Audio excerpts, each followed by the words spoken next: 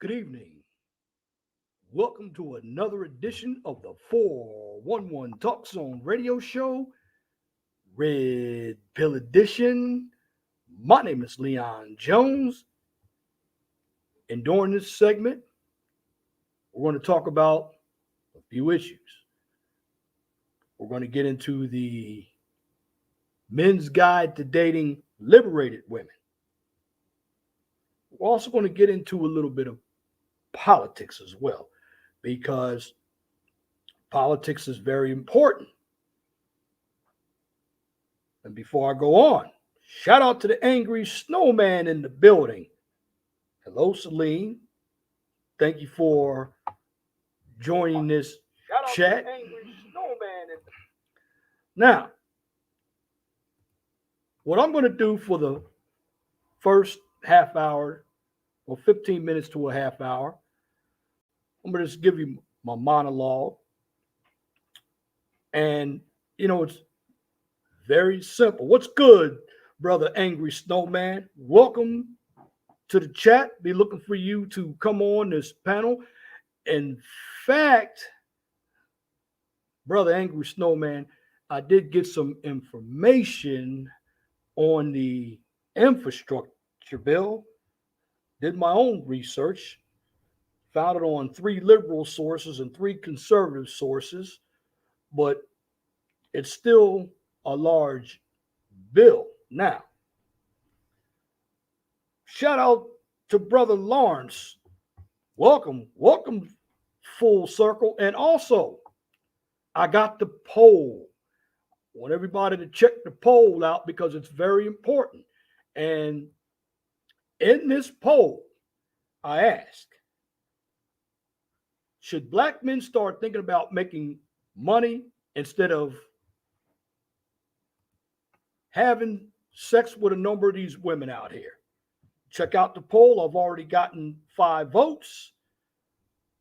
100% say yes, 0 say no. I'll be going through that poll. And also,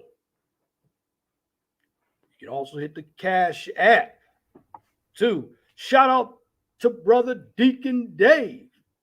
Welcome to the chat. Now, before I go on, let me run down my ground rules here on the 411 Talk Zone radio show. This is a channel that we are going to have educational talk, no beefing. And what I'm going to do on the panel, I'm going to keep it to a minimum of 6 people because I can control it a lot better. And if anybody has a channel, all of my mods, put it in the chat. I want everybody to get represented. Now, I'm not one that asks for money, but it's nice to support the channel because this information that I bring you is very well researched. And me and brother Angry Snowman, fellow Hoosier, we're going to break down this infrastructure bill. In fact, brother Angry Snowman, believe it or not, I got the HR version. It's about 2,700 pages. Now, what I'm going to do, I'm going to go ahead and share my screen before we get into anything else, because this is very important to me, this infrastructure bill, because as you know, I am a civil engineer and I want to see what's in this infrastructure bill. So now here's some of the information that I am getting from this infrastructure bill. Let me widen it out so everybody can see it. Again, this information is researched by me. So the sources are right at the bottom. But this infrastructure bill, and I know me and brother Snowman, Angry Snowman, we talked about it over the phone. And from my belief, there's a lot of pork in this bill. Now, Yes, brother, Angry Snowman. I don't think anybody read this bill because it's got 2,702 pages.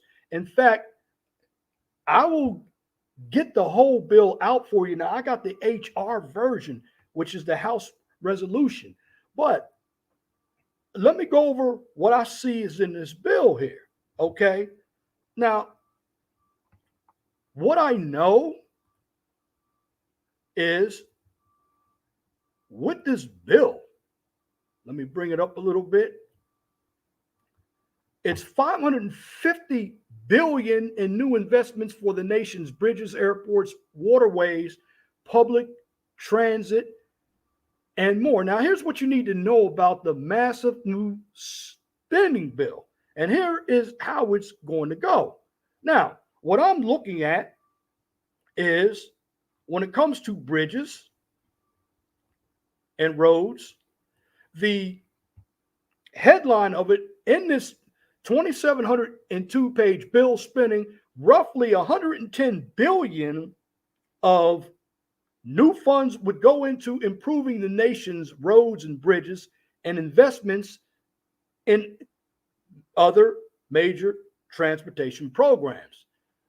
Along with that, the package also includes the second largest federal investment in public transit, which allots 39 billion to modernize systems to impress access for elderly and people with disabilities, and repairs will be given to 24,000 buses, 5,000 rail cars, thousands of miles of train tracks. Now, what I have a problem with that is how many people, unless you live in urban areas, use buses?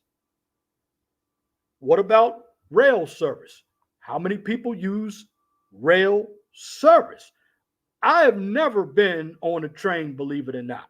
And speaking of trains, the legislation marks the largest investment in passenger rail service since the creation of Amtrak about 50 years ago, with 66 billion embarked for high-speed rail safety improvements, Amtrak grants, and modernization of the rail route connecting Washington, D.C. to Boston. Now, that being said, a lot of your liberals live between Washington, D.C. and Boston. In fact, that is the Northeast region that connects Washington, D.C., Baltimore, Philadelphia, New York, Greenwich, Connecticut, and of course, Boston.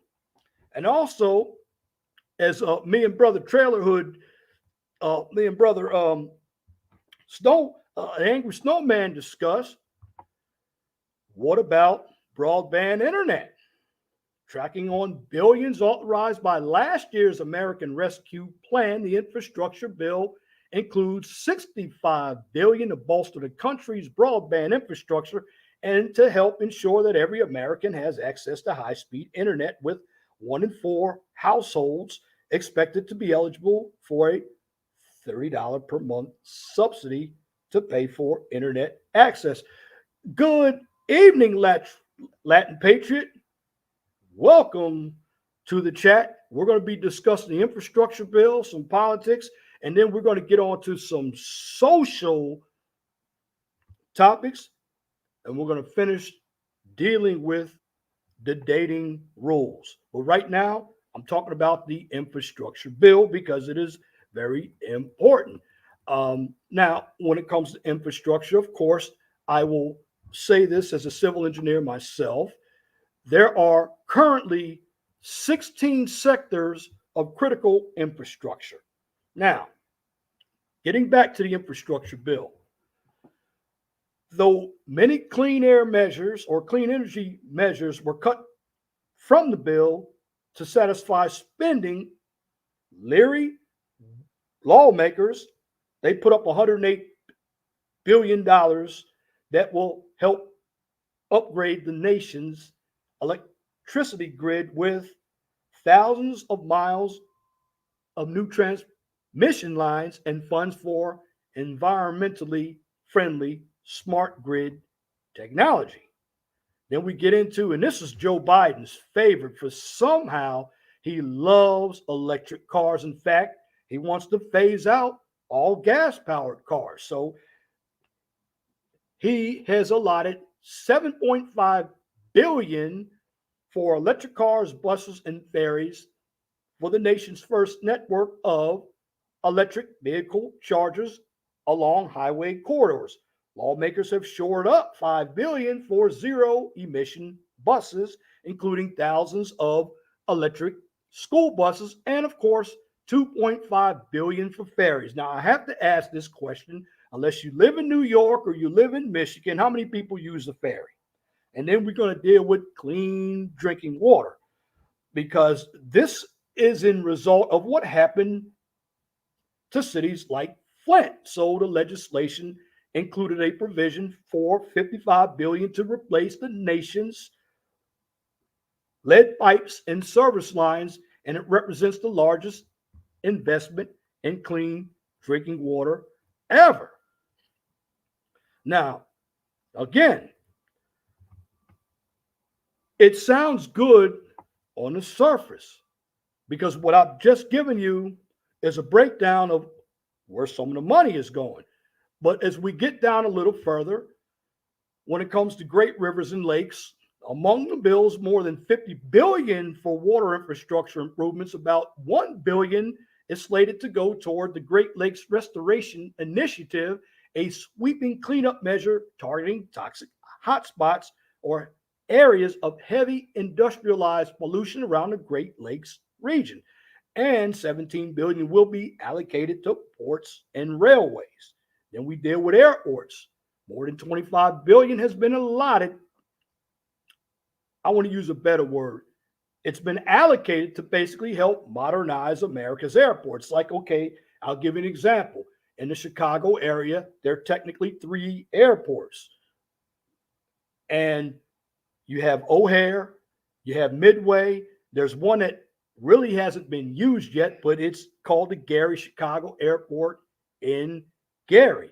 So the Airport Council International says that it will help tackle more than 115 billion worth of project backlogs. And then the biggie of them all, the deal, it includes 11 billion in transportation safety programs, and I'm talking about road safety, including a new program to help states and localities reduce crashes and fatalities in their communities, particularly among cyclists and pedestrians.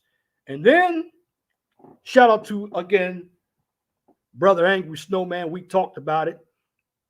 The normal funding. Now, the normal funding, in addition to the 550 billion in new investments, the package also includes roughly 650 billion in previously authorized funding for roads and other infrastructure, including nearly 300 billion for the Highway Trust Fund and 90 billion for public transit over the next 5 years. So if you think about it, you look at 650 billion that was previously utilized in funding. Well, for the next 5 years, 550 billion, which you divide that by 5 because it's over 5 years, and you have 90, and that's for the Highway Trust Fund. All this is over the next 5 years, so it really isn't that much. But this was a bipartisan bill, and nearly after 2 weeks, it passed the House, and it was bipartisan with 13 Republicans, but 6 Democrats didn't vote for it, and that's the squad with AOC. It was a measure of 228 to 206. And again, Biden released his infrastructure proposal way back in March that basically yielded about 800 billion in cut cost.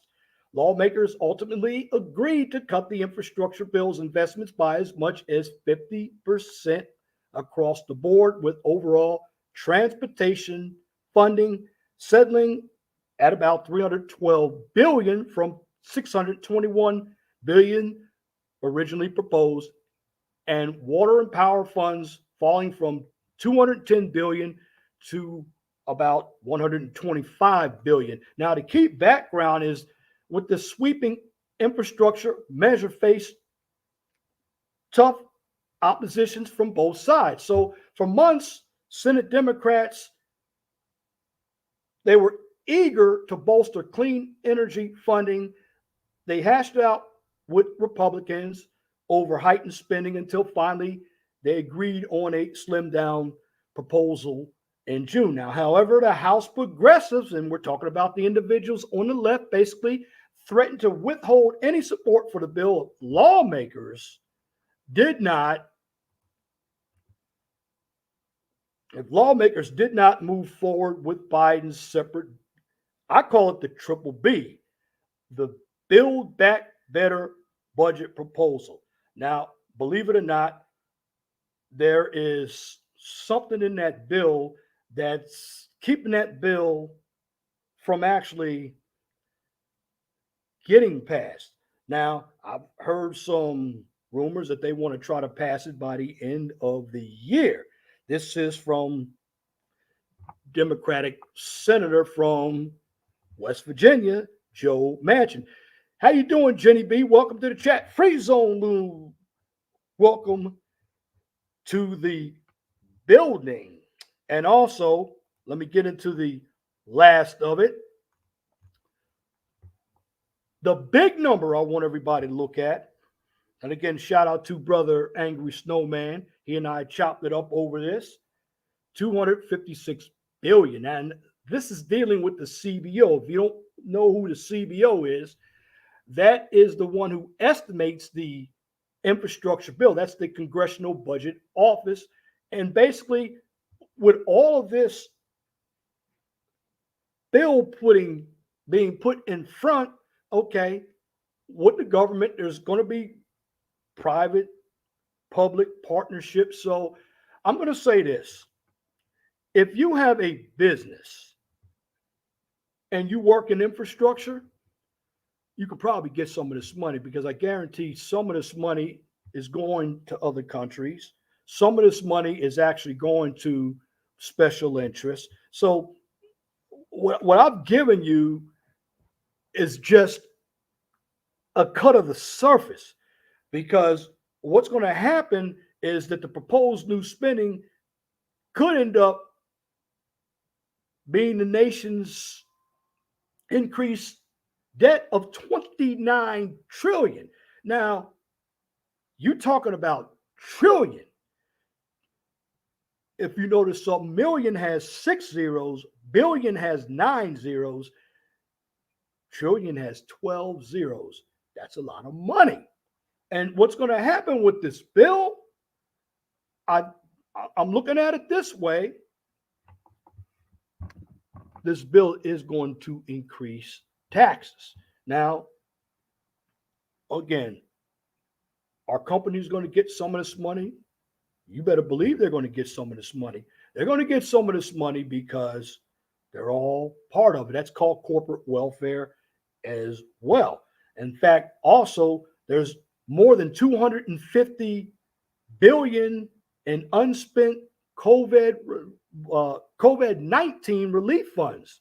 So there's also going to be strengthened tax enforcement, new revenues, and other bipartisan measures. Now, it didn't mention anything regarding additional debt. Now, I always have a problem when the government gets involved in something, because the government, in my humble opinion, doesn't have a clue about budgeting.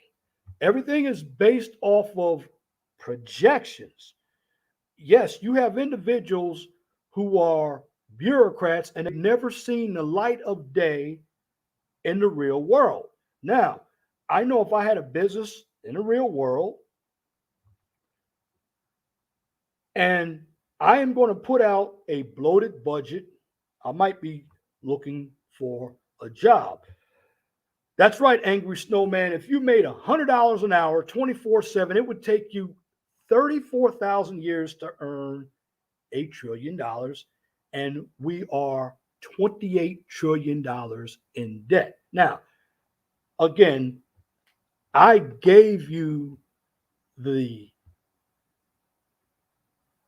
bill at the surface. Now, what to watch for, and I want everybody to know this,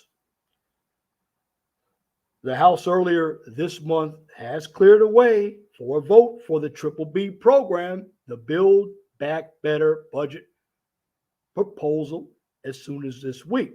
Again, even if the bill makes it past the lower chamber, Joe Manchin and Christian Sinema have yet to explicitly support it. Earlier this month, Manchin said Democrats must allow time for complete transparency and analysis on the bill before moving it forward, joining other moderates in demanding the CBO, which is the Congressional Budget Office, to release its financial analysis of the bill before a vote on a matter. So, looking at everything, here are my sources. I always provide sources. I was actually pretty balanced. I trust Steve Forbes of Forbes magazine. I got information from the White House, Wall Street Journal, the Brookings Institute. Those are conservative organizations. And of course, I put a couple of liberal organizations in there as well. Matter of fact, I'm going to drop all of these sources in the chat so you can take a look at it for yourself. Because at the end of the day, for the most part, that's what this channel is about. I'll give you the information. I'll put the Wall Street Journal in there for you, and I'll go from there. But about this infrastructure bill,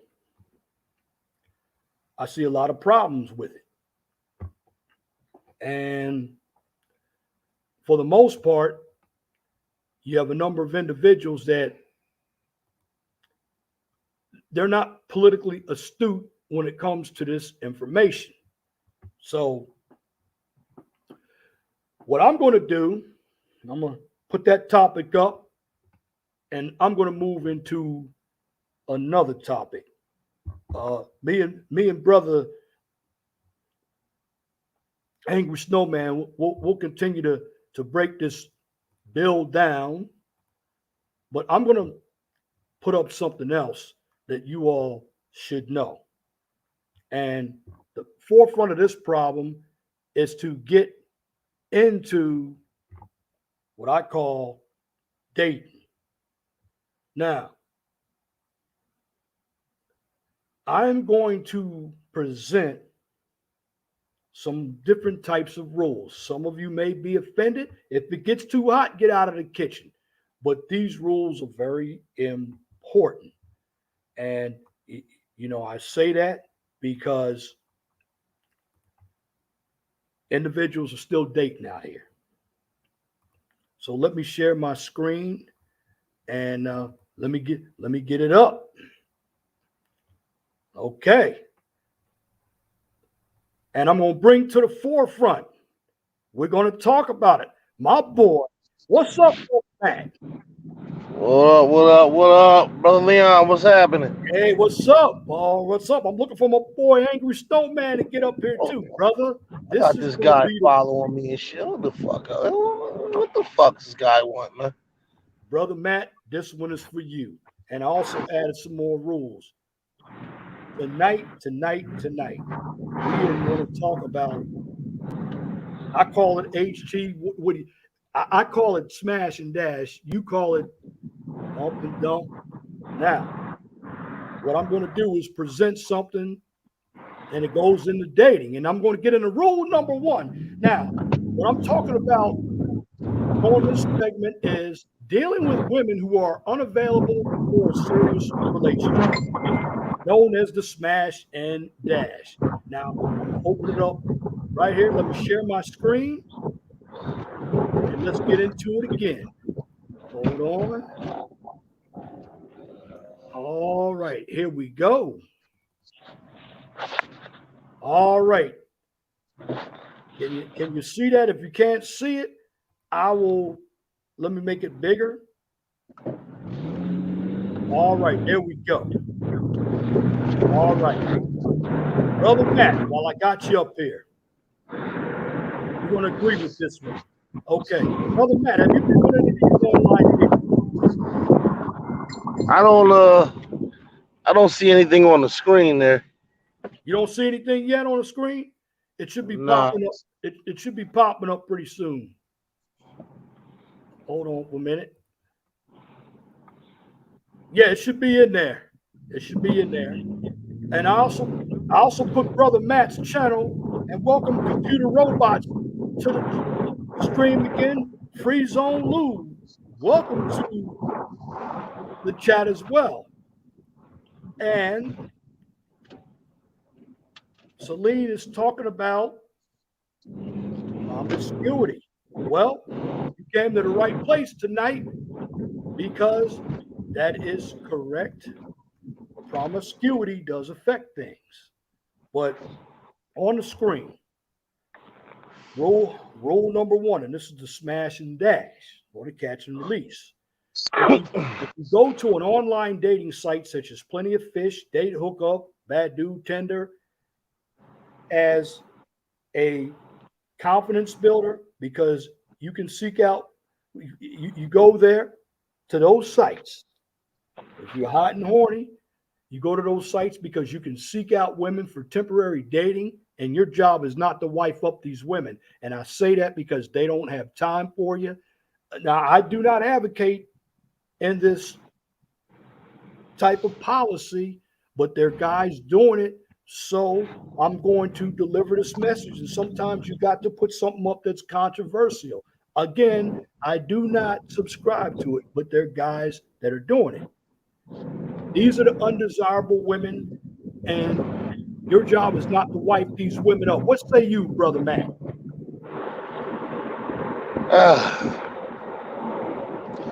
I mean, let's be for real, man. It's just Go ahead, it's just bro. modernized prostitution. It's new age prostitution, man. It's a digital way of looking for pussy, man.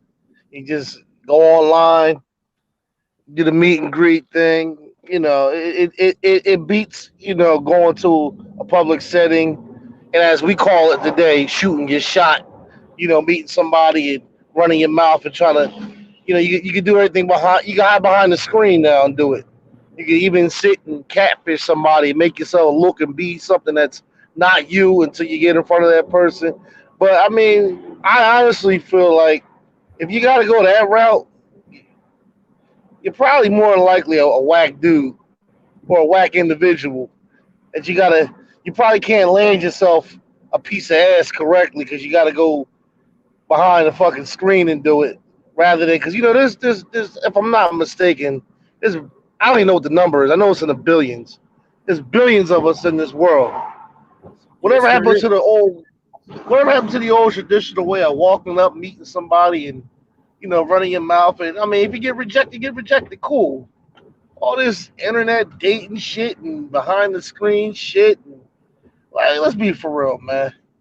It's a quick way to get some ass, man. Especially like the Plenty of Fish, and there's another one called Tagged.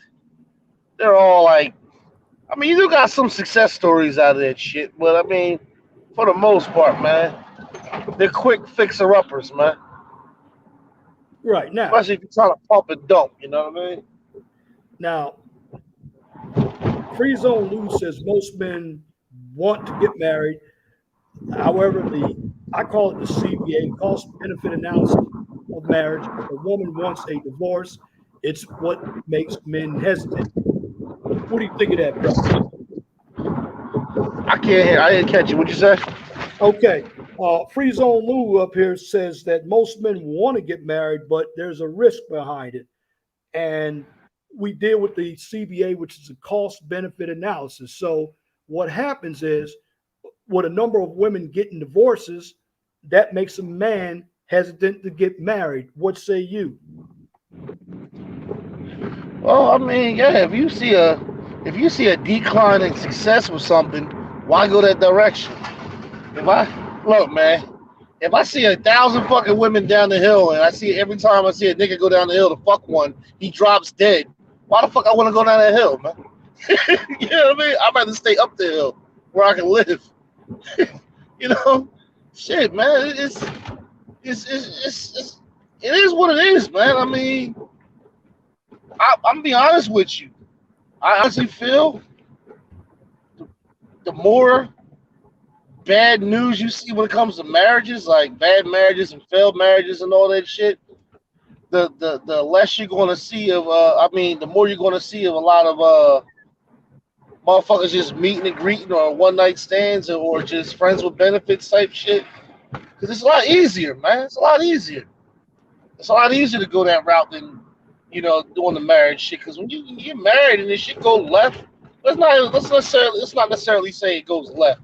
If you get married and shit just don't go as planned all the way, but you have your ups and your downs and shit, you gotta remember, man, that shit can affect your pocket, affect your lifestyle. You gotta maintain a certain type of composure and discipline as a person to make sure your marriage stays together because it's gonna fuck you up. That's why I will not That's get true. married, man. Marriage ain't nothing but a fucking contract. It's a contract that'll affect your fucking lifestyle. And usually shit's in the fucking woman's favor, just like in the courtroom when it comes to anything with a woman, man. Fuck that, man. Fuck marriage, man. So Yeah, basically, it sounds nice. It looks yeah. good.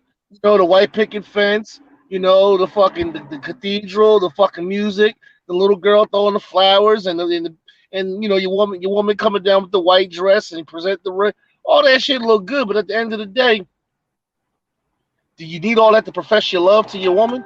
Do you really need all that to profess your love? How you feel for your woman? How you gonna be there for your woman? Because last time I checked, actions speak louder than words. Oh, I agree, brother Matt. Because this day and age, a number of ladies they want the wedding, but not to be wives. They don't want the marriage. And also, Latin Patriot says promiscuity negatively affects society. What say you? It says, well, I didn't catch that. What you say? Says promiscuity negatively affects society. There are a number of promiscuous individuals out here, and does that have an effect on society or what? I mean, it can send off the wrong message, the wrong idea to the wrong person who doesn't have a decent self control of how to. Oh shit! Turn right here, then block the street off. Uh, a person who doesn't have a decent self control of themselves, man. I mean, because you got individuals like myself that could go out there and fuck a bitch and go home and eat a sandwich like it never even happened, and then talk to the next woman like I'm just on the market, like. And you got some niggas out there that can go out there and fuck a bitch and get all tender dick and act all crazy over this chick. You got a lot of motherfuckers that get the you got a lot of motherfuckers that can't handle promiscuous women, man. Well, I agree. The I panel believe you got is. to I believe you got to be a disciplined individual to handle that type of energy. Oh, I agree. Well, the panel is wide open. If anybody wants to get up here, I got my brother Matt on here. He's doing his thing. I've also put his link to his channel under my first two comments. So mods, drop Big Body's link when you see it. And good evening, Jenny V. She says, sadly, the byproduct of these interactions are children. No family bond to be proud of. Well, that is true. A number of children today, the reason why they're dysfunctional is because they basically come from two individuals that were getting it in at the club or in the parking lot or in the boiler room. Nobody thought about the consequences of having sex. Boom, you got a kid, basically that no Nah, one wants. What say you, hold brother? on, hold on, because that's bullshit. You know good and goddamn well, like I know, a bitch. And hey, if you don't like how I say it, anybody that hears me, if you don't like how I say it, then fucking don't be bothered with me. But I'm gonna call it the way the fucking need to be said. A bitch is only going to get pregnant if she wants to get pregnant. The way shit's set up out here nowadays, A bitch has options. A bitch has options. If a bitch get pregnant on some jump off shit, some one night stand shit, some pump and dump shit, cause let's be for real, man. Go These ahead, brother. motherfucking these motherfucking bitches is just as nasty as his fucking. We all sluts in our own little way. And there ain't nothing wrong with it. It's just the way the fucking world. This is just the way the cookie crumbles, man. We got hormones, we got emotions, we got all types of chemistry going through us that make us do shit, strange shit. But back to the matter at hand. Yes, sir. If a motherfucking bitch get pregnant, man, that's because she chose to, man. For real, man. If seriously, like, and I hear you say, oh, because of the children and they being born off of one night stands and jump offs and motherfuckers doing this and that. Yo, but it's up to that woman. That woman has a choice. That woman has a fucking choice. The moment she find out she pregnant, man, what you want to do? Now, you want to bring this bastard into this world and let them be exposed to that shit? Then who's to really blame? Who's to blame? Because the woman has a fucking choice, man. I'm not giving a woman no slack when it comes to that shit, man. None at all. Oh, absolutely. Well, I'm going to go ahead and drop the link in the chat. Anybody else who wants to come up, I've dropped the link in the chat. Come on up. I've dropped it twice. Come on up. The link is in the chat. Uh, Salute, my boy, brother Clue. Welcome to the chat. All right. Here's what Celine says, brother Matt. She says, I'm a huge proponent of abstinence only education to teens. Even if they aren't going to wait until they get married, they should wait until they're old enough to really understand it. Look, I hear what you're saying, but let's be for real. Especially in today's day and age. People out here fucking. Kids is out here fucking. Recklessly. It's to a point like nobody really has control over it or a hold on it. I mean, you can't, you can't put a cap on some shit that's just gonna happen. But what you can do is you can educate and groom that person and get them ready for this shit. Because look, we're all going to step out to that world eventually. Some early, some late, some probably never at all. Who knows? I doubt that, but because anyway. All But right. look, Yes, sir. oh, oh no, oh, go ahead, man. Go ahead. Oh yeah, brother Matt. I got two of my other boys, and you like these guys. I got my boy Lone Wolf in the building and Angry Snowman. They're on the panel. Welcome, Hey, brothers. how's it going, sir?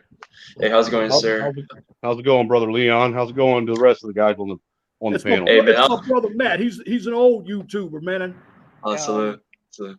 yeah. So we're What's up? brother What's happening? brother Snowman, brother Wolf. We talking Yeah, about something yeah, that man. I just want to speak from like the Asian, the perspective though on like the marriage and stuff. okay. Yeah, sure. In my situation and stuff, I might feel like the female nature is gonna get like it's gonna get like the worst in our society and stuff. Like holy crap, it's actually happening. Oh man, the Asian culture too and stuff. I feel like the social media and stuff has like man, oh man, it really freaking man, it's screwed up the Asian woman in general, especially hey man, here in the United States and stuff. And then like the best like the choice for me is to marry like the overseas and stuff. I mean, like the, like the divorce rates are like like they're like the going up and stuff in the like the Asian culture too and stuff, especially the Chinese and the Taiwanese culture, and it's just and man, it's just sad to see and stuff, and it's just like I remember it's just, I'm at a couple friends and stuff that they went through like the divorces and stuff, and I mean they got the money and stuff. They got the social status and stuff. It's just like the woman in general. They just they're not satisfied. Yeah, I'm sorry for the language and stuff if I cussed up by accident. Oh, that's Yeah, all I'm right. Hey, sorry. keep it raw Yeah, on this channel, man. We gonna keep it raw. Brother Matt keeps it raw sure. all the time, brother. Yeah, but like the what I said and stuff, it's just like for like the me and stuff, yeah, I'm on the younger side and stuff. I'm like a sophomore in like the college and stuff, and I kind of saw through the oh my god, the female nature and stuff in the college and stuff, and it's freaking terrible. And yeah, I mean, like for me and stuff, I suggest the brothers out there to marry like the overseas and stuff, and like just the grind and stuff, So What say you, brother Angus? Oh man, what do you have to take on this issue here? Oh, I got all kinds of shit to say. You're like my brother Matt. You and brother Matt, boy, you gonna put the rawness in. Well, look, it's like this. I agree with about half of what the first dude, your first guest, had to say. What's Brother his Matt. name? Brother Matt. Brother Matt. I agree with about half of it. I do believe that we live in a world today where we have a basically a system that's set up all the way around 360 degrees to incentivize women to destroy families. Okay. Hold on one second. Okay, that's fine. Go. And with that, they don't have they lack the ability to have empathy for anybody other than their own self, for the most part. With that being said, I do. Well, they've always find been like that. Well, to a degree, yes. But what I will say is, I do think that I still feel that marriage is still an integral part of a household, a family, and at the core value, your community. I firmly believe that we wouldn't be having the issues we have with marriage and relationships in general if the government wouldn't have stuck their fucking nose in it. It goes back to what I say all the time about the simple fact of everybody always asking for the big daddy government to come and make another fucking government program or system or whatever to fucking help fix whatever problem they personally created. And how many times has the government ever made a program that actually does anything but hurt people? My man, you must be a Republican. I love it, man. Preach it, brother. Preach it. Now, look, dude, I'm about ready to fucking rain all over Republicans fucking reigning hero, Ronald Reagan, because he's the one that ruined the marriage issue. He was in office. He's the one that signed into the law the No Forced Divorce Act. All the way up until that No Fault Divorce Act was signed, which I believe was solely signed specifically for Hollywood elites, specifically, and him being an old Hollywood actor, and being in office, he did that to help his Hollywood buddies be able to get out of these marriages they didn't want to be in anymore. But all the way prior to that, you actually had to have a legit reason to divorce your husband or wife, such as infidelity. That was it. You had to prove that there was a reason to, bring an end to that marriage. Otherwise, you had to do like you do with everything else in the world, and you have to deal with the fucking repercussions of your choices and try and figure it out.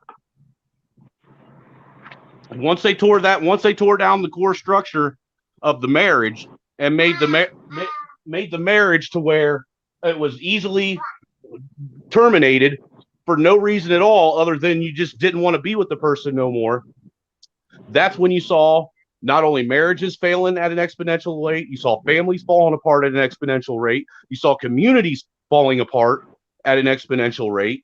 Then you started seeing fathers, basically being put in the poorhouse because of this system. You saw jobs being lost and lives in the end being lost over it. And then kids that are being used basically as a fucking nothing more. Would you quit? Being used as nothing more than a freaking pawn on a chessboard. To basically make money off of them. These kids, they're saying all these programs are to benefit kids, and they're literally using our kids and the men's fucking struggle that they have to go through after dealing with these fucking selfish ass men hating women to make money. They are using our children to generate revenue, and that's what this is all about.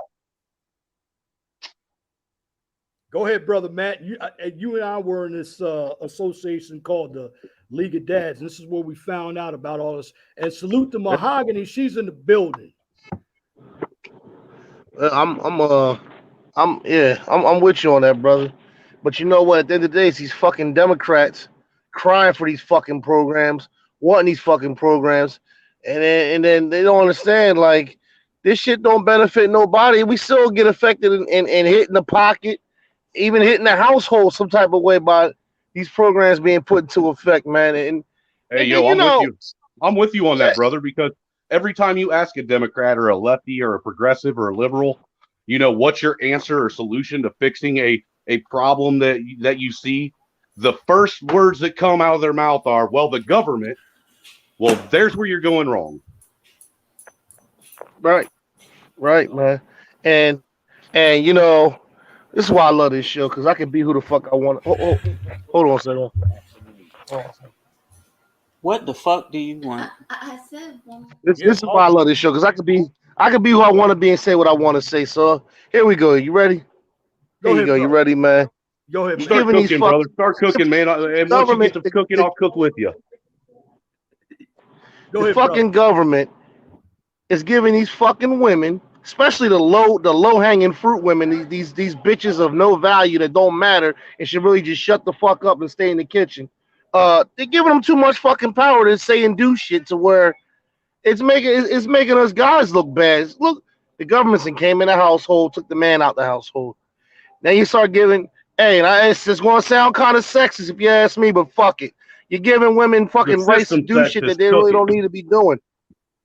You don't need. I honestly, motherfucker, I'm on the phone, man. Damn, shit, man. What about? All right, man. All right, cool. What about the system? Is Drop the it there. system not sexist itself?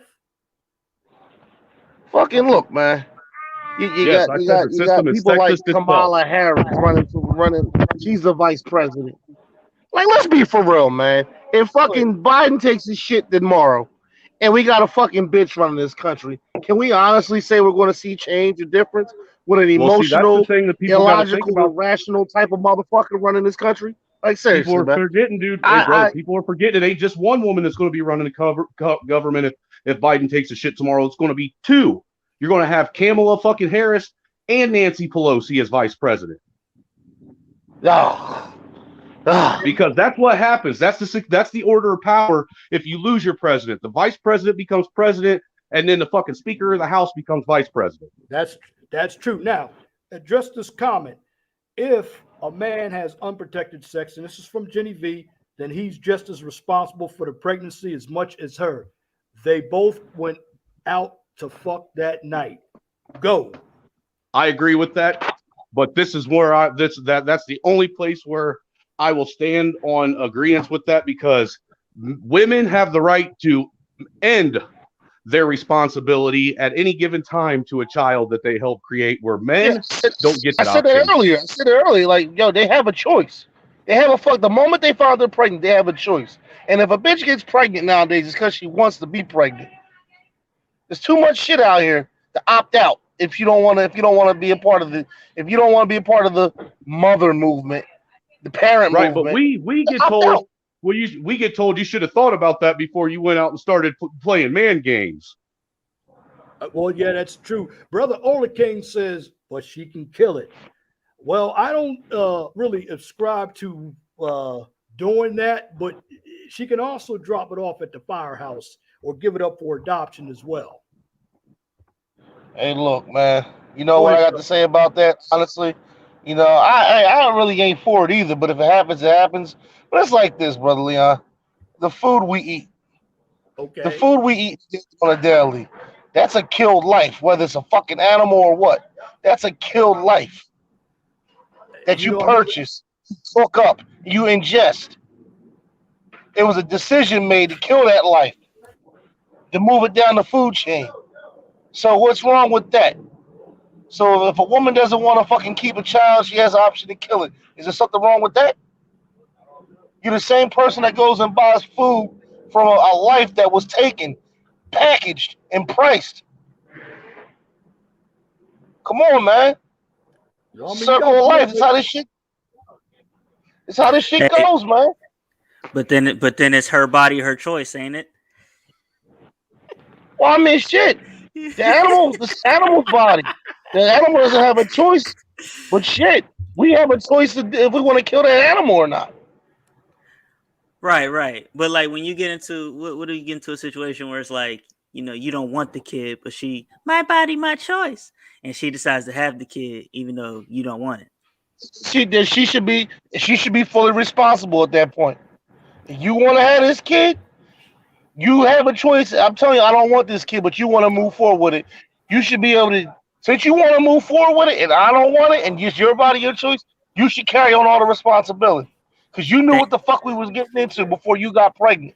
Yet you choose thank to want to go yep. forward. Thank you, sir. Got my boy Free Zone Lou in the building. Got Man, Dr. what's Dave popping, Stone in the building. everybody? What's good? What's good? What's What's Big poppin'? good, Free body, Zone? big body, snowman, 411. What's What's good? What What's up, good? David? Got Dr. Dr. David, You how got you Dave it. doing? Stein in the mix. What's good? Hey, Hello. man, all is well. All is well. You got it, David. Yes, my name is David, Dr. Stein.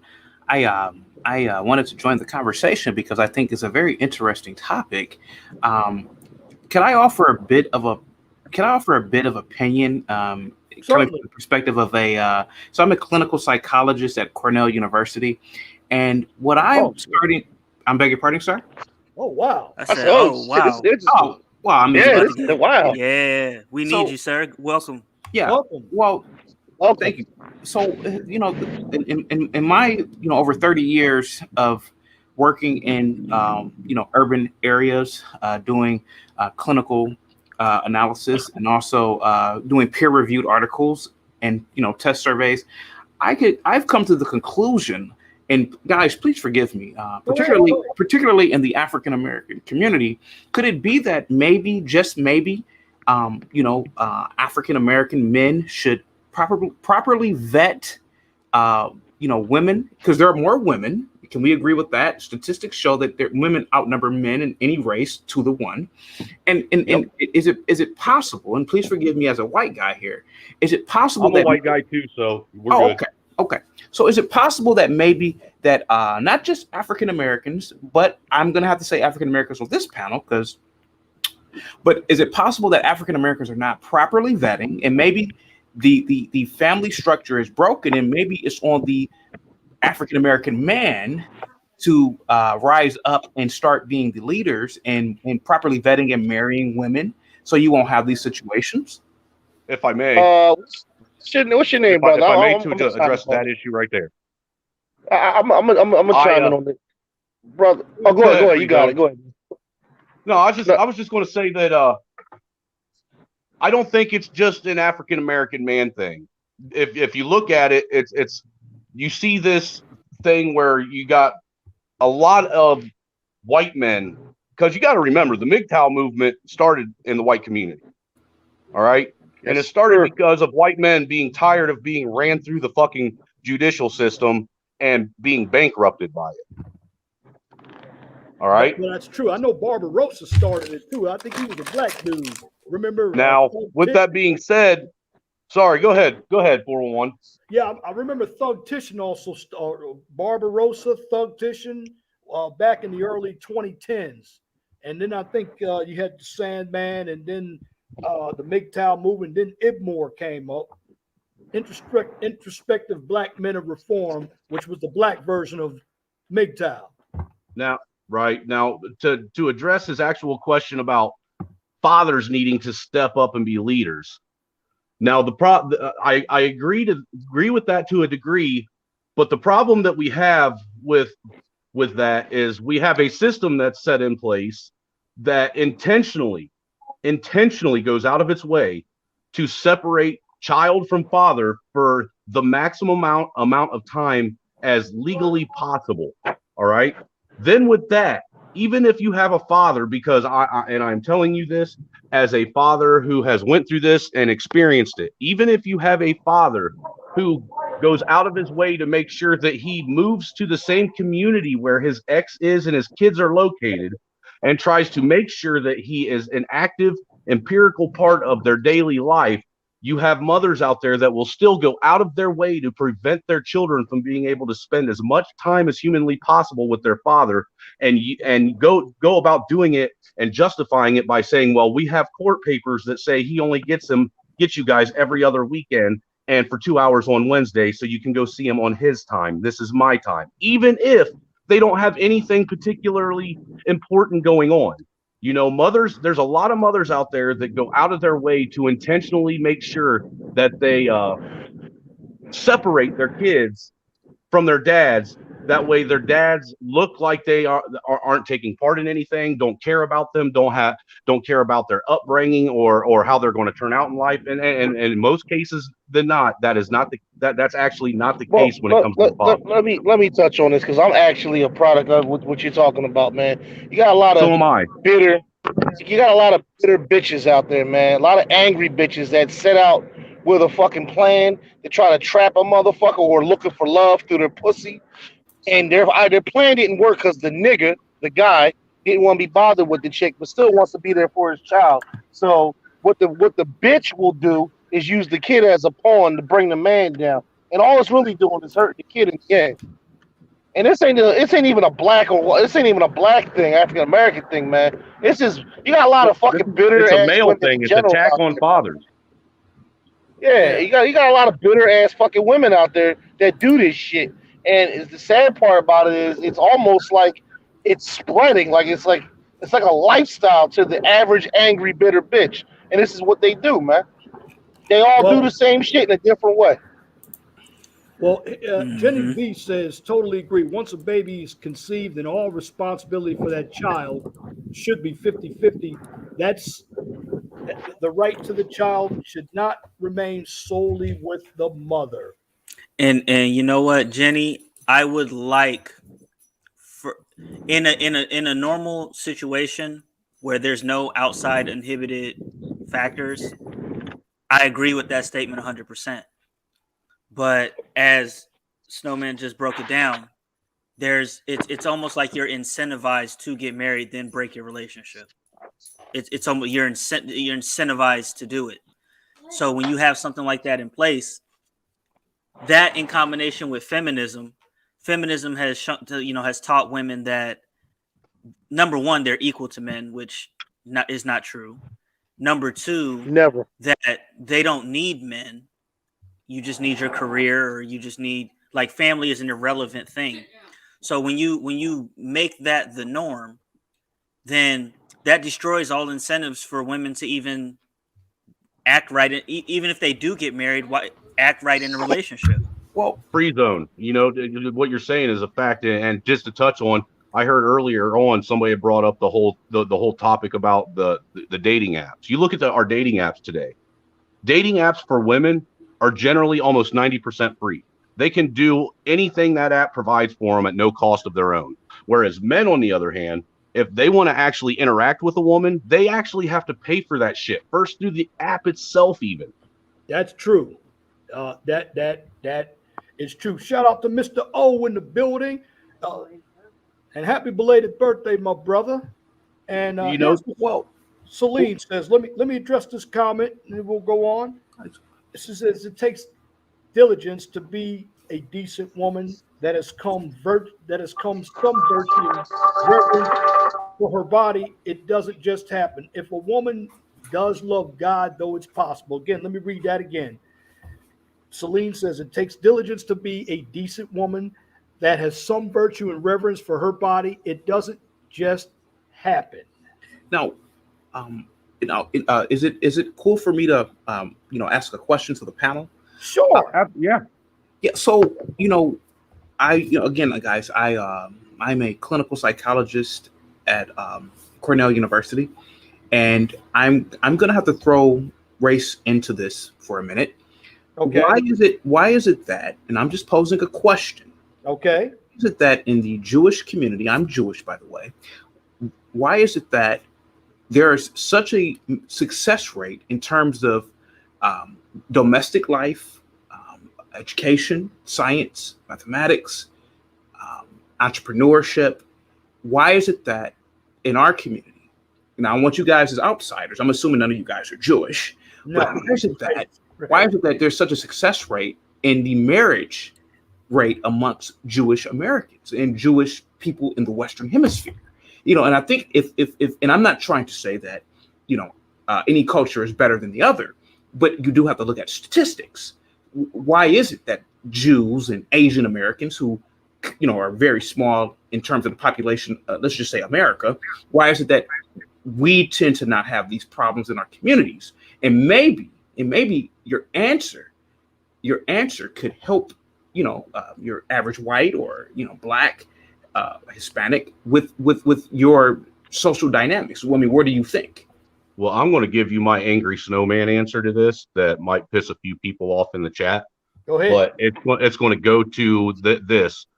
Jews still hold firm to the same core values that they had even when the Holocaust was going on. They don't relive that shit. They don't use that as a fucking scapegoat as a reason why everything in their life has failed. Right. They stick to the script. Where you have you always have like the other races, and I'm gonna use this off of my experience being in the in the Department of Corrections. When I look at blacks, whites, Hispanics, Orientals, and I look at the Indians, and I look at the some of the even the Muslims, man. When it all comes down to it, the only ones that will really unify and stick together are the fucking blacks, man. But when it comes down to the whites, like it's for example, two whites can have a problem on the street with each other, but when they're in jail, they'll stick together if they have a problem with an outsider, opposed to a black person having a problem with a motherfucker on the street. And when some shit go down, a black won't stick together with his own people unless it's gang related or Muslim related. It's the values, man. They're fucked up, man. A lot of people have some fucked up values, but like you said, when it comes to the Jews, they stick to the script, man. A lot of other people stick to the script, man. Or the Orientals are another one. They stick to the script. Well, okay. So, guys, let me say this real quick. Now, I'm not. So I hate to get on these panels because I've been kicked off of panels for people are accusing me of being racist. People are accusing me of Nah, man. Dude, I'm the only racist on this panel. Yeah, you in the right place, bro. Okay, You're in the right You're place. right place. So in the Jewish community, I'm a little bit older. I'm assuming I'm in my 50s. I'm in my 50s as well. Okay. So in the Jewish community, I grew up in a Jewish community. I'm not an Orthodox Jew. Culturally, I am a Jew. And what I've noticed and what I grew up around is that we have a way of shaming individuals that, for example, tattoos are a no-no. And if a woman were to get a tattoo or to think about one, she's shamed in the community. Don't you guys still shame people for getting divorced as well? Well, yes, and that is shameful. But it's the little things that I think that the Jewish people in terms of in the Western Hemisphere, it's the little things.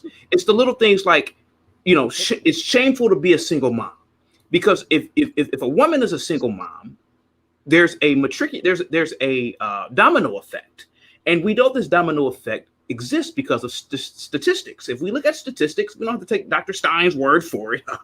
If you look at statistics, you go on Google, the majority of individuals that are in the penitentiary, I think it's like 85% are raised in single parent households. The majority of violent offenders, the majority of rapists, the majority of drug addicts, the majority of high school dropouts are single parent households. So if you shame one person, you shame that person so bad that other people in the group will not even think about it. Even with a tattoo, tattoos on a woman to me are. Imagine seeing a bumper, and I know this is cliche, but imagine seeing a bumper sticker on a Ferrari or on a Lamborghini. It doesn't make any sense. So but I'm a white guy, and I'm one of them guys that would tattoo the shit out of my sports car. So what I'm saying is that I think what's missing in the black community, and I'm a nobody. I can't talk for any community, but what I'm saying is just for a fraternal conversation amongst men, who seem to be open-minded. I think that in the Black community and some white communities and some Hispanic communities, I think that things need to start with the little things. Start shaming women for tattoos and body piercings and things of that magnitude. Because I think if you start shaming, you will create a more conservative woman. See, women by nature. I'm sorry. Go ahead.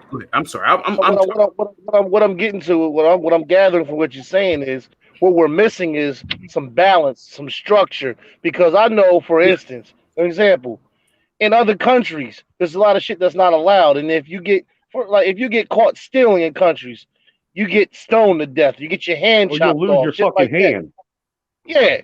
Now let's just say, for instance, the crime rate would be real fucking low out here, especially in these urban areas. If a motherfucker gets caught stealing in a store, you're getting the shit beat out of you and you're losing a couple fingers. I guarantee you the crime rate would be low if that was to be a thing of law.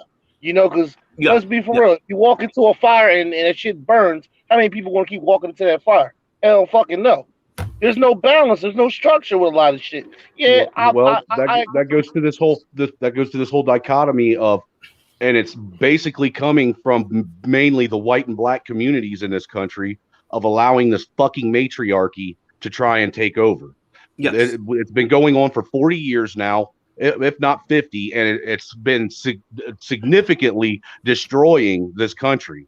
We have seen that it does not work, and we have thousands of years of recorded history that prove that a patriarchy where men lead, men control, men are at the helm of the wheel, that works. That's how it's supposed to run. And shout out to David Oler King. He just mentioned it. Matriarchy. Computer Robot says he's referring to Dr. Stein. Shout out to you, Dr. Stein, for coming up to the panel. Oh, yeah, thank you. I think in your community, you guys are on code where you guys have to follow certain guidelines and rules.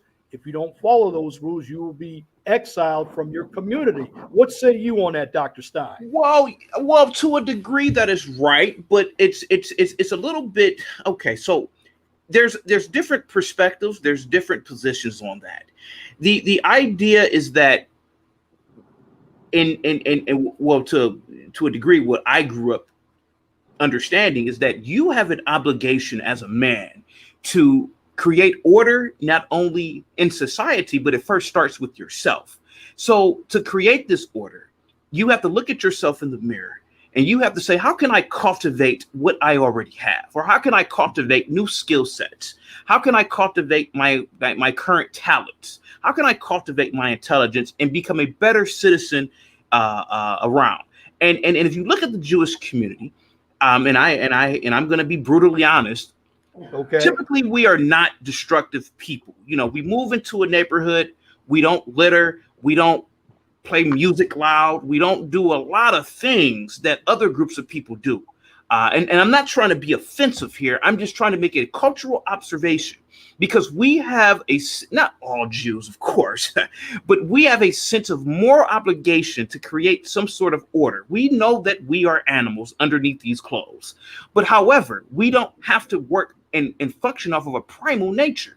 So in our community, is not just about being shunned and exiled. It's you as a woman, you have an obligation to nurture and care and cater for the next generation of human beings, your children. So tattoos and body piercings, those are all gateways to liberal and non-conservative values that degrade society. If you look at some of the worst women on the planet, I can show you a tattoo. And I hate to say this, and I hate to be offensive. You look at most women who are derogatory in public. They have colored hair. They have tattoos, body piercings all over. Why is it that conservative women with long dresses on don't act like that in public? You got to ask yourself those types of questions. You know what, there, Dr. Stein? Yes, sir.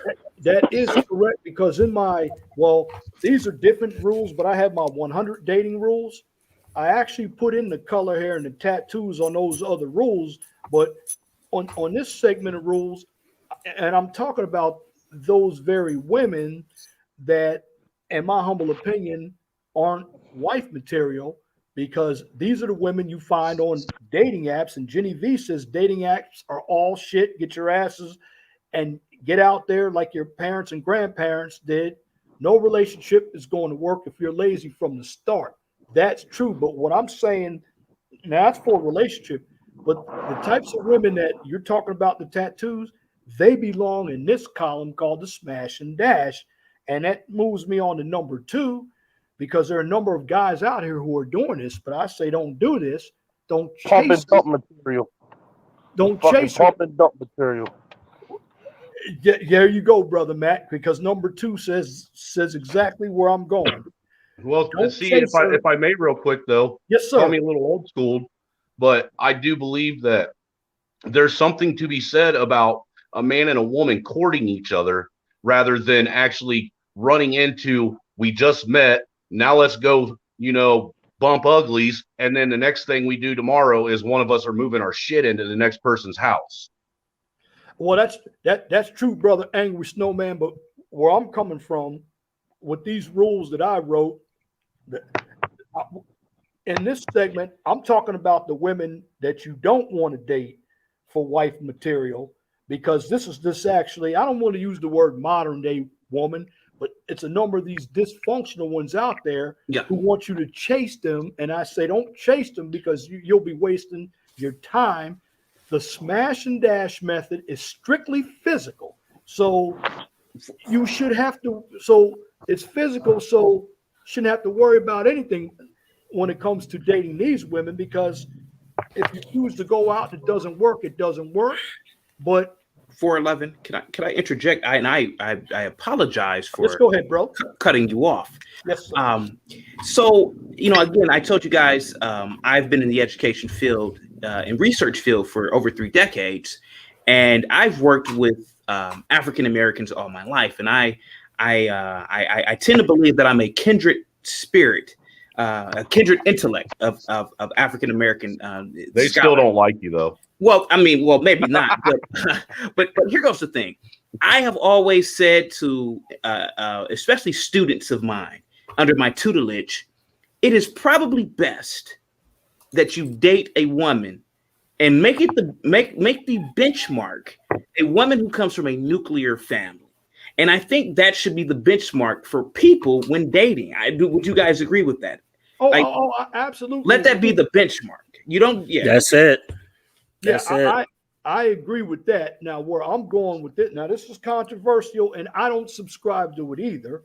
But I'm putting it up there because there are a number of men who do subscribe to this method of, Matt calls it pump and dump, I call it smash and dash, because for the most part, these are women that we all have an individual preference. So under my preference, I wouldn't date single mothers. I wouldn't, they're not for me, especially if they're still raising kids right now. Or I wouldn't date somebody who's got grown kids living at home. And I'm gonna tell you why I say this. And I know you're a psychologist, brother, Dr. Stein. Where I'm going with this is, and it happens also unconsciously, a number of these women don't have time for relationships, but they love to have these unrealistic expectations. But in reality, the only thing that they have time for is a physical type of relationship. And I hate to say this, a number of women want the physical type of relationship just like men do. But the problem is, we've looked at it where it's always men. But you look at a number of women who are promiscuous out here too. Now, again, I don't subscribe to this method, but what I'm saying is we do live in a culture that's hooking it up, and I always tell men, like going to number 3, be strong mentally. If you start to get your feelings into a woman who has no time for you, as a man, you're going to be disappointed and frustrated, along with being broke, because you're going to try to spend money on her for dates. And what's going to happen? What is your purpose for a woman who doesn't have time for you? Your purpose is to hook up and smash and dash. That's it. Hey, if I may. Yes, sir. Shit. Never mind. I forgot. My brain just froze. Go ahead. But I mean, I'm giving you what's happened unconsciously. Again, things out here do happen And this was a hard topic to do because even me, I don't agree with it, but I'm putting it out there because it's even going against my belief system, but I know it's happening now. Jenny V says, if you don't want to date them, stop screwing them, use your hand. Okay, some people Isn't do. that what you and I were talking about on the phone? Yeah, yeah.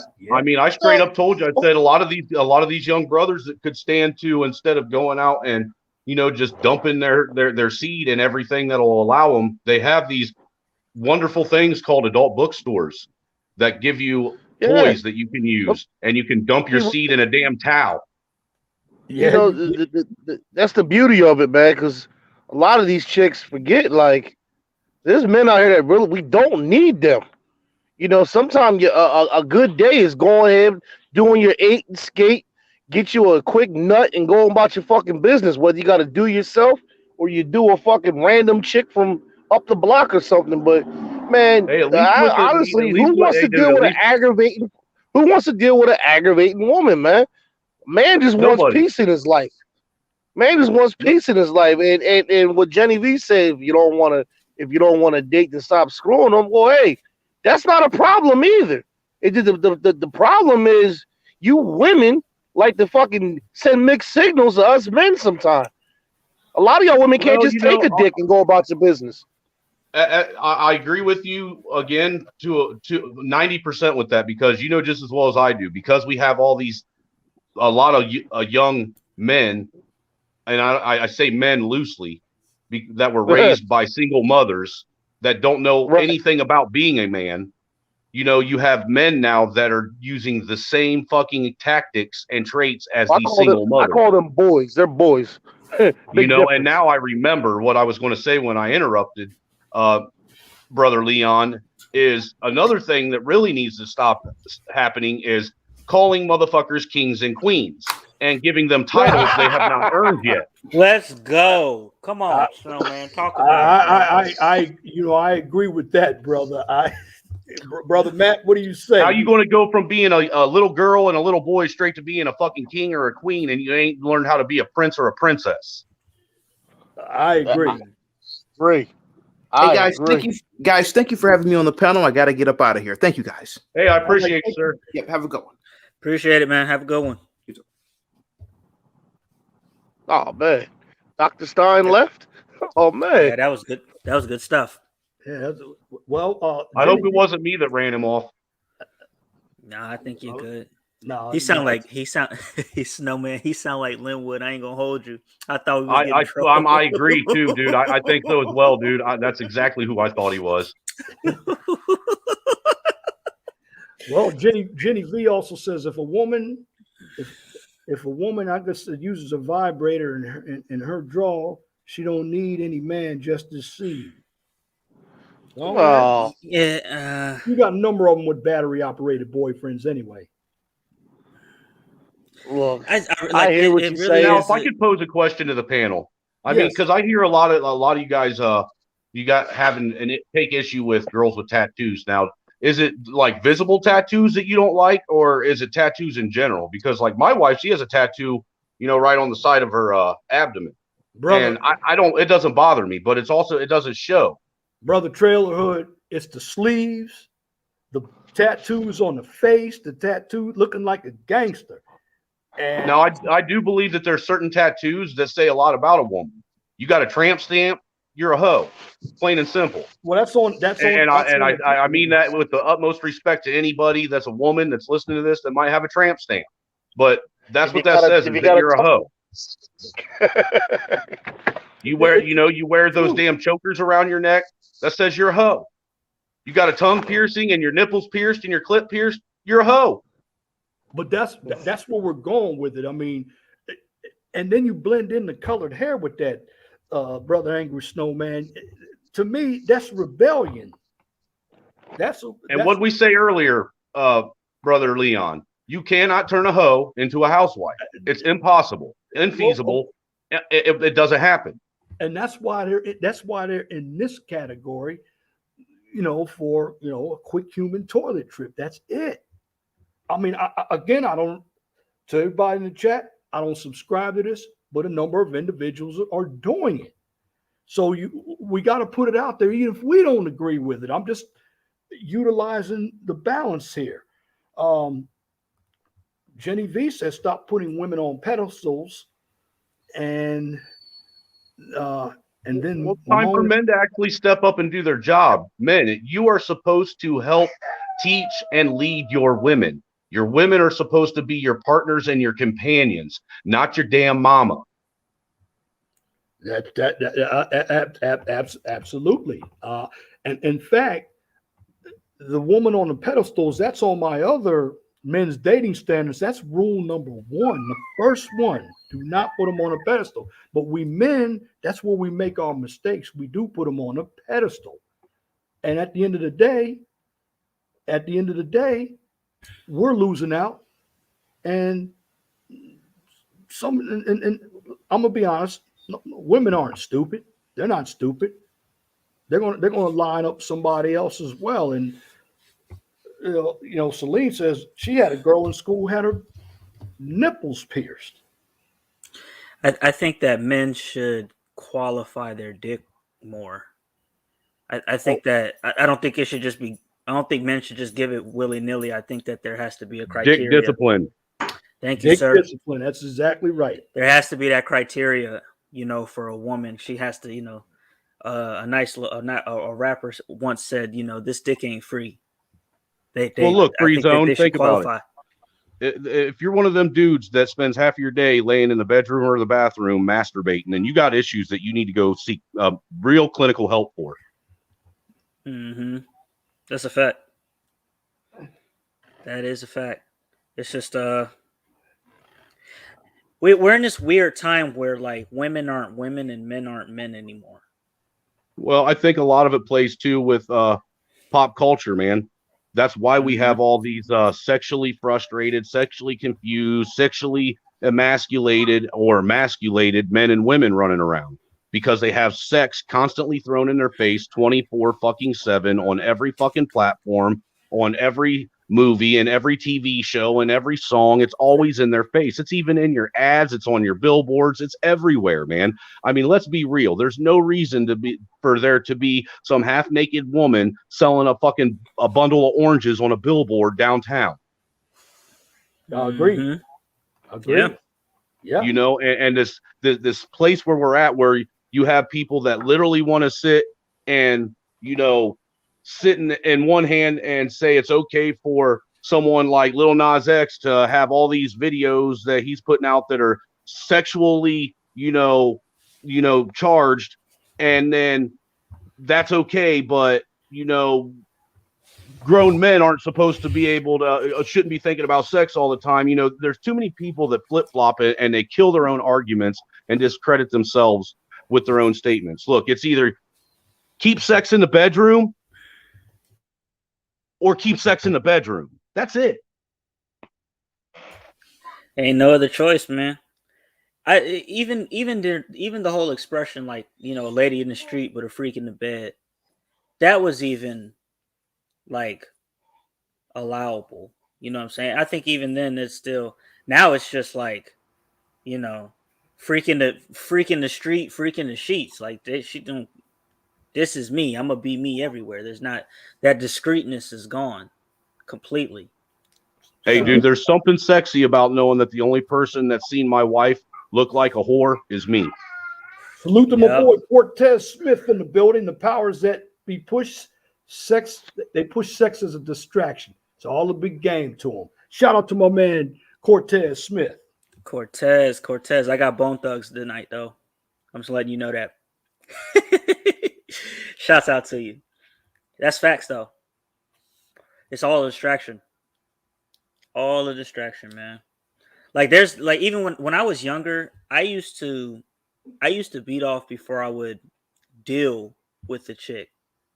Like, let's say I'm going out and about. My goal is to meet women. I would actually rub one out before I go. I would too, man. I would too. That way you can be primed up, man. That way you don't, 30 seconds in, bust. What, guys? That's actually in one of my dating rules too. Not this one, but I said this a while ago. Go get you one off before you go out. That way you'll be in full control. Your mind won't be in lust mode. Mm-hmm. I Well, know look, I'll be honest with you. Crazy for saying that, but it's true. I'll be honest with you, Leon. When I was younger, before I got married, if I went out to the club with my homeboys, my dudes, anything like that, if I saw a woman that interested me, my mind completely became focused on her, and I completely forgot about my dudes that I came with. Now that I'm married and I have a good marriage, a nice family, women get pissed at me if I go out and my wife ain't. Even with my wife's even seen them do it, even if she is there, and they try and flirt with me or give me any kind of attention, and I ignore them because that's what I do now. I ignore all women except for my wife and that little demon that you hear in the background. because what they see is somebody who first off, they see the confirmation bias. So there's somebody that wants you. You know what I'm saying? So they already see that. Like, a woman doesn't want somebody that nobody wants. That's I've heard that as well. So well, so and then on top of it, I'm a conquest. Something that I'm something that's been taken and been conquered, which needs to be conquered again. Mm-hmm. Shout out to Celine again. Celine says, if you're married, the wife shouldn't be ashamed at all of initiating or expressing her love to her husband through sex. Facts. Yeah, my wife doesn't. Actually, I get tired of her fucking cuddling with me and all that shit. That's why I got a king size bed, so she'll stay on her side. Yeah, I'm the same way. But it's like it's a weird thing because on the one hand, you don't like. On the one hand, I want my woman sometimes it's like, yo, give me space, leave me alone, get up off me. But at the same time, if she didn't do that, it would be a problem as well. Yeah, it piss you off and make you wonder who you messing around with, who you talking to, woman. Come on. Now let me go. Straight up, that's what it would. I mean, the fact that you ain't got to tell her to get off of you makes you start questioning everything. All right, let me go to number 4 on this one. Number 4 says, when it comes to dating these types of women, you've heard in baseball the bullpen, okay? Because you're going to have some of them that are going to not do anything at all. I'd say you must utilize the bullpen theory by having other women to be with if the current date isn't working. Have more than one because she is dating multiple guys no matter what she says. Remember, women lie about the number of sexual partners they've been with. That's facts. Yeah, I agree. What's the average? If a woman said they say that if a woman tells you she's been with one person, you might as well add at least 3 to 5 more guys to that. Yeah, they got some whacked out formula. Celine says, yeah, the shame of a wife loving sex with her husband needs to stop. It's always honorable to be married having sex with your spouse.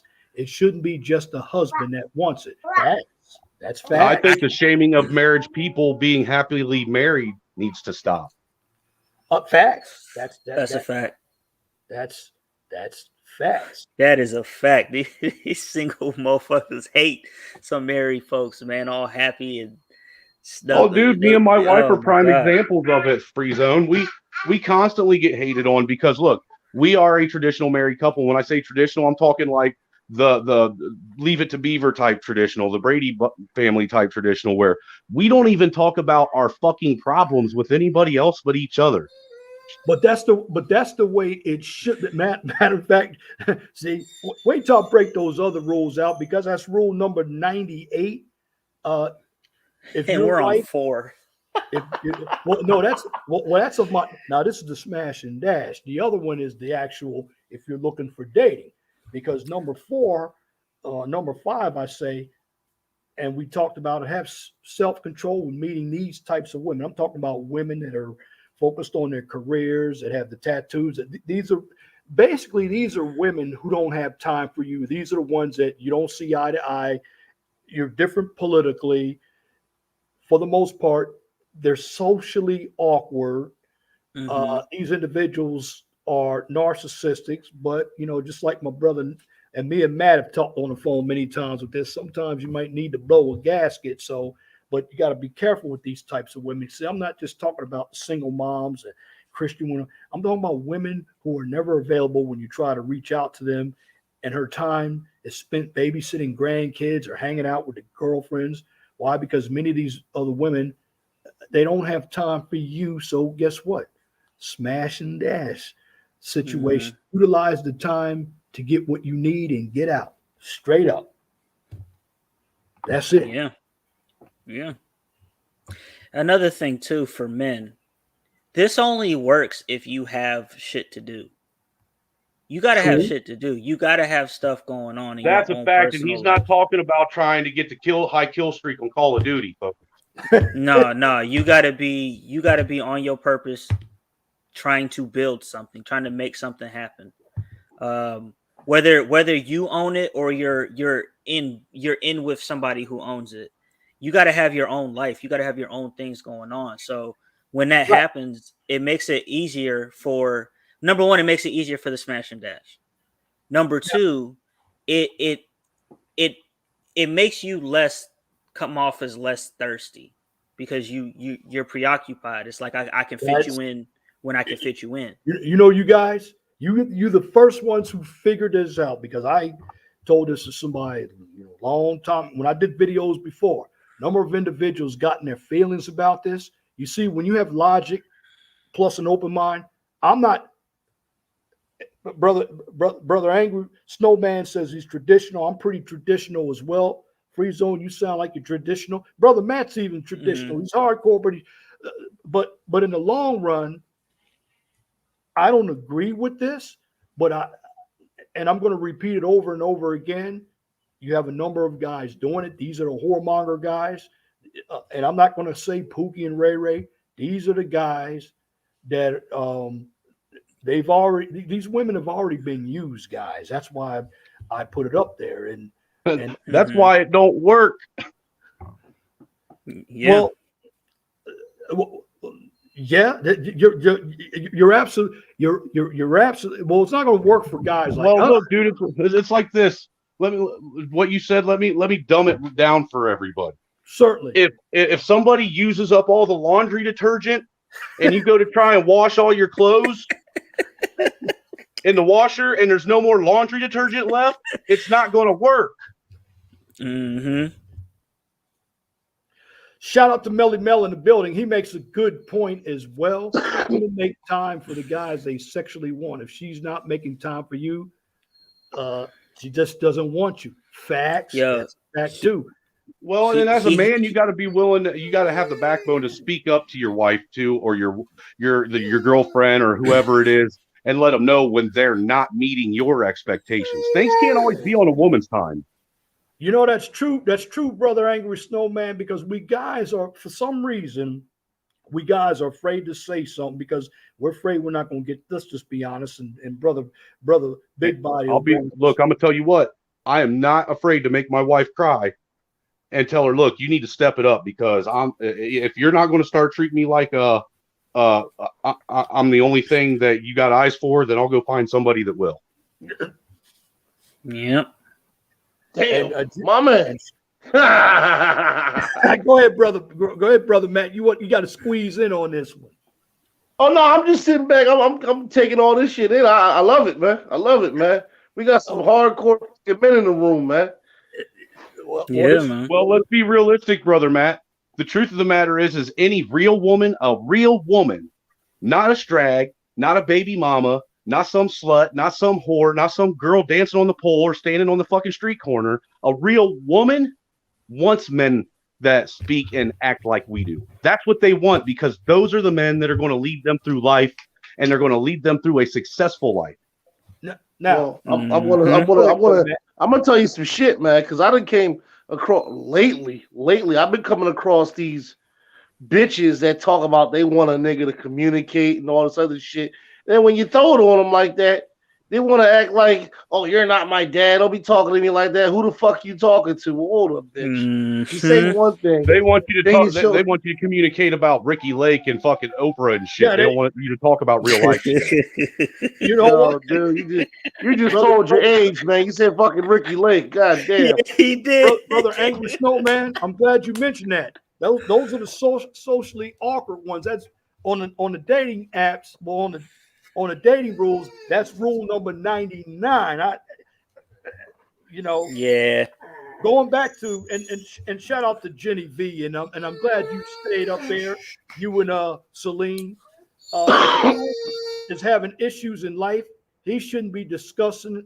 He should be discussing it with his wife, not other women. Not only that, Jenny V, not other women and other people outside his relationship. That I'm gonna be singing Hall and Oates. I can't go for that. If you got to take our business outside our relationship, I got to take it like scissors and cut it. You're out.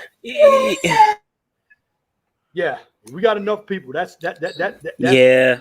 That's fact. Well, I'm gonna touch on the issues in life thing because there's actually two parts to that. Number one, if it's issues within the relationship, I fully believe in discussing that with your significant other. Absolutely. If it's other issues, because there's certain issues that women like. There's because you're a man, I don't believe in telling your woman all of your issues. I believe in. There's certain things women aren't equipped to deal with. Thank you, sir. Right. Thank you, sir. But if it's an issue within the relationship, then that only goes to her. You know what I'm saying? So like me, I only tell my girl my issues. And if I don't necessarily tell my significant other, let's say there's a certain move I need to make and I'm in a certain point that I'm unfamiliar with. I'll ask like a very, very close friend, say, you know, hey, I'll ask a couple, like let's say me and Angry Snowman, we boys, right? He's my homeboy, he's my best friend, and I have an issue with my woman. What do you that mean? Say we were boys? I thought we were, motherfucker. So I mean, I know I what have an you guys are issue. saying.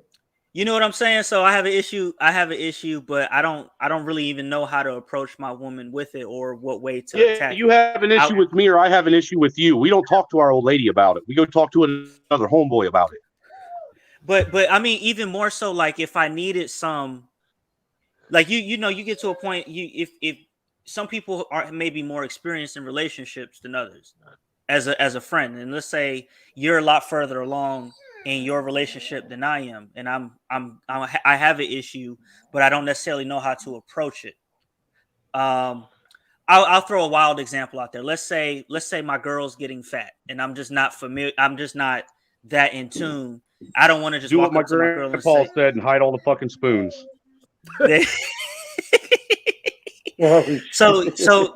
So let's say I don't want to just come out and say like, bitch, you're getting fat. You know what I'm saying? Because I might feel like that's a bad move. I might reach out to Angry Snowman and say, listen, I'm dealing with this. This is an issue. My lady's getting fat. How should I approach it? And he might give me a different way of and seeing sex it. her up more. And Hey, man. so, Stop you know, giving he her tells dick. me that. That's all. You stop giving her dick. You There put you her go. on. You put her on dick Fact, punishment, man. And there you go. You put her on that Donnie Dick diet, man, 3 times a day. She's gonna lose weight in probably a month. then there you go. So those are like particular situations where I would see, you know, seek outside counsel, let's say.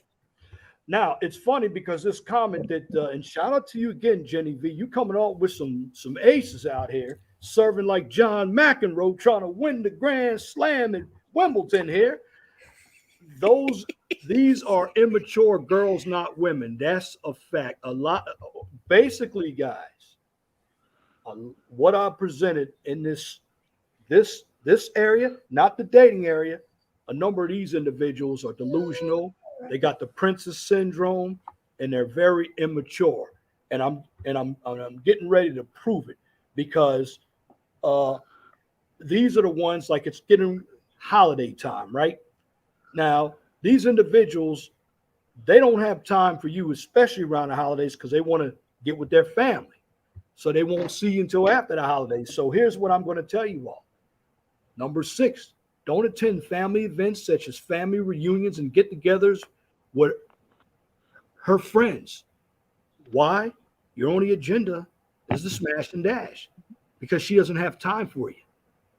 She wants to use you when you're convenient for her. That's what it is. Hey, can I add a rule to your list? Oh man, certainly. Hey, we got lots to talk about. All of us. Here's another rule you can abide by. If you're out and you see one of them women that have a fucking group of dudes that are fucking sitting and competing each other over her, walk the other fucking way. It ain't worth your time. Oh, I'm gonna get into that one. Oh, I got you, brother. Angry Snowman number 7. Don't meet her if she's a single mother. Again, don't meet her kids, preacher, friends, and other allies that she has in her life, because as a man, the object is to stay in your world and not enter hers. Yeah, a number of individuals. Mel's right too, though. Mel made a comment to our comments about the weight. You still have to tell her if she's getting big. All right, go ahead. And Celine's right too, man. If your woman is getting so big she looks like a piece of farm machinery, you need look, dude. It just ain't gonna work. Yeah, that's a fact. That's a fact. Let me see this. Don't meet her kids, future friends, or other allies. Yeah. Yeah, that goes to what he said last week when he was talking about women that talk about their exes. Oh, that's right, brother. Yeah, and you guys were on the panel, and brother Matt was on it. I wasn't on the panel, but I'm telling you, I went back and I listened to your prior streams about this, so I was up to date. Hey, my man, this is all about education. Again, I want everybody in the chat. Well, this is what these young men need, is actual real men that have been successful in either marriage or relationships or just in their own personal manhood, to actually give them advice on how to be men. Stop listening to your mama. She don't know how to be a man. And stop listening to not just the mama, stop listening to other women, bitter women who don't have anyone. You know, and stop listening to bitter men, because bitter men ain't going to give you good advice either. No, they're not. Yeah, no, they're not. Yeah, that's a fact. That's a fact. There's really only like a small pocket of men that have this type of information now. Well, 1/4 of the way through. Number 8, liberated women talk about equality. So when it comes to dating, she's going to say, well, I'm not going to do this A, B, C, D, and E with you. She expects you to pay for dinner. She talks about pissed equality. The woman off. I pissed the woman off on that one, brother Leon. What did you do? Tell us about it.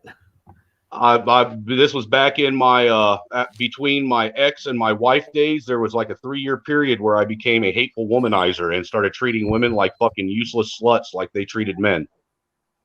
And I asked this one woman, met her on one of them dating apps, asked her if she wanted to go out and have dinner.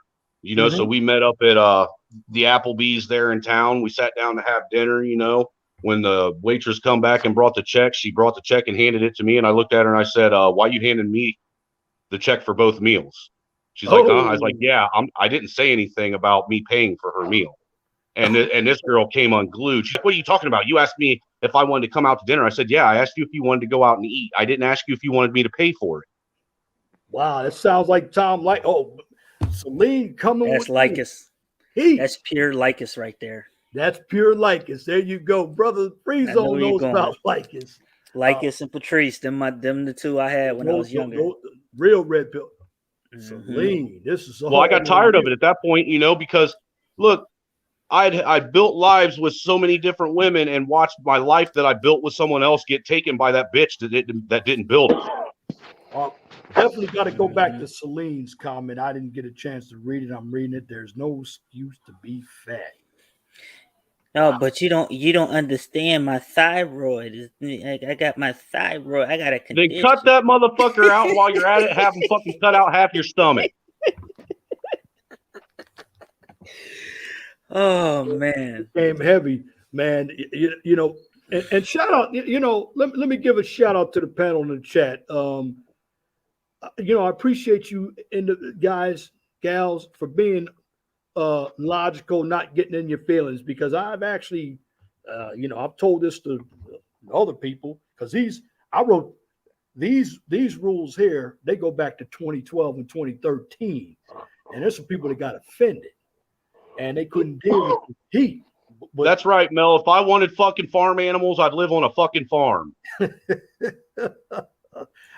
Shout out to Shout out to Jenny V again. Most single moms don't want stepdads for their children. They want stand-ins. Yo, I'm gonna need Jenny V to come up here, man. I need her to come up here. I wish she could, man. She I'll over drop here the link. talking that shit. Man, I tell you what, Jenny V would probably break you in half, Free Zone. She's too much woman for you. Hey, don't do that. Let's not do that, man. Let's I'm not just do that. fucking. I'm just Let's go fucking to- with you, brother. Let's Let go me- to point number 9. I'm just fucking with you, brother. No, but but for real though, on number 8, hey Snowman, I've done that same exact thing. I've even paid for the meal and asked her, hey, you want dessert? Oh yeah, let me get an apple pie or something. Let me get a caramelized apple pie, and I'll pay for the meal, and she'll pay. I tell her, hey, pay for the dessert, and they look at me, pay for the dessert, like, bitch, you can't even pay for dessert. Well, you know what's funny is All when you right. tell these girls, look, dude, have you ever seen the difference in how much a woman will fucking order when she realizes she's paying for her own food? Yeah. Yeah. Yeah. I'll just get a salad. Yeah, that's what you need is a salad, man. You got that and a lap belt while you're at it. Mm-hmm. Well, I'm glad you mentioned that, because a number of them are cheap. They'll tell you don't take them to McDonald's, but they're eating at McDonald's because they don't want to spend the money. I just dropped the link, so anybody else that wants to come up here, like Jenny V, hey, come on up here. The link is in the chat. All right. You're goddamn right, say, Clue. She does have to be perfect. I wasn't going to marry an imperfect woman. That's why I'm married to the woman I'm married to, because for me, she's perfect for me. There you go. Mm-hmm. Shout out to my brother Melly Mel. If you see her around a bunch of dudes, just walk by with the smooth walk. The smooth walk. Look and let her follow you away from those simps. I have done that. I wouldn't even let her follow me away. I'd let her follow me away, and I'd tell her, "Don't you got a crowd of fucking simps to go back to?" Mm-hmm. Mm-hmm. Because anybody that's going to be around a crowd of guys and then leave a crowd of guys following another guy, eventually you're going to be that guy that's standing with a crowd of people that she leaves following another guy. Shout out to Lotus Scalper in the building. As we move on to number 9-ish. Again. Hey, Jenny V, I know you're a redhead. That's why I said what I said. Redhead women, they're a special breed, and it takes a special fucking cock-sucking man to fucking deal with that. I know where you're going with that, brother. For real, dude. You gotta have a strong fucking will and backbone to deal with a redhead. That is a fact. I've had one or two in my day. Number 9. Don't go and pick her up. And you guys will probably believe in this. And this comes down to somebody that's probably broke or probably using her son's cell phone because she doesn't have her cell phone. Don't go and pick her up if she doesn't have a car. Her job is to utilize her resources to get to you. If she can't meet you halfway, simply move on to someone else. Go. No, you're being too nice. Fuck that halfway shit all the way. All the way. You say all the way. Y'all, you we don't want no halfway crooks. I think men should really if you haven't seen, and I don't know about Daniel Craig because his story is completely different, but the old James Bond is a perfect example of this, because James Bond only used he used women for his own personal, if he needed to get information, if he was with a girl, it was for a certain purpose. It wasn't just I'm into her. Like there's something that she has that I need to extract from her. And you will do yourself a justice taking that approach when dealing with women. Well, this one I don't know if you can read it, but I'm gonna read it. Let me tell you something. Number 10. Don't discuss politics, family, work, religion.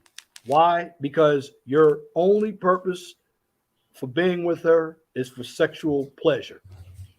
Talk with vagueness. Remember, liberated women aren't very loyal. They live in fantasy land. They're delusional. They're unstable because their interests are constantly changing.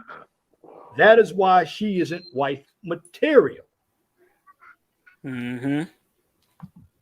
Your role in a smash and dash is to play into her delusion to get what you want. Hey, look, I've learned that any woman that asks you why you ain't wifed her up yet ain't a wife. Run. That's hardcore. Oh man. Uh-huh. Talk about crazy. You can tame him down, usually crazy only in the bedroom. Good God, you got a loyal beast. From my main man, Angry Snowman. Well, that's true. Let's move on to number 11. As you, if you're familiar, and Brother Free Zone guessed it. If you're familiar with a guy by the name of Tom Likas, he used to have it every Thursday. I forgot the name of the show. I looked at his class was in session. I can't remember the name of it, but I put some of his information into my own words. That's how I came up with this. But moving on to rule number 11. Hey, somebody got a horse or somebody sleep or something? Wake up! All right. Rule number 11. Never compliment her because she's a liberated woman. She believes in her mind that every woman is beautiful, and compliments to her are offensive because she believes in the feminist ideology. That's a tough one, but yeah, some women get offended when you compliment them. Just don't compliment them then. That's true. That's an easy one. I've never had that issue, man. I've honestly never given a woman a compliment and she's been upset. I've never had that issue. He said, I ain't never given a woman a compliment. Ah, that's great. You are savage, man. And so young, you're already that savage. Hey, yeah, I've never had that issue. Yeah. Well, now this is again, this is individuals when they're meeting online. Geographically, and they're guys who do this. If you meet a woman in a different city, different state, make sure she's a couple of hours away, because basically you don't know if the woman or women you were meeting in your locality know each other. What I'm saying is you could meet a woman in city A and then she could know somebody in city B, so spread it out. You might God damn. Somebody might have to mute up there. Hey, you can mute him up too if you have to, brother Leon. There's a mic button above their avatar to where you can mute them yourself. Yeah.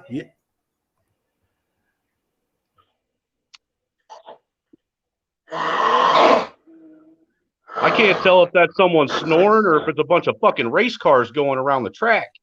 That's definitely. I don't know what that was, but yeah, somebody said mute Mr. Ed. Hey, and to your rule number 12, brother Leon, to keep this in mind, man. Just like we say, it's not cheating if it's in a different area code. Remember, a woman's menu is 20 times larger than yours. Mm-hmm.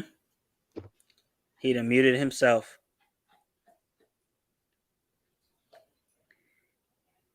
Yo, you muted yourself, 411.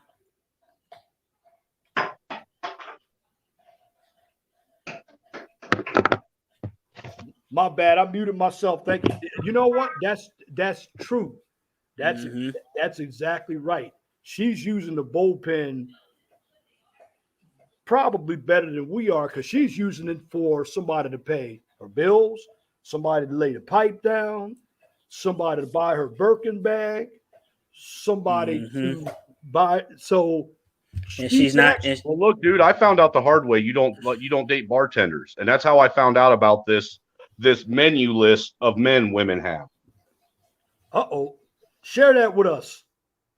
Well, I was dating this bartender, man, and when you're around, and when you're around and your focus, she sees that your focus is on her, then she makes sure that you feel as though you're, the number one motherfucker. But when you're not around,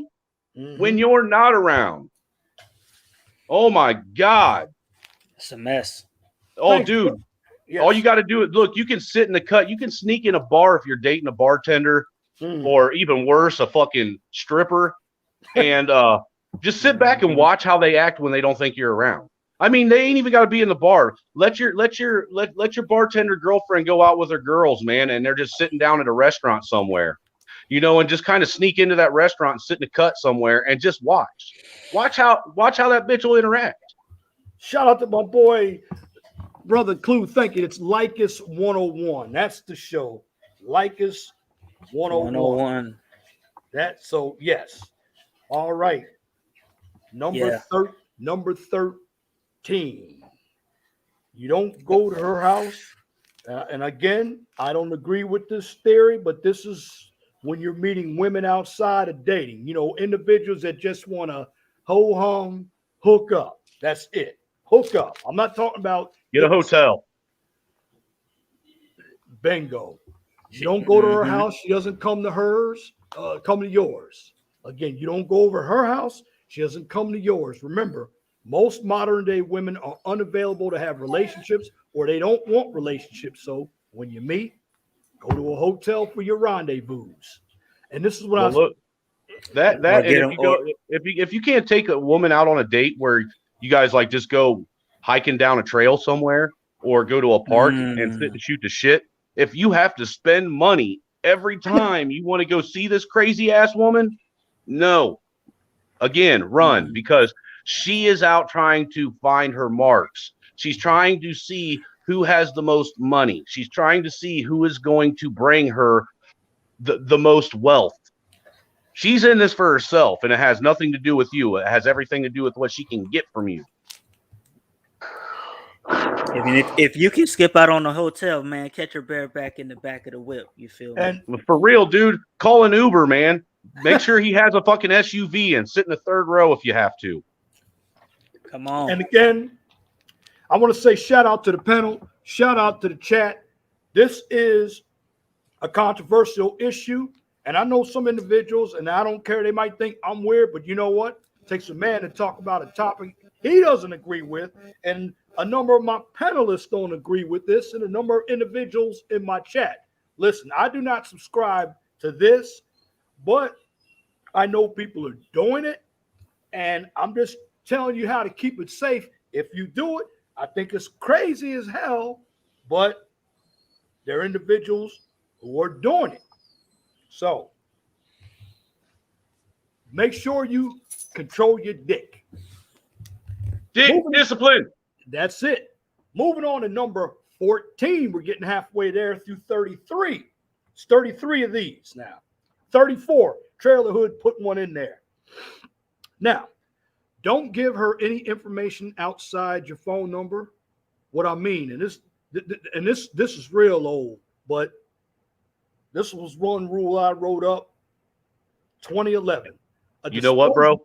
A I had that phone would do even a greater justice. You don't have to. when I was single. When I was single, I had a burner phone just for bitches.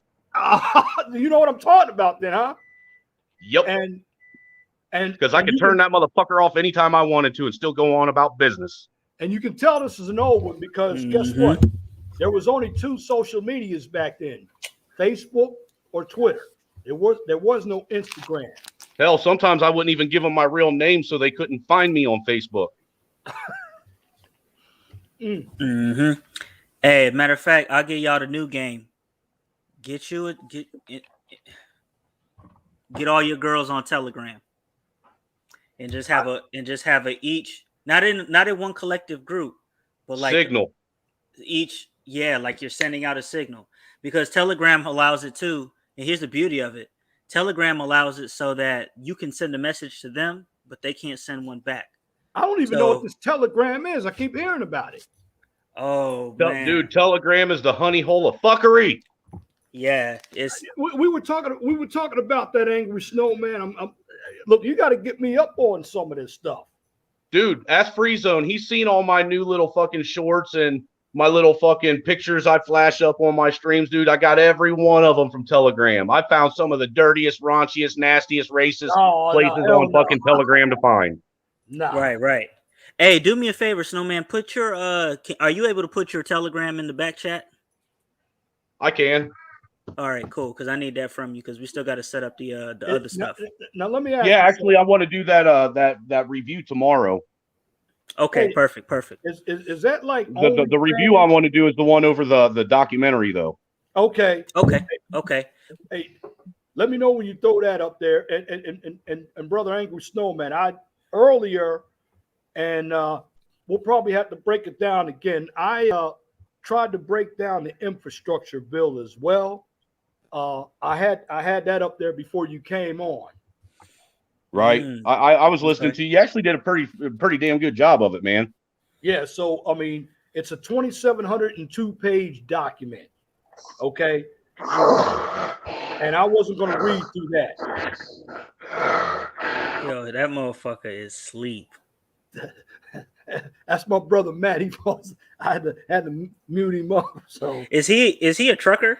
he is a trucker. Okay, That explains it. That explains everything. Say less. I ain't gonna do nothing. I was gonna roast him a bit, but I ain't gonna do that. I already know that trucker life. Say less. He's a good brother though. One of the best brothers. No, he Straight- top I notch. ain't mad at him, man. He got to get sleep when he can get it. Otherwise, he ain't making money unless them wheels are rolling down the road. That's it. So yeah, bro, Telegram. If y'all want to if y'all don't want to do the whole disposable phone and all that stuff, just get you a Telegram and have each channel for each chick you have, set it to where only you can send them a message, and you'll message them whenever you desire. So hey, meet me. I got a nice sweet chocolate here. I don't need that, boy. When I get in that bed and cuddle up, because I know out here, man, That may not have worked. the treacherous stuff, treacherous out here, boy, it's treacherous. All right, here's something, and I actually got this from Tom Likas, okay? Likas 101. Make yourself scarce on a birthday, New Year's Eve, Valentine's Day, Memorial Day, Independence Day, Labor Day, the holidays. Hey, you want to know what? You want to know one of the other main reasons why I married my wife? What is that? Because one of the first things she ever told me was, if you ever buy me a Valentine's Day gift, I'm gonna fucking laugh at you and throw it at your head. Oh, I said, Yeah, you're a I don't winner. get down like that. oh, wow. See, we don't celebrate Valentine's Day, sweetest day, any of that shit. We celebrate our anniversary, our birthday, and Christmas. That's it. Sounds like Mark Rudolph. He says it'll be no Valentine's Day. In fact, I got some stuff, and I might get some information from his book, the No Nonsense Man Guide to Women. He's got a lot of that stuff in there. All right, this is where you guys may end up laughing here. Number 16. Equip yourself with condoms, because if there's an accident, you could be liable for 18 to 20 years with a child from a woman that you weren't interested in being with. Remember, That's why you give them a fake name.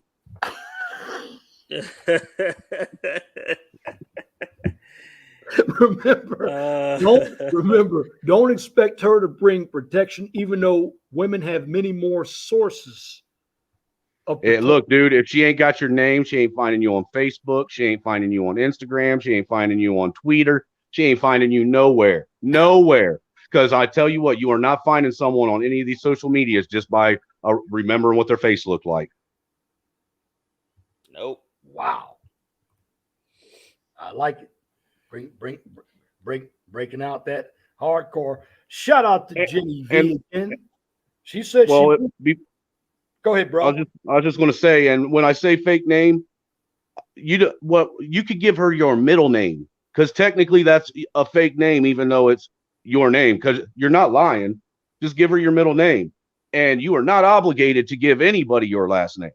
That's too much information. You can do a background check on me, and there's shit I don't want you to know about me. So you know the name I gave you by. My boy Clue says Tom Likas always says give them your Google Voice phone number. Google Voice phone number. You know the name I gave. Google Voice. That's actually a good one. Yeah, it is. Jenny But V burner phones are only like $20 nowadays, guys. Oh, If you're single and you can't get a $20 flip phone just to have your booty calls on, then you ain't got no business out trying to get a booty call to begin with. Because I'm gonna tell you what, it costs more money to be out getting booty calls all the time than it does to be in a monogamous relationship. facts. That is a fact. Jenny V says I went to a pub crawl with my brother, and he only took me to entertain the date while he went on the next pub to meet another. That is a player. Wow. You're a I good love sister too, by the way, man. Good job being a wingman. I love it. Wow. Yeah. All right. She Irish. She has to be Irish because only Irish will do shit like that.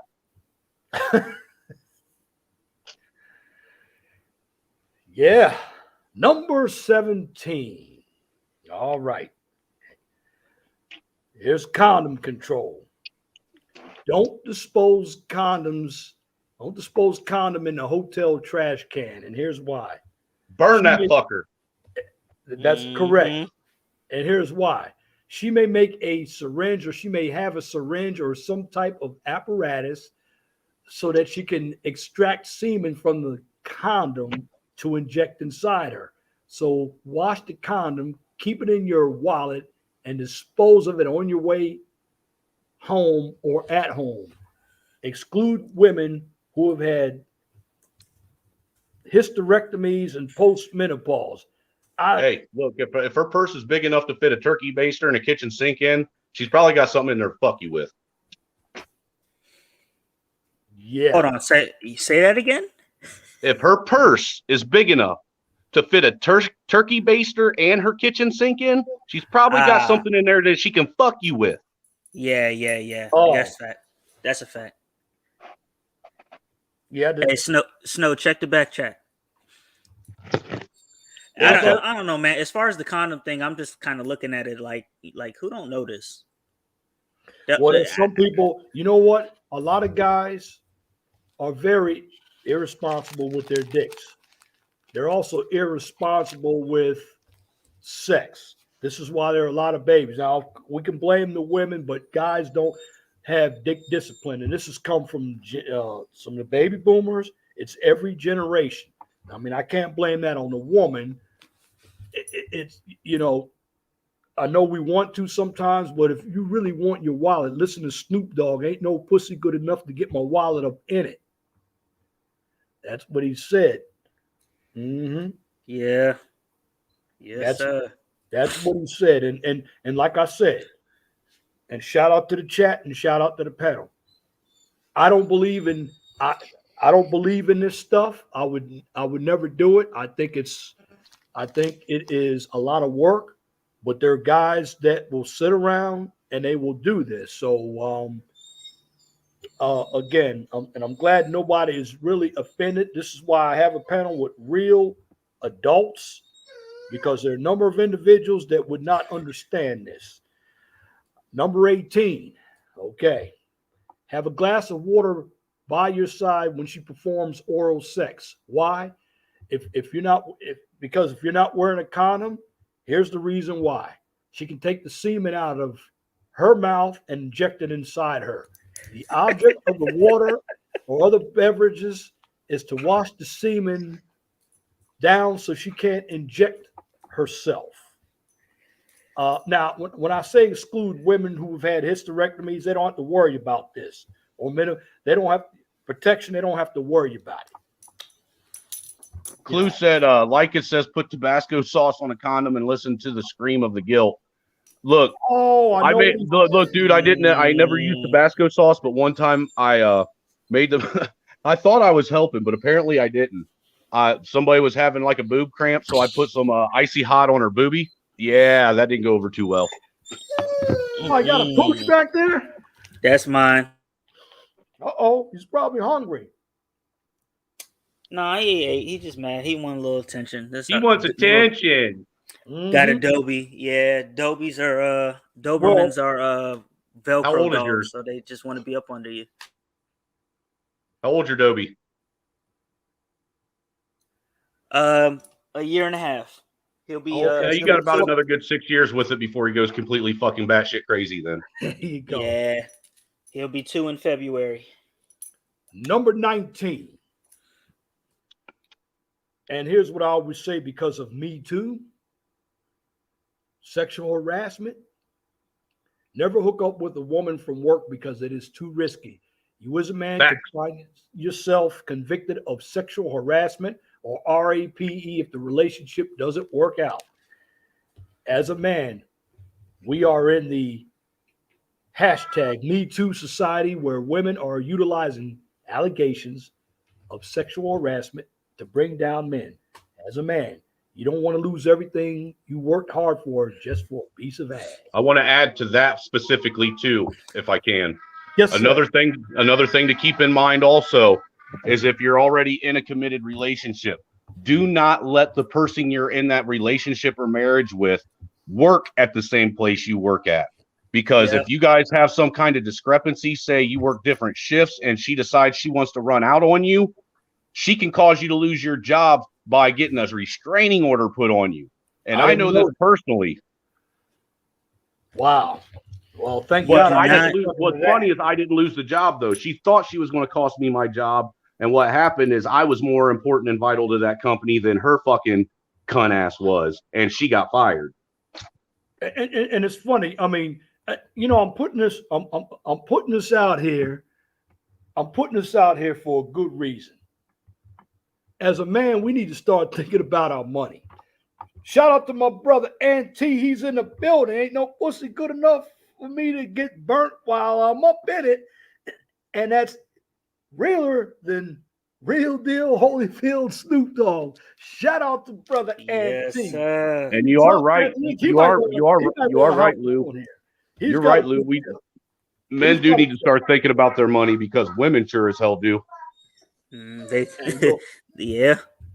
thinking about your money more harder than you thinking about it.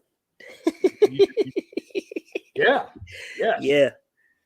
Yes. Hey, yo, man. Look, dude, because of me going through that kind of shit and knowing how women work, my ex the ex I had before my wife, she was pissed off when she found out that I had been saving money the entire 3 years we were together because I know how life works.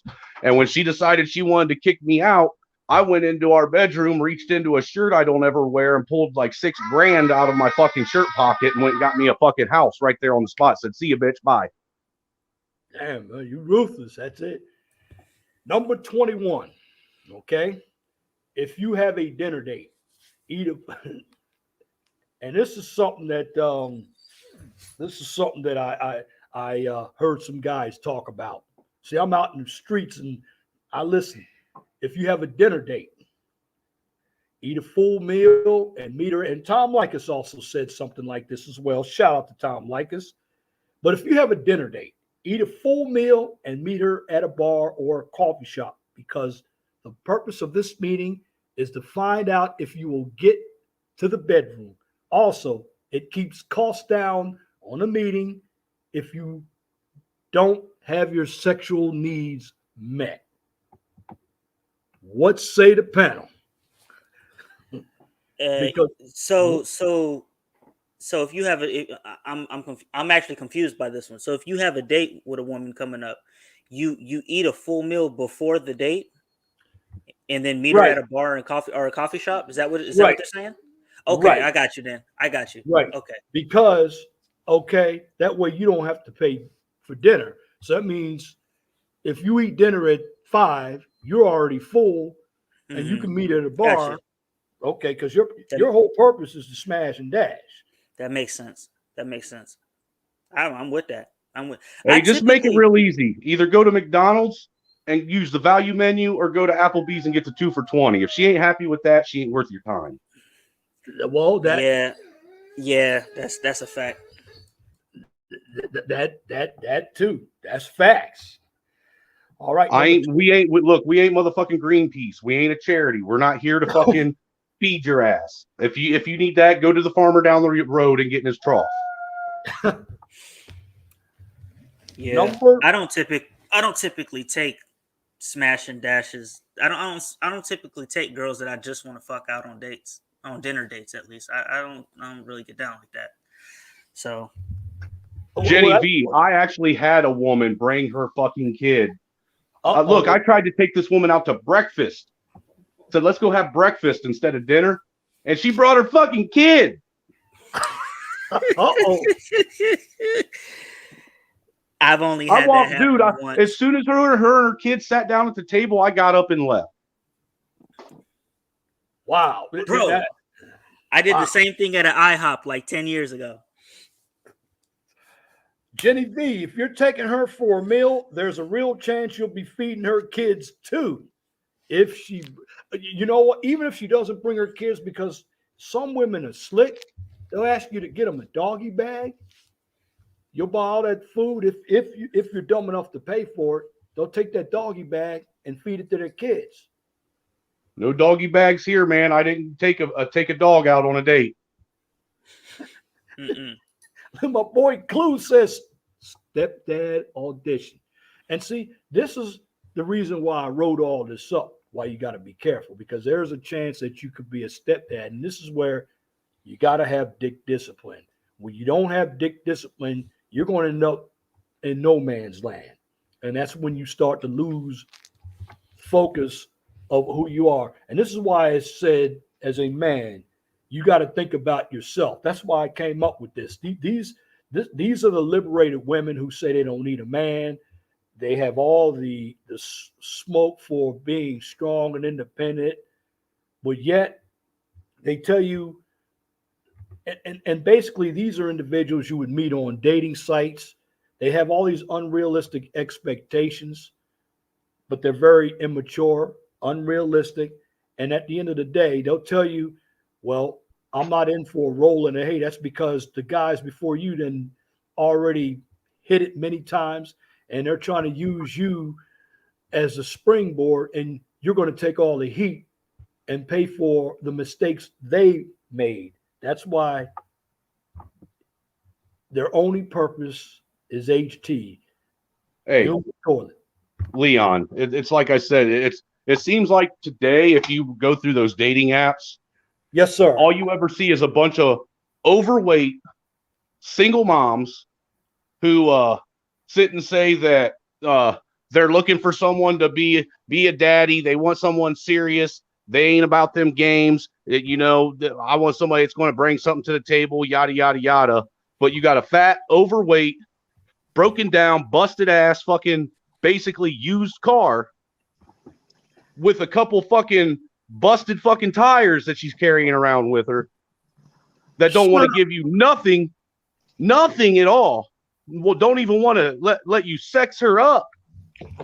That's right. Shout out to my brother Auntie in the building. Welcome, brother. Yo, salute. Annie, are you okay? Yeah, you okay, my brother? What's up, Auntie? I'm chilling, man. Life is good. What's going on, fellas? Hey, man. First time I've ever met you, brother. It's nice. Hey, he's a good brother, and spam his channel in the chat. Please spam his channel. He's wrenched up on my channel too, and I got to get over to his channel. He's been talking about some serious economic stuff too. So yeah. He's kind of going where we are there. Angry Snowman kind of putting out the news, and he's talked about the women just like we talked about them, but we ain't talking about it where women are priority. Yeah, this ain't a whine fest or a synth fest or a cry fest. This ain't what does my wife say that her and her mom do? They have wine and wine night where they drink wine and whine about shit. Yeah, that's not what we're doing. We're trying to give you real facts and things to look for and what not to get yourself involved in. And hey, look, that's why I wrote all this up. This came from my brain with some sources. Shout out to Jenny B while playing stepdad. She's actively out planning on adding to the numbers with another guy. You've become her living babysitter. Only a sucker would do that. Hey, that's facts right there. That's real is fact too, for real. That's what where a lot of dudes fuck up. That's what they end up becoming. They end up becoming an on-call babysitter. That's true. That is facts. I've had that happen to me before too, Andy. A lot of biological dads end up being the on-call babysitter when she decides to move on. That's it. You know what I'm saying? Damn, dude, I'll be honest with you. I wish I would have been at least been the babysitter to my biological kids. Hold up, nah. Hey, I'm just gonna drop the kids off when I decide to go out and have my fun. You know? Well, see, what I had with my ex is a baby mama that wants to basically find everyone else but you to spend time with her kids so she can go out and do her fuck shit. I would have I would have paid her to let me babysit my kids. They'll find anybody, but I was in that situation with my ex-wife when we split. I remember, because I'm in Florida, I was on my way down to a Heat playoff game. You know what I'm saying? And of course, she don't know I'm on my way there. She's like, "Yo, are you home? I'm about to drop the little one off." I'm like, "Yo, I'm on my way out." You know what I'm saying? And the previous, because we were alternating weekends, you know, with the child, and the weekend before that, you know, it was supposed to be my weekend, but she wanted to go out of town and take my son with her. So I'm like, okay, you can do that. And then when she calls me the next weekend, she's like, I'm dropping him off. I'm like, no, you're not. And she's like, what? But it's your weekend. I'm like, no, it's your weekend. She's like, oh, but I had him last week. I'm like, yeah, but that was my weekend. This is your weekend. She tried to play you. She tried to give you the okie doke. Yes, she Uh-huh. did. You understand what I'm saying? Like, you're straight up. Like, hey, we didn't alter the plan. You know, this is your weekend. I'm on my way to see the damn game. You know? Hey. And I got all types of shaming and shit like that. You know what I'm saying? I got a text message saying, oh, well, why don't you just sign your rights over and this and that? I'm like, over a fucking weekend?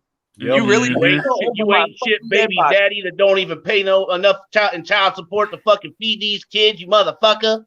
But you just have to be there like, I can't and go you got for a that. little dick too, motherfucker. No can do. They'll try all of that. I mean, like I said, I've been there.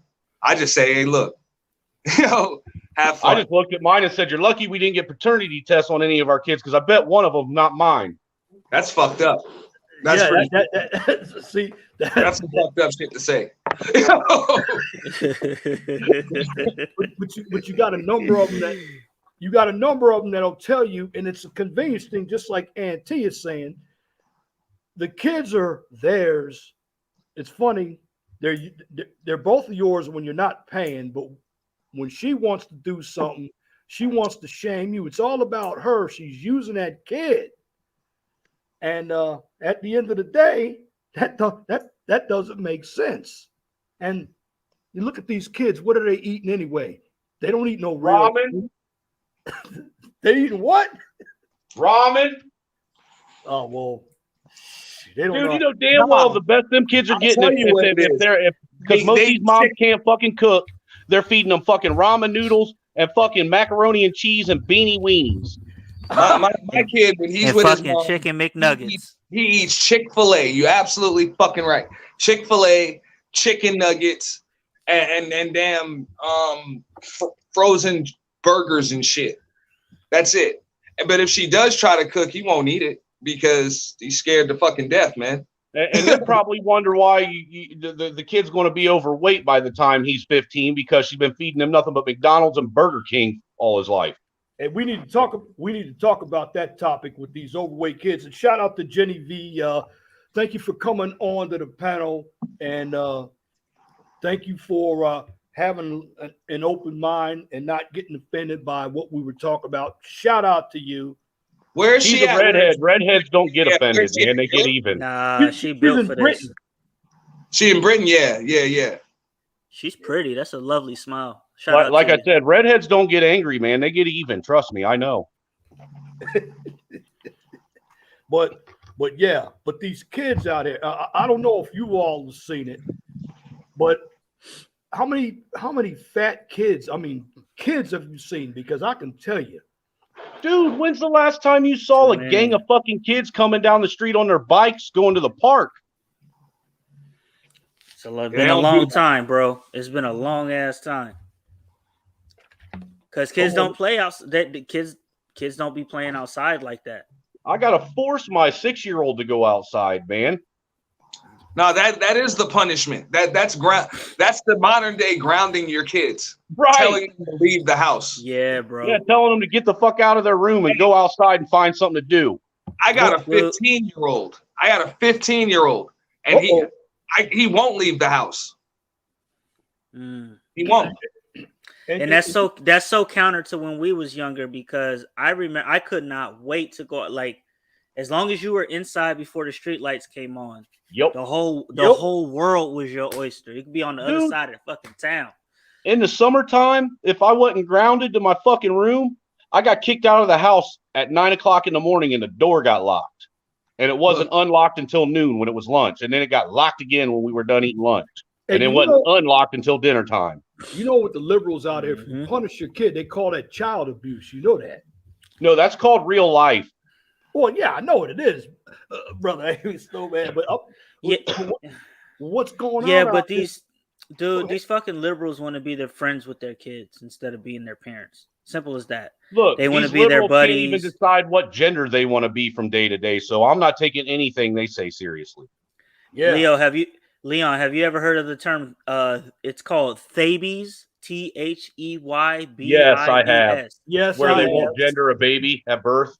Yes, that should tell you everything you need to know right there. I mean, they're coming up with terms like demisexual and intersexuality. I ain't never heard of all that stuff. And look, dude, none of this shit would be around if it wasn't for the fact that we decided to allow, like I said earlier, government to stick their fucking nose in our personal family business.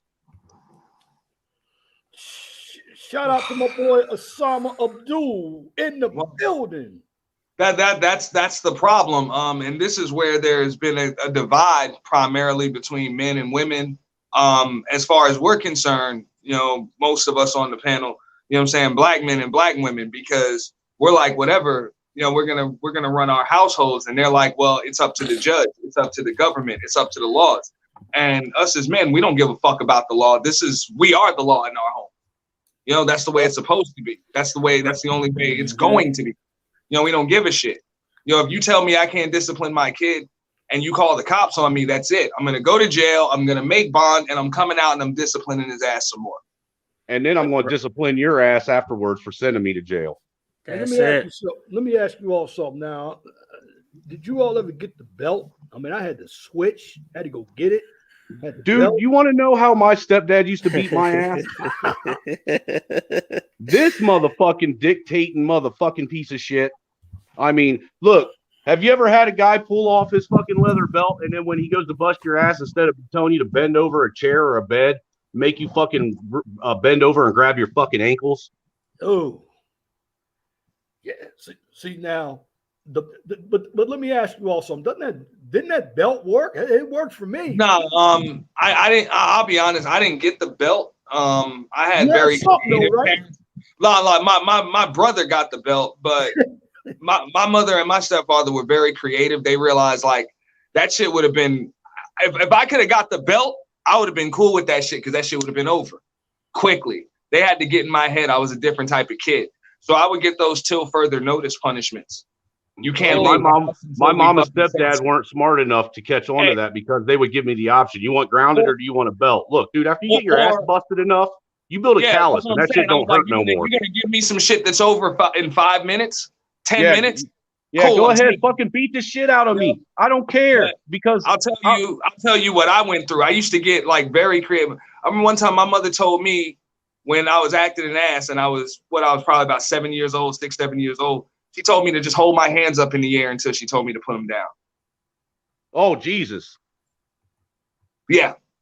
Now that's like the I've shit done I that. used to do to my fucking oldest daughter, man, because she was headstrong like me. You know, and I used to make her at fucking 5, 6 years old. She'd have to stand in the corner. Because she would sit there in the corner and pick at shit, like try and pick the crown out of the fucking corners and shit. So I'd make her stand there with her at attention like a soldier with her hands behind her back and just her nose touching the wall. So Wow. no, but that's why Yeah. I'm appreciative of those punishments, because I remember I had to hit my son like that.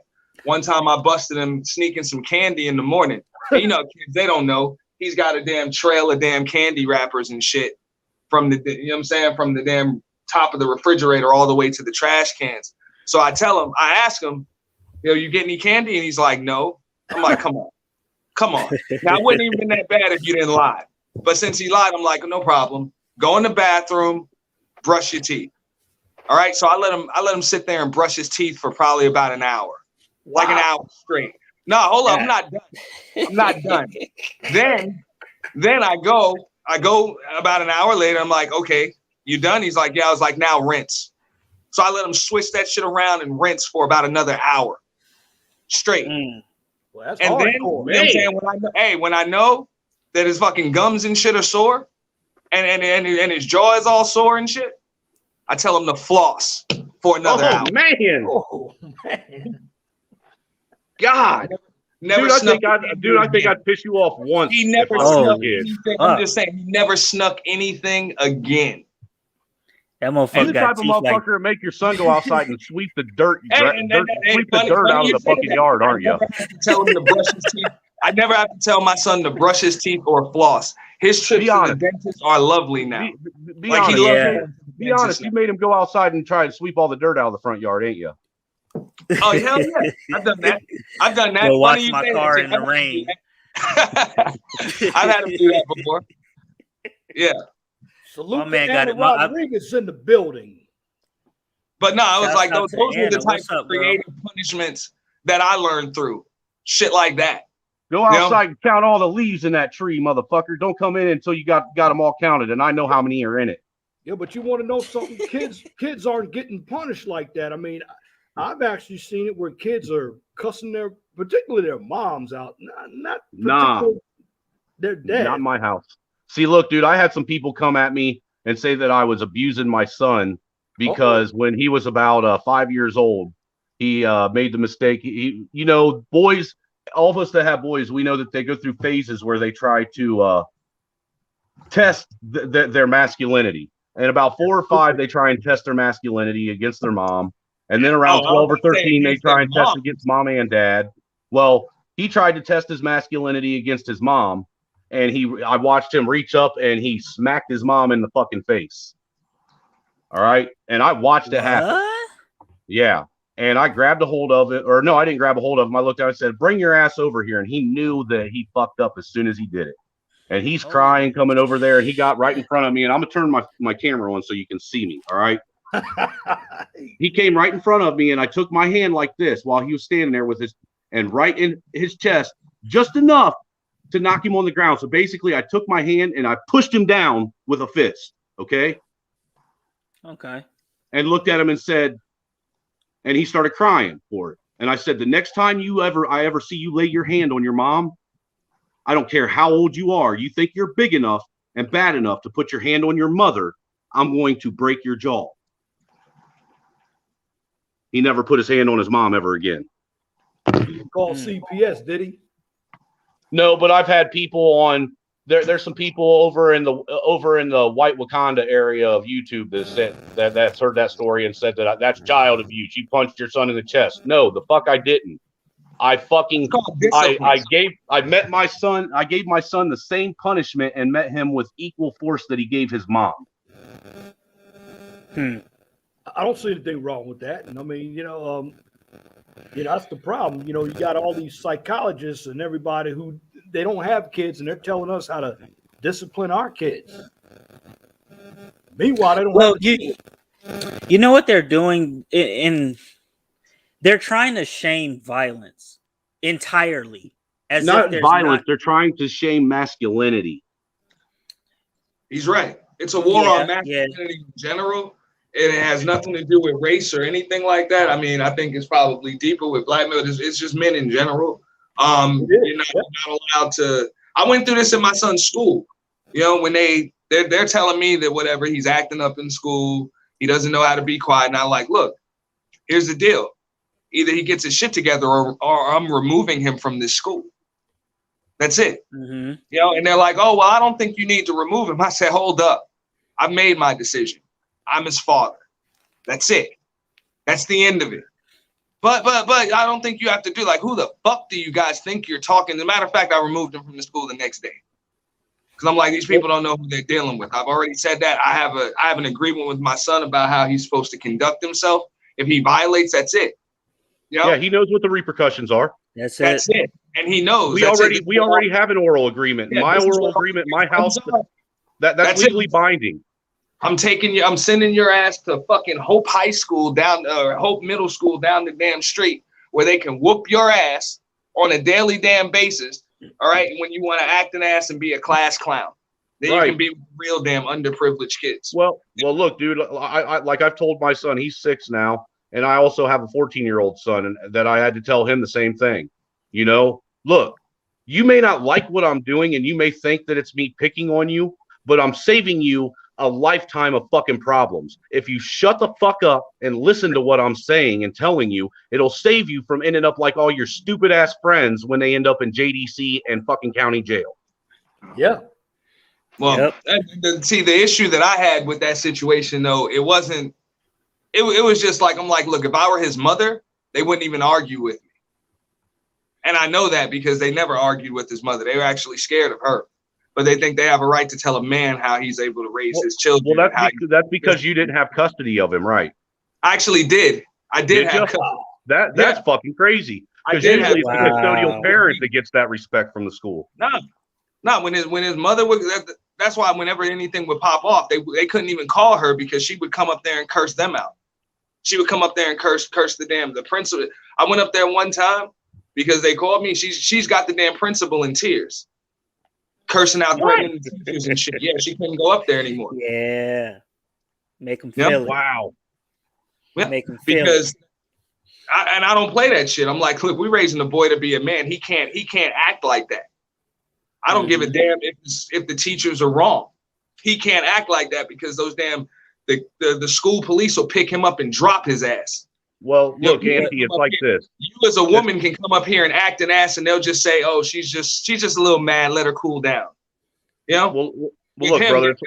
They'll pick him up, drop him, whoop his ass, put him in fucking cuffs. You know, and then label him all types of troubled kids. Well, it's like this, man, and tell me if you don't agree. And there's been both of these other fellows has already heard me go in on people about this very thing. Does it not just annoy and piss you the fuck off when you get these what they call fucking intellectual fucking people or whatever these fucking these people that have went to school and got all these fucking degrees and this, that, and the other that want to try and tell you how to raise your fucking kid because they read some fucking books and they don't have no goddamn kids of their own. Yep. Don't tell me how to fucking do something you don't have no personal fucking experience in. When they tell me, because I've heard that, oh, that's not the way to do it. I said, I don't give a fuck. So what if I'm wrong? This shit doesn't come with instructions. Nope, it doesn't. It is what it is. And that's what it is to be the leader in the damn household. You got to be willing to make mistakes. You got to make decisions on the fly. And if I'm wrong, I'm just wrong. Hey, I'll get over it. Read his comment, 411, because that's a good one. And what I would say with that on disciplining kids with learning disabilities, such as autism and Asperger's, the same way I would treat a kid that doesn't have that, because you know what? You don't fucking treat anybody any different. The last thing you want to do is treat a fucking kid who's got a disability like they got a disability. Now, you can say that. I have a younger brother that's autistic. He just turned 21 years old. Ooh. And I can't discipline him the same way. Like, we couldn't discipline him. I watched him from a baby up until now. I couldn't discipline him the same way I would discipline a normal child. It wouldn't work. Is it severe or mild? He's nonverbal, but just like most autistic children, he's a savant. He doesn't speak really because he Have you chooses not figured to. out have you figured out what his skill is yet? Well, he's like he's got a, I don't know if you call it a photographic memory. He'll put together a 3,000 piece jigsaw puzzle in like for 2 hours. Pretty smart kid. Yeah, And he's how old is he? Oh, and he taught himself like 3 different languages just watching the subtitles on movies. Wow. God, So he taught himself German, French, and Well, see, Spanish. that's the thing that I've noticed about most autistic kids is they have one skill that if you can figure out what it is and get them focused on that, 9 times out of 10, that'll fix a lot of your problems. Well, yeah, he's watched like this. He'll watch the same maybe 10, 11 movies since he was young, since he was a baby, over and over again in every single language. So you can speak to him in 4 different languages: English, Spanish, French, and German, and he'll understand what you mean. How old is he? He's 21 now. Oh my God. How did you discipline him? My mother's still going through it now. You never know. Like With she a fucking can't. frying pan. No, never that. Don't get me wrong. It could be frustrating.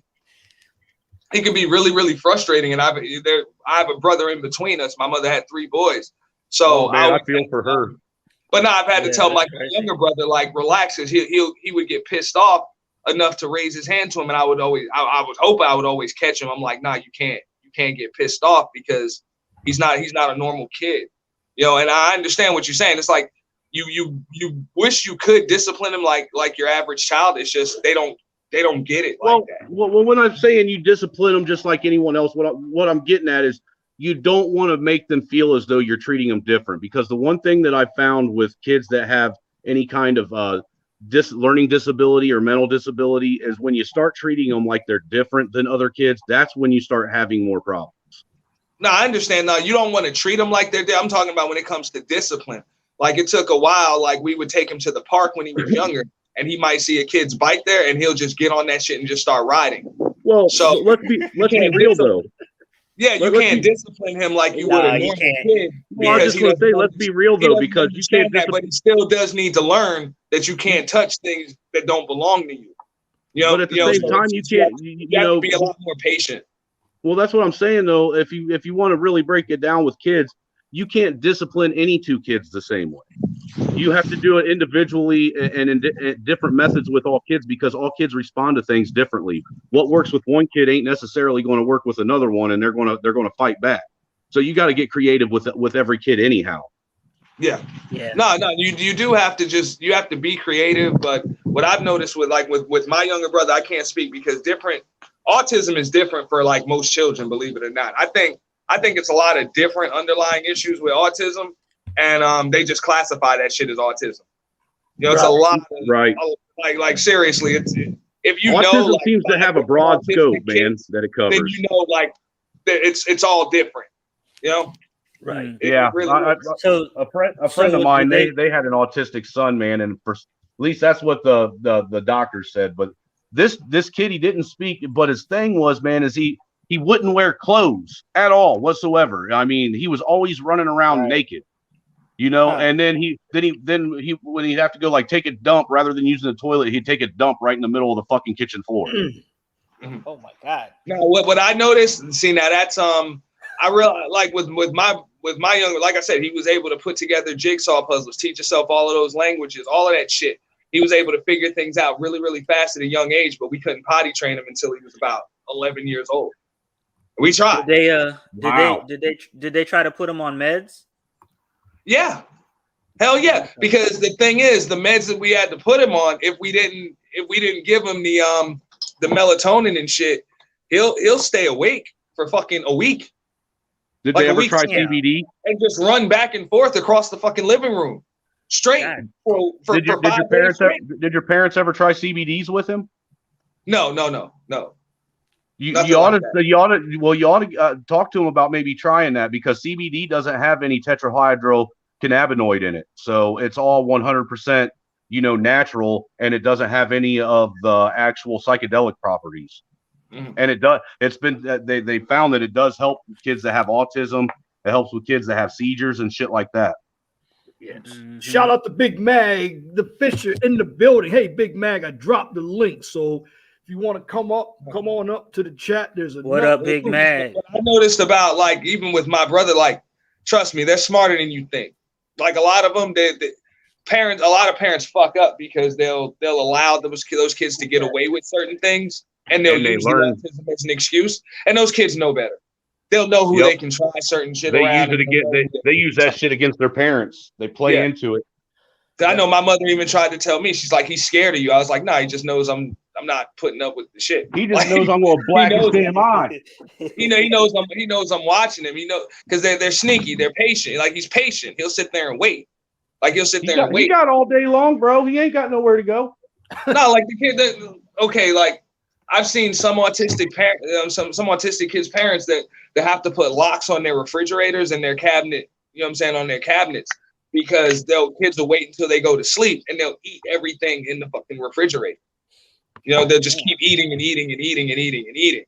You know, and like my brother's like that too. He'll just sit there and wait and just like tear the kitchen the fuck up. Hey man, that's another way to take care of if you got an overweight, fat fucking farm animal living in your bedroom. Put locks on your fucking cabinets, your pantry, and your fridge. That's a fact. Big body, what's happening? Big body, what's going on, brother Matt? Yo. He must not have his mic working. Yeah, I kind of muted him. I just muted him. He's probably knocked out. Shout out to my boy. What's important with those kids though? It's the therapy and it's the time you have to spend with them. You really do have to spend the time with them, so that you just understand what to say, how to say it, and everything that you say to them, it reinforces. So when you say something, they know you mean. You know, that's how you discipline them. So and you won't ever have to put your hands on them. You will never have to put your hands on them. Shout out to with that, wouldn't you think it's fair to say that that's basically, if you want to have being that you're a father also, if you want to have a child that is actually going to grow up to be a productive member of society, a good human being that's going to have good moral code and have values in life, that's how you have to be with any child. You actually have to be involved. You have to give your time to them and teach them and understand them. An autistic child, like my brother, for example, it's deeper than just being involved. No, I understand what you're saying, but what I'm getting at is that premise that you're making. Have to be involved. You do have to be involved.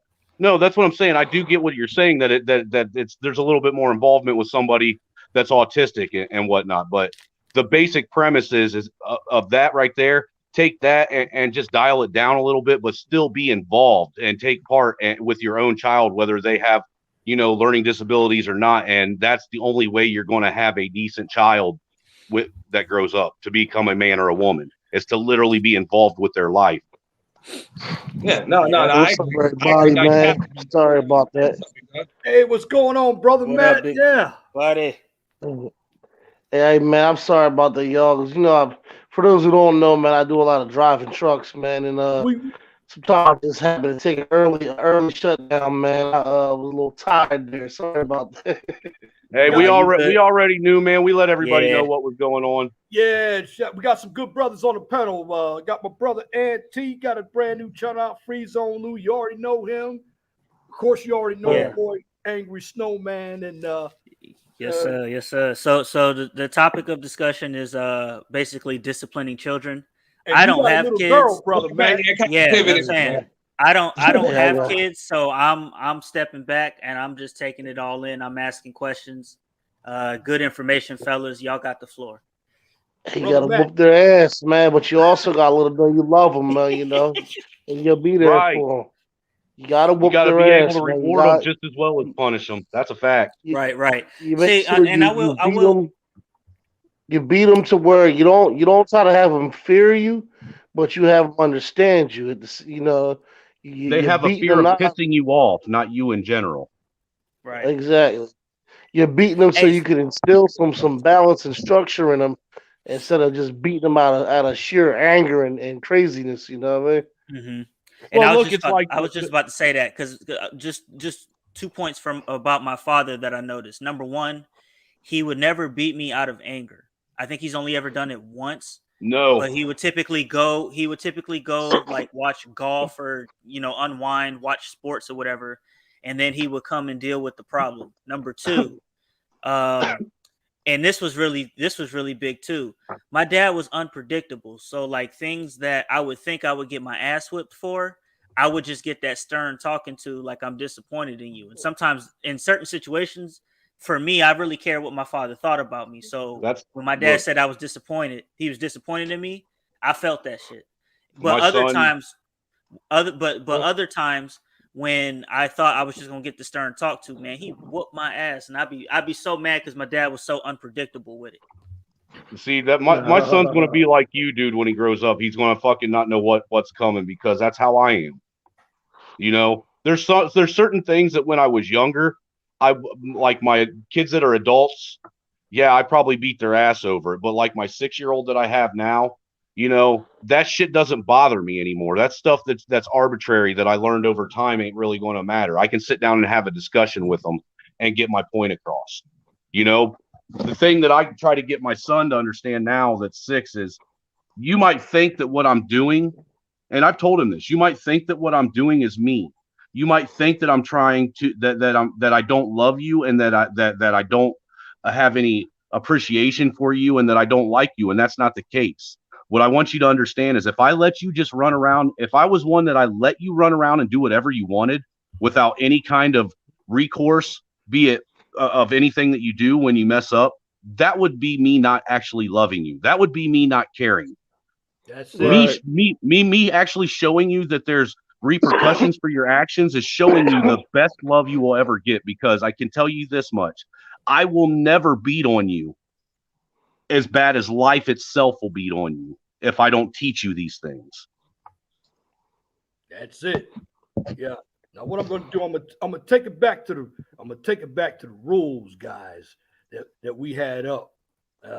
We were on about number. Leon. Yes, sir. I gotta cut you short, man, 'cause I gotta run in the morning though, so I gotta get my rest. But I just want to say to everybody in the room, man, it's been real, and always, man, let's keep the message spread, man, and fuck the bullshit. You know what I mean? Hey, For real.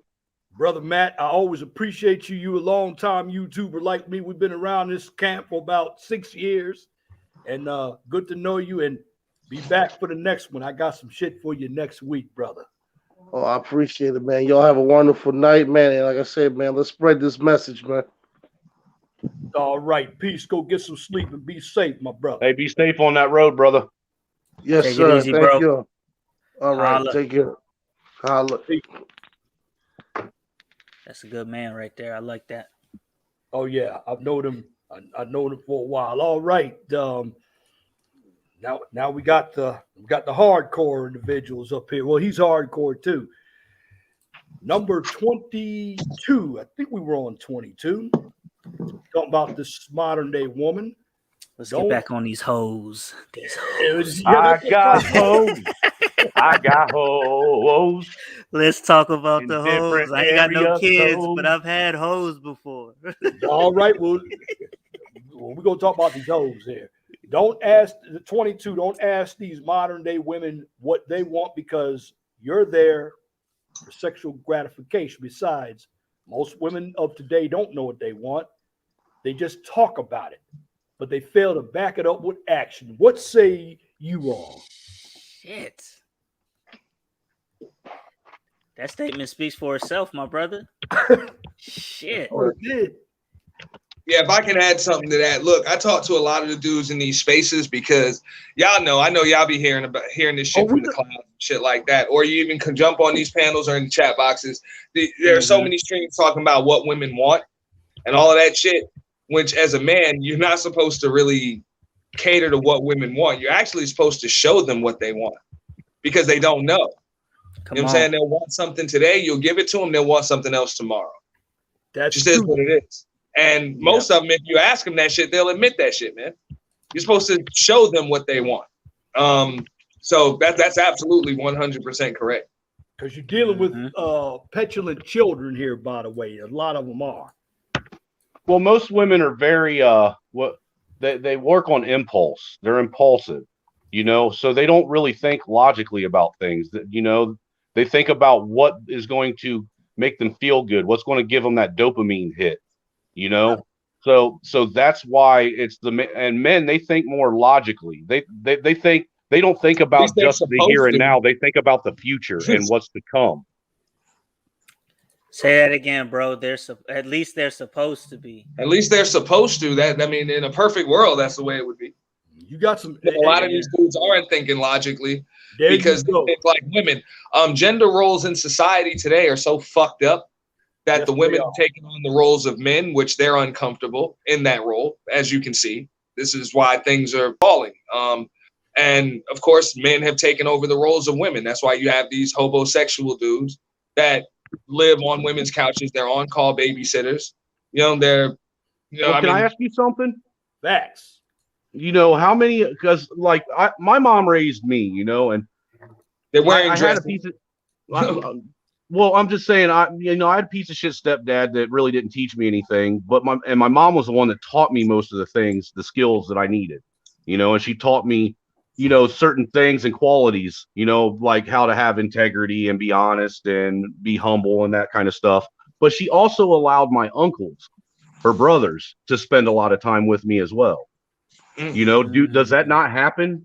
No. Not Not as much these days as it did when you and I were growing up. It sounds like you and I are probably about similar ages.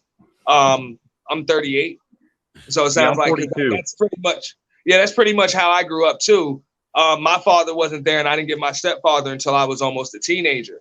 So, you know, my mother always made sure I was around my uncles, my grandfathers, male friends of the family. Not boyfriends and shit, actual male friends of the family that had my best interest in mind. Made sure that I was in martial arts classes. She could trust to teach you how to be a man. Yeah, Boy Scouts. I played baseball and basketball all through my childhood. Yeah, I almost made it to Eagle Scout, man. Yeah, I got bored with that shit by the time it was Eagle Scout time. Yeah, but Boy Scout. Yeah. But I'm just saying, like, they made sure I was in that, and I can always remember my grandmother saying, "Look, that boy is not gonna grow up to be no damn sissy.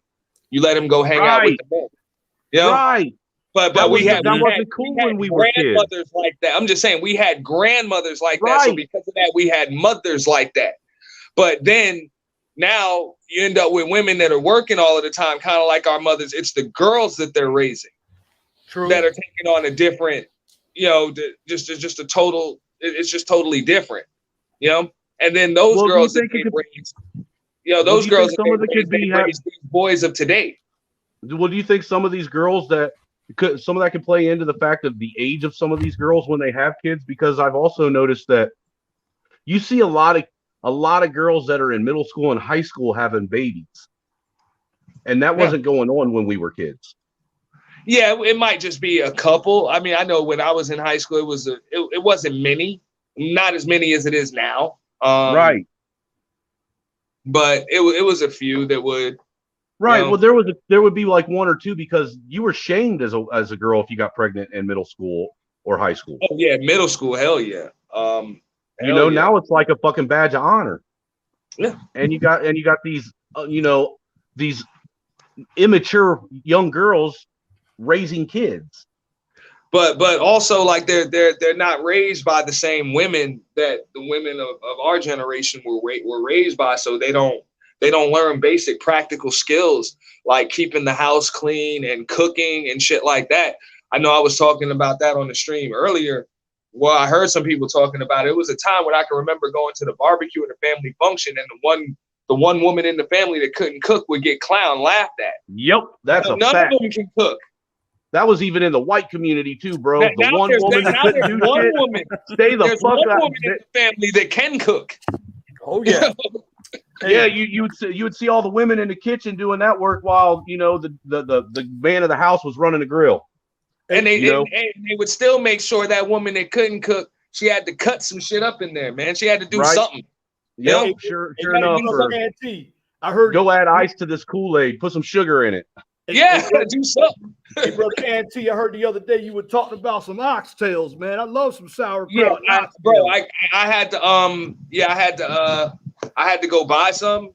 I had to go buy my own because the price on the shits went up too damn much. I can't cut them boys up, put some pepper them up real good, man. And I would like I got to, a crock pot, bro, that I've had in a box with stock. I haven't even opened the shit for a year. I got it a year ago, so it's time to put it to use. I would like for us all to address Computer Bot's question, because that is a good question. He asks, do you think that despite having a hard life and having a strict mother, it's possible that a mother can teach her sons to be a man more so than the father? And I'm going to say there's no way a woman, period, could ever teach a boy how to be a man, because she doesn't know what being a man is. She knows how to be a woman, not a man. Talk that shit, No, Snowman. absolutely not. And if I can add something to that, because I remember in those times, because there was times when I was younger, my mother would fire off on me sometimes and just like go in. And I can remember my grandmother stepping in like, hey, you don't talk to him like that. And yes, mom will start crying. Oh, well, you know, he's stepping, because whatever. I talk a lot of shit. I was that type of kid that was just talking. If dad ain't there, you get uncle, or you get my grandmother would always jump in and be like, look, what if he grows up to end up with a woman that talks to him the way you just did? You know, we're not raising a boy to be a man that's going to talk to, you know what I'm saying, that's going to let a woman talk to him like that, because he's going to grow up to be a punk. He's going to grow up to be a sissy, you know? So that's it. If you have a problem with him and he's that far out of line, you call your brothers, you know what I'm saying? You call your father, you know what I'm saying? You call your uncle, you call whoever to put him back in line. Deal with you it. don't do that. Yeah, you know? a woman cannot, when it comes to that kind of stuff, there comes a point in time anyhow where a young man isn't even going to take a woman serious. Yeah. If you want my opinion. No, I mean, that's a fact. No, it's the truth. Mm-hmm. It's the truth. Like, cause like, what are you gonna do? Like, I'm a man now. Like, you know. And I'm even appreciative of my ex-wife, because she even realized that when my son got to a certain age, she realized she couldn't handle it, and she had to drop him off to me. She had to. My wife doesn't raise her voice to my son at all. That's my job. My wife doesn't raise a hand to my son. That's my job. I've had to step in. I've had to step in like, hey, you don't talk to my son like that. You don't. You know, because but with my daughter, I'm not gonna raise a boy that takes shit from anybody. At the same time, I don't say anything to my daughter. Well, at the same time, I don't raise my voice to my daughter, nor do I raise my hand to my daughter. That's my wife's job. Hey, give me an example of something that your mom would say for you to warrant something like that. Well, hold that thought though. I want to ask, oh boy. I'm pretty sure though you still have to step. I don't know how old your daughter is, but I know she's only 2 right now. Okay, so when she gets to those teenage years, and then you got 2 kind of women in the household, then yeah, dude. I have a teenage daughter that she used to try and buck with my wife, and I had to get in the middle of both of them. Step in. That's what I was going to ask you. Like, and that's why a father's role is very important. Like, you have to step in between a mother and her daughter. Because don't forget the thing, dude, in between the mother and the son. Well, it's weird because I had to step in between her and her own mom, and we weren't even together no more because they were getting into it one time when I went to pick her up. You know, and it's weird because they'll forget that they're even fucking mother and daughter. Yeah. Shout out to my boy Theo. He's in the building. Money is always first. Facts. Yeah, and now that happens often. I see that. And I don't have any daughters, but I see that with friends of mine that have daughters. They have to step in between, the wife or the ex-wife and the daughters on consistently.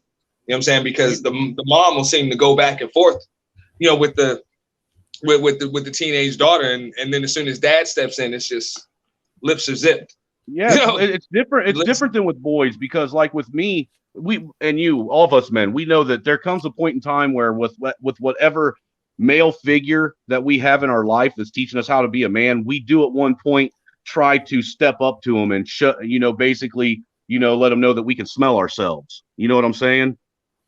Yeah. And the fact is with men, all it takes is for either your dad or your uncle or your grandpa to knock you upside your head one time real good, and that shit stops. See, the problem I have with these moms out here is if you look at it now, you have a number of children who are over the age of 25 still living at home. They're not paying any rent, and they don't want to leave. And again, these are individuals that they're not datable either, because they're living with, I call them the sister daughter, the what do you call it, the son husband, that kind of stuff. And ain't no way. That is definitely smash and dash material. Period. Well, that's why fathers are so important. Fathers are very important. Like if you've got a young lady that's still in the damn house at age 28, 29, 30 years old, you don't have a man and you don't have any practical skills to be able to be a benefit to a man. Yo, like that's your job as the father, to be able to show, you know what I'm saying, is to show your daughter the type of man that she's supposed to be with. Right. You know, and also, you know, the type of relationship she's supposed to have with a man. You're supposed to show her that with the relationship you have with her mother, and the same, you know what I'm saying, with a boy. Like I know me personally, and my son knows this shit. Look, when you're 18, 19 years old, you're leaving my house, you're leaving your mother's house. If anything, you'll come stay with me, or I'll make sure you have your own shit. We'll pack your shit and you'll go. But under no circumstances are you going to be living up under your mother and her man or whatever. Hell no. You know what I'm saying? You're a grown damn man. You're always going to be able to take care of yourself. That's it. That's it. Yeah, actually, be honest with you, dude. As a young man, I think Free Zone heard me talk about this one the other night with Brother Clue. You know, I was homeless a couple times and chose to stay homeless and figure it out, then go live back under my mom or my dad's roof. Yeah. Yeah, sometimes you'll figure it out. I mean, it's one thing about men, we, for the most part, maybe not these younger men who didn't have fathers, like Auntie said. Most of us, we have the survival skills. We do. Yeah. Sink or swim. Like it used to be almost. It seemed like it almost used to be a natural intuition thing in men, but it seems like that's dying out in these younger men. Yeah, because these younger men, they are in a state of confusion. Is it all their fault? No. You got what's on TV. You got people like Billy Porter coming out in dresses. It's bad, bro. Yeah, because it's the cool thing to do. Like it's just a cool thing to do that they can do to get attention. But this is one of the reasons why it's going to be real. And I'm not bashing women in any way, shape, or form. Right. Single mothers, whatever. You got to do what it is that you got to do. Absolutely. But women in society, it's okay for them to make excuses. And with men, they can't make excuses. So that's a problem with a lot of these boys. It's easier to just make excuses. It's like, damn, why are you such a piece of shit and you don't have a job and you're fucked up and you can't take care of yourself? Well, my dad wasn't never around and I had it hard. Nah, bro. Nah. Right. And what's crazy about what you said is a lot of these, you know, we live in a world where you got women that want all of the rights of being a man, but don't think that they should have the responsibilities that come along with those rights. That's correct. That is facts. Well, they believe that that equality of opportunity equates to equality of outcome, and it just doesn't. That's facts as well. That's big facts right there, man. Yeah, Preach, brother. That's just the way life works. Some people are going to be born better looking. Some people are going to be born talented. Some people are just going to be born rich. Some people are just going to be born than others. Some people are just going to be born and not have nothing going for them at all. Yep. Yeah. These are the ones who were raised under mannish women. They are the simps. Shout out to Big Mag. Yeah. Wow, what a night. But yeah, and to go back to that, like, because I can talk about that all day. Even the boys that are raised by women that think they can raise their sons to be men, those boys need 5-10 years of solitude to live on their own to actually become men. All right. There's rarely, if ever, is a man going to be raised by just his mother and be able to come right out of that house and be the head of household of a family. Now, see, like me when I was 18, because of how, you know, my mom was strict and my stepdad was a piece of shit, and I didn't like being at home. As soon as I turned 18, even though I was still in high school, I was a junior in high school at 18. I packed my shit and moved the fuck out with one of my buddies. And my mom thought she was going to be able to stop me. She actually called the fucking cops on me and tried to have me fucking arrested for moving out of the house because I was still in school. And the cop looked at her and said, "What the fuck you want me to do? I can't make him stay. He's 18 years old. By the law, he's an adult. He can do whatever the hell he wants. You can't stop him. I can't stop leave it." at 16. In most states, you can leave at 16. You have to go and get yourself emancipated. You can legally be emancipated. Absolutely. Mhm. Yep. And they can't. You know, but that's the thing is, I was ready to leave. I've left on my own. I didn't have to be told to leave. I was like, I'm getting the fuck out of Dodge. And you Dude, got yeah, these, I was the these same kids, way. these, I could you not got wait these to dudes leave. now that want to. You got these dudes now that are 24, 25, 26 years old, still trying to climb back in their mom's vagina. It's because their moms are doing everything for them. They're cooking for them. I mean, they're cleaning for them. And, you know, and you got a lot of, and I hate to say this, this is why a number of girls out here aren't productive. They're allowed to stay home as long as they want. And these girls don't know how to pair bond. And at the end of the day, mommy is always taking care of them. I mean, Yeah. when it's time to go, it's time to go. I mean, with these new generations coming up, for the most part, they're raised on social media. They're raised on Call of Duty. They're raised on bad music. And, you know, it's a shame when they don't know how to cook. And brother Auntie, I got to give you a shout out too, because guess what? I got a crock pot just like yours. And you know how long it's been sitting up there? For a couple of years. You didn't use yours either. Just It hasn't been collecting dust. used at all. Wipe it down, bro. Wipe it down. Nah, It hasn't even been. I'm using that bitch tomorrow, though. I That tell you bad that. boy has been in a box, brand new. It came in. I hadn't opened it yet. Dude, you know, you could be feeding yourself some really good fucking food that's cooking while you're at work, and you got that damn thing sitting in the box still. Absolutely. That's what Shame.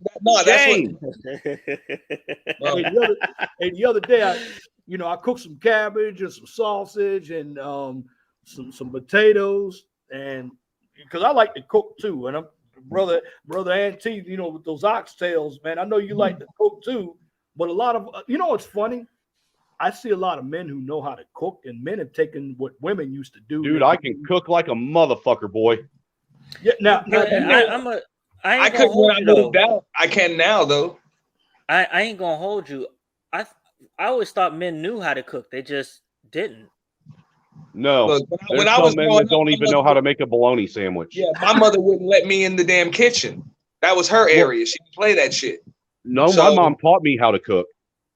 Yeah, I was taught how to cook too. Like My mother didn't have the patience. She was like, whatever, she was like, I'll show you, you can watch, but that's it. And then when I try to watch, she's like, get the fuck out of here. You know? So I you didn't had to know teach yourself how to cook. No, until I was grown and I was on my own. And fortunately, like I really didn't learn how to cook until after my divorce. You know, and I met up with some women, you know, that would come by and show me how to, you know what I'm saying, meal prep, get my shit right. You know, I was fortunate. My mom, then there are YouTube videos as well. So look, yo, my mom had I guess she figured that I was going, because I was strong-willed and big-headed when it came to women, that I was going to spend a lot of time on my own. So she said, I better teach this motherfucker how to cook or he's going to starve. Right. you ain't gonna starve. Big Mag said I could cook my ass off. My Yes, father he did. could fry an Right egg. Hey, dude, I can relate to that, Big Mac, because I can cook like a motherfucker, boy, and my dad could burn water. God damn. Hey, brothers, Angry Man, there's some people who can't even, like my sisters, okay? They were, my parents, after me and my brother, I call us the guinea pigs. My sisters, they had all the education and they didn't know how to cook. They didn't even, me and my brother worked in restaurants, and we learned how to cook because we had to, and we enjoyed it. See, that's me. I enjoy cooking, to be honest with you.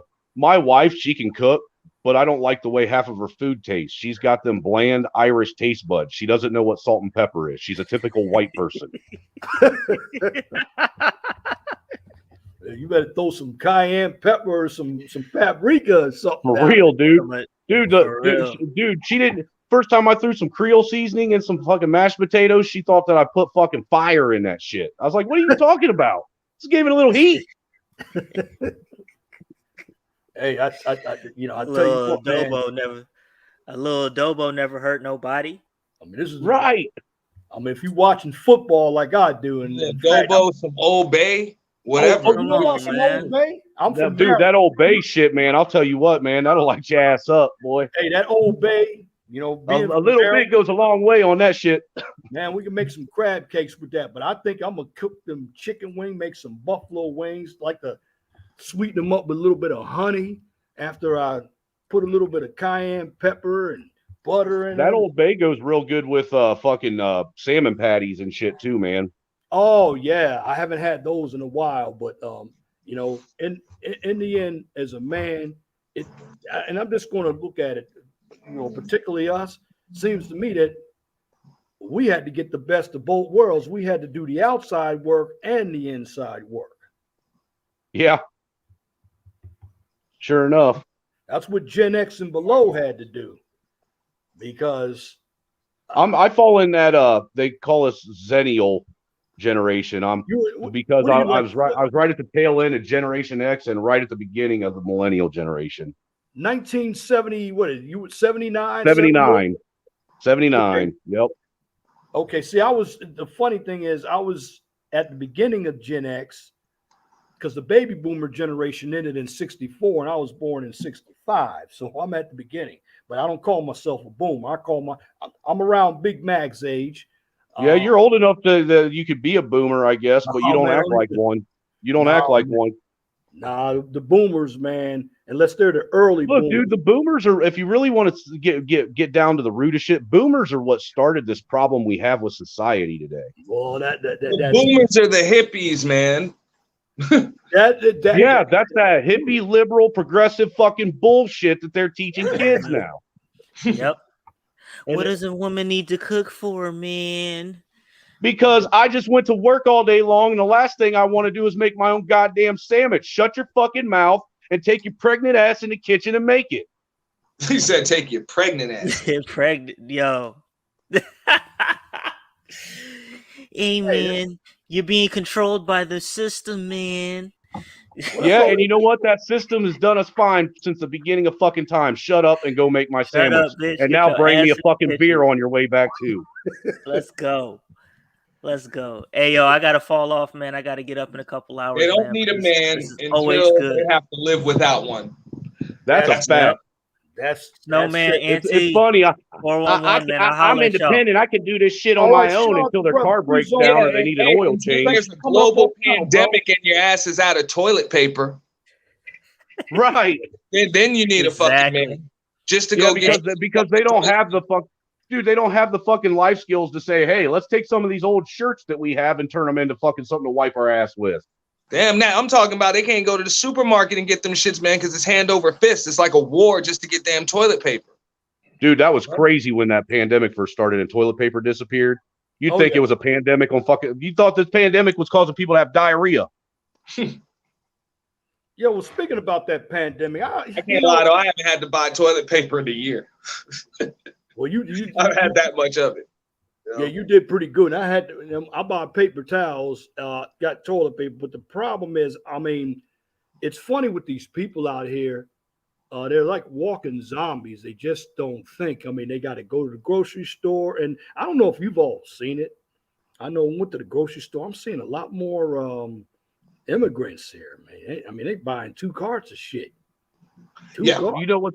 I keep telling people that, you know, since you said zombies, it's when you go out and walk around and interact with people, it's almost like they're not people anymore. You're walking around and all you see is a bunch of fucking avatars walking around. You know, that is very, very true. A number of these individuals, their brains are shot. I mean, they are no common sense. I just dropped the link. Anybody else want to come up on the panel? Big Mag, Osama. Hey, Theo, when the pandemic started, I didn't give a crap about nobody, period. Anybody asked me for help in the beginning, I said, fuck you. Figure it out. I've been warning your dumb ass for 10 years that this shit was going to happen. Don't be mad at me because I was smart enough to think ahead and you were just thinking about today. I still see people out here driving with a mask on. Now, don't get me wrong with me saying that, like me and my wife, because we were financially better off than a lot of people. We didn't have to worry financially like a lot of people did when this pandemic started. So probably about 60% of all that stimulus money that we got that we didn't need, we gave that shit away to people that actually needed it. You know, we would go out and pay their fucking rent for them, or we would pay their fucking electric bill for them or something, or we'd take them out and buy groceries for them. But we would make sure that either we paid the bill that they needed paid, or we would take them to the store and we would let them get the groceries and pay for the groceries. You know what I'm saying? We weren't just handing them money.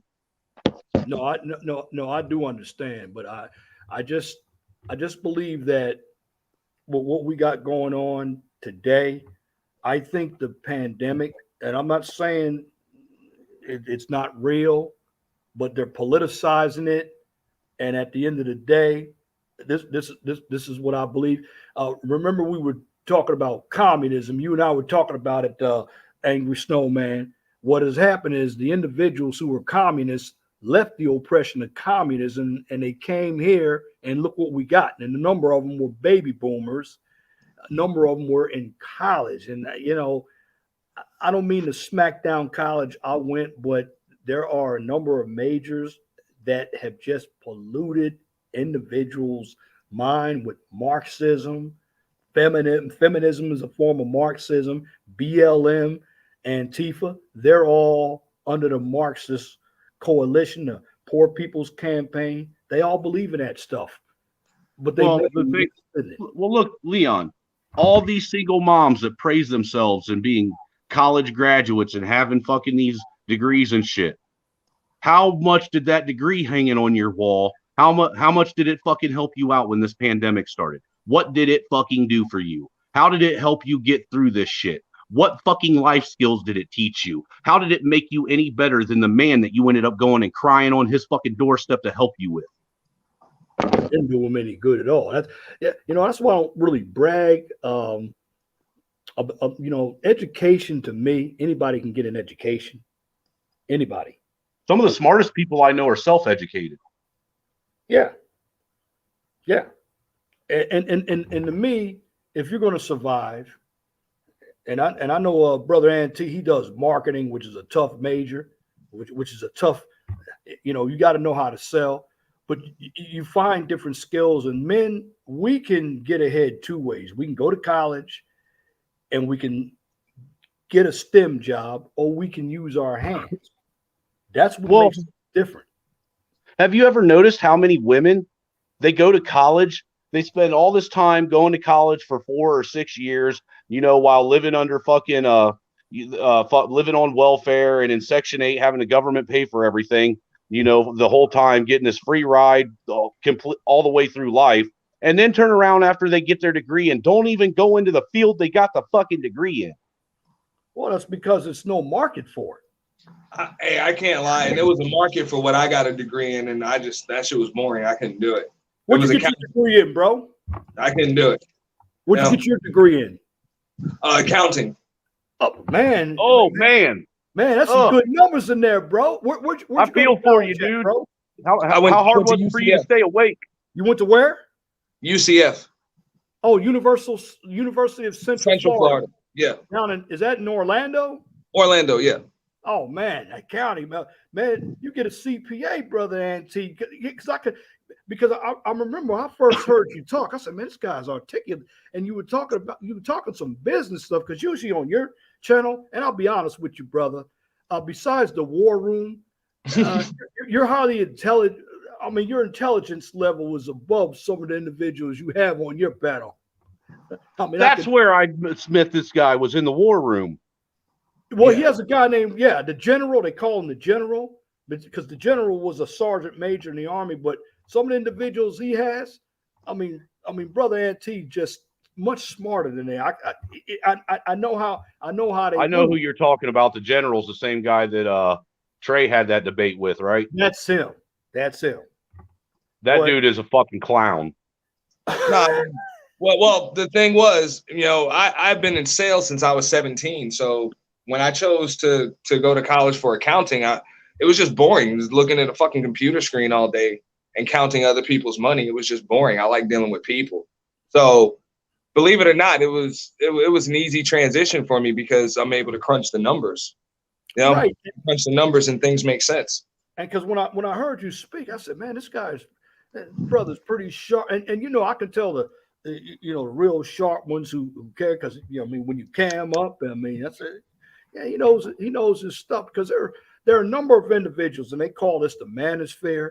Okay, because I have my degree from Temple University, and I'm taking courses at Purdue right now, University. I know, shout out to Theo. He's not a Purdue fan. He went to University of Illinois Champaign, but I like engineering. I took STEM. Damn, you guys gonna make me cam up and make me feel like the odd man out and shit, man. Show all my whiteness and shit. That's all right.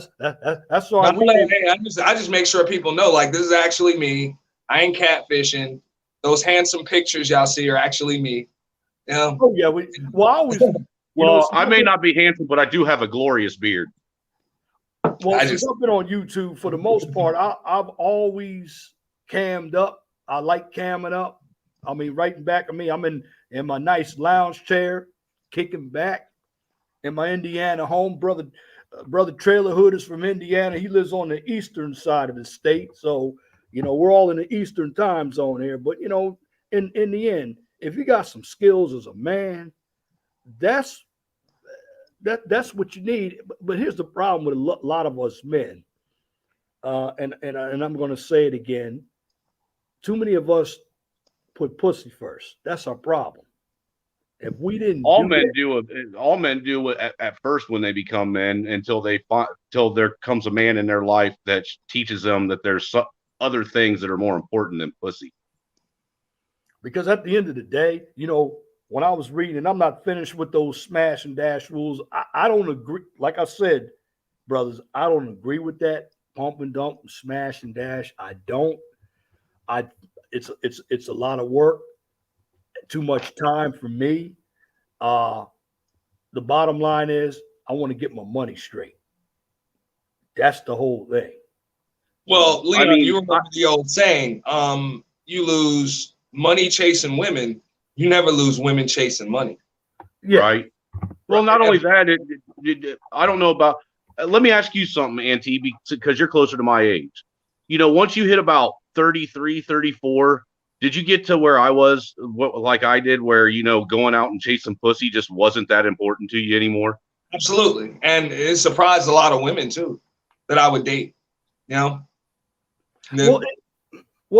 after a while, that's just called growing up, though, because, had I had this information, let's say about 20 years ago, I'd have been better off, too, because there was no YouTube. There was no Facebook. I mean, there was none of that. I just believe, and I know Brother Ramil, he brought it up. Too many of us men, man, we need to start being a little bit more entrepreneurial. I mean, I got to go myself. I'm trying to take my engineering exam. I got a little side business called Quality Control Inspection Services where I design stuff. But, at the end, we need to get our money right, because when you have money, you got a little bit of power, and then you don't have to go and work for somebody. Absolutely. I mean, that's something that I think the education system fails our kids on, is they are teaching them to be employees rather than be employers. And I've always said that. And then, okay, as much as I love my mom, she was go to school, be this. My mom wasn't very entrepreneurial. She was not a baby. She was born in 19. My mom and dad are still living. They were, I don't even remember, the silent generation, the World War II generation. she always believed in going to school, getting that degree that'll help you out. But after a while, you start to grow. You're making money for other people.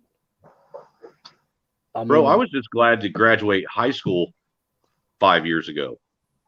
Well, as long as you got a skill, though, I mean, it's. Well, see, I've always been one of them dudes that I can learn pretty much anything if I set my mind to.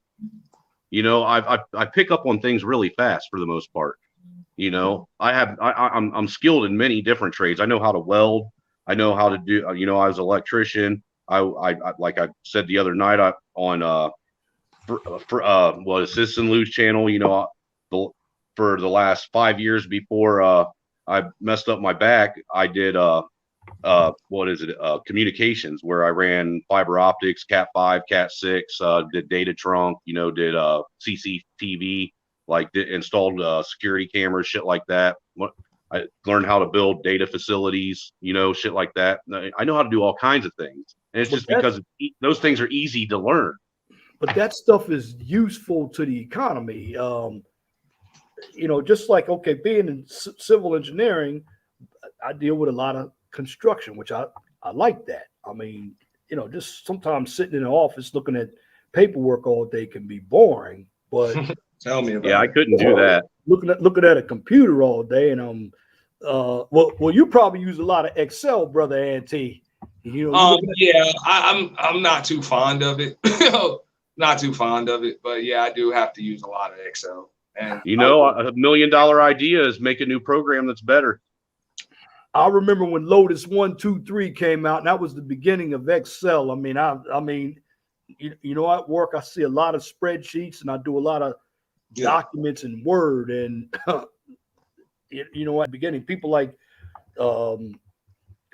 Theo, he's good with IT. I mean, there's so much out there that we can do, and I always tell men, let's get on the ball. And there's too many men that are afraid to use their hands these days and get their hands dirty. Yeah, but also, like, if I could do it all over again, this is just me personally, I probably still would have went for accounting, but I would have just became a sports agent. Well, that's what I would have done if I could do it again. Yeah. Well, with that accounting background, though, you can work in every business. Yeah. Even if you don't do it, I mean, tax accounting. I mean, you could already. All you need to do is get your CPA, and if you get that, hell, or you get your CMA, you're in like Flint. Or Brother Angry Snowman goes and gets a welding cert, because what I learned about education is just not the degree alone. You got to get some certifications are a big deal, especially in the construction industry. They are like even being a plumber, you got to be licensed, and that takes some. You either have to be licensed or you have to be working under somebody who has a license.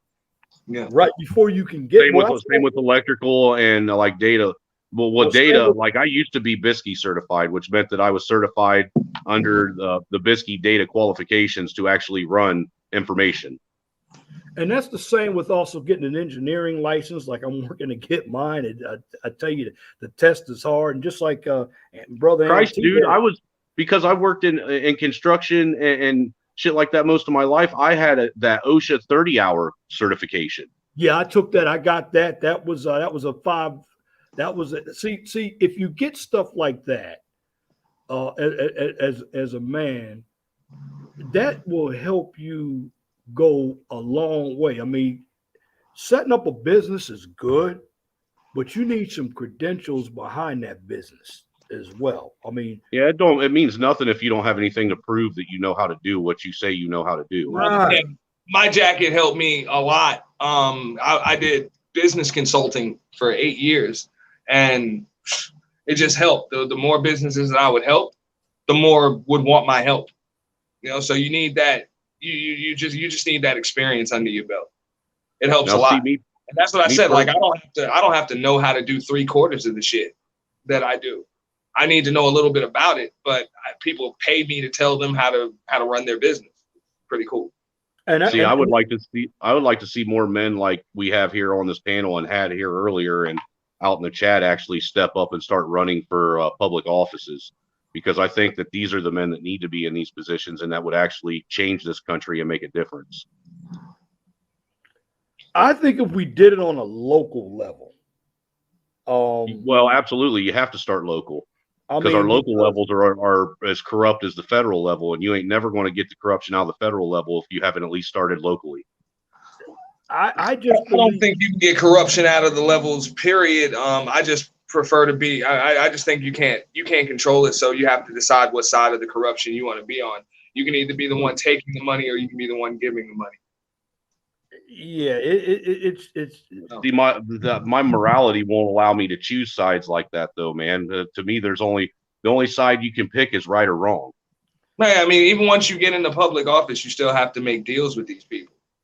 you got to do a lot. Yeah, but you can do it in a moral way, I'm to just where saying, you're not fucking your constituents. But the people that are making the decisions, they're taking briefcases full of money. They for are those decisions, and you want to know something? It sounds corrupt, but that's actually perfectly legal. Yeah. I mean, if I could get contracts, like if I was a congressman and I could get money for my district, I don't believe that's corrupt. I'm getting money for my district, and they'll vote. But you got to be doing something. A lot of these politicians, they really don't do anything. They lie. I mean, They vote on fucking infrastructure bills that are 28,000 pages long that we know damn well they didn't read. Yeah, and I tried to break it down. And I only broke it down to the surface, brother. But at the end, going through 2,700 pages, that'll take me damn near 6 months to do that. Well, like I tell people, the main reason why a guy like Trump, forget why he got elected, the reason why a guy like him decided to run for office is because you have he and people like him and friends of his that said, you know what? I'm sick of having to pay these damn lobbyists to get shit done. If we had one of our guys up there, we wouldn't have to go through the lobbyists anymore. We can just get shit done. That's one of the reasons why he was removed. Because a lot of lobbyists were cut out of the equation. It was just totally cut out the middleman. Yeah. And the lobbyists, that's who was running things, the lobbyists. Yeah, they get a lot of that pork in these bills. And just like Leon said, it's legal. It's legal to take large sums of money to influence politicians. Well, not only is it legal, but that's how these guys. Well, you hear how they talk about how they got the Democrats and Republicans in Congress have to pay their dues. Well, paying their dues is they literally have to get on the phone and call lobbyists themselves to get money. You're right, though. That's paying their dues. Isn't that something? Right. And that's what I mean. The only way to fix that, it has to fall first. It has to fall first and be rebuilt. Well, that's just my take on it. These politicians have been bought, though. Yeah, all bought and paid for.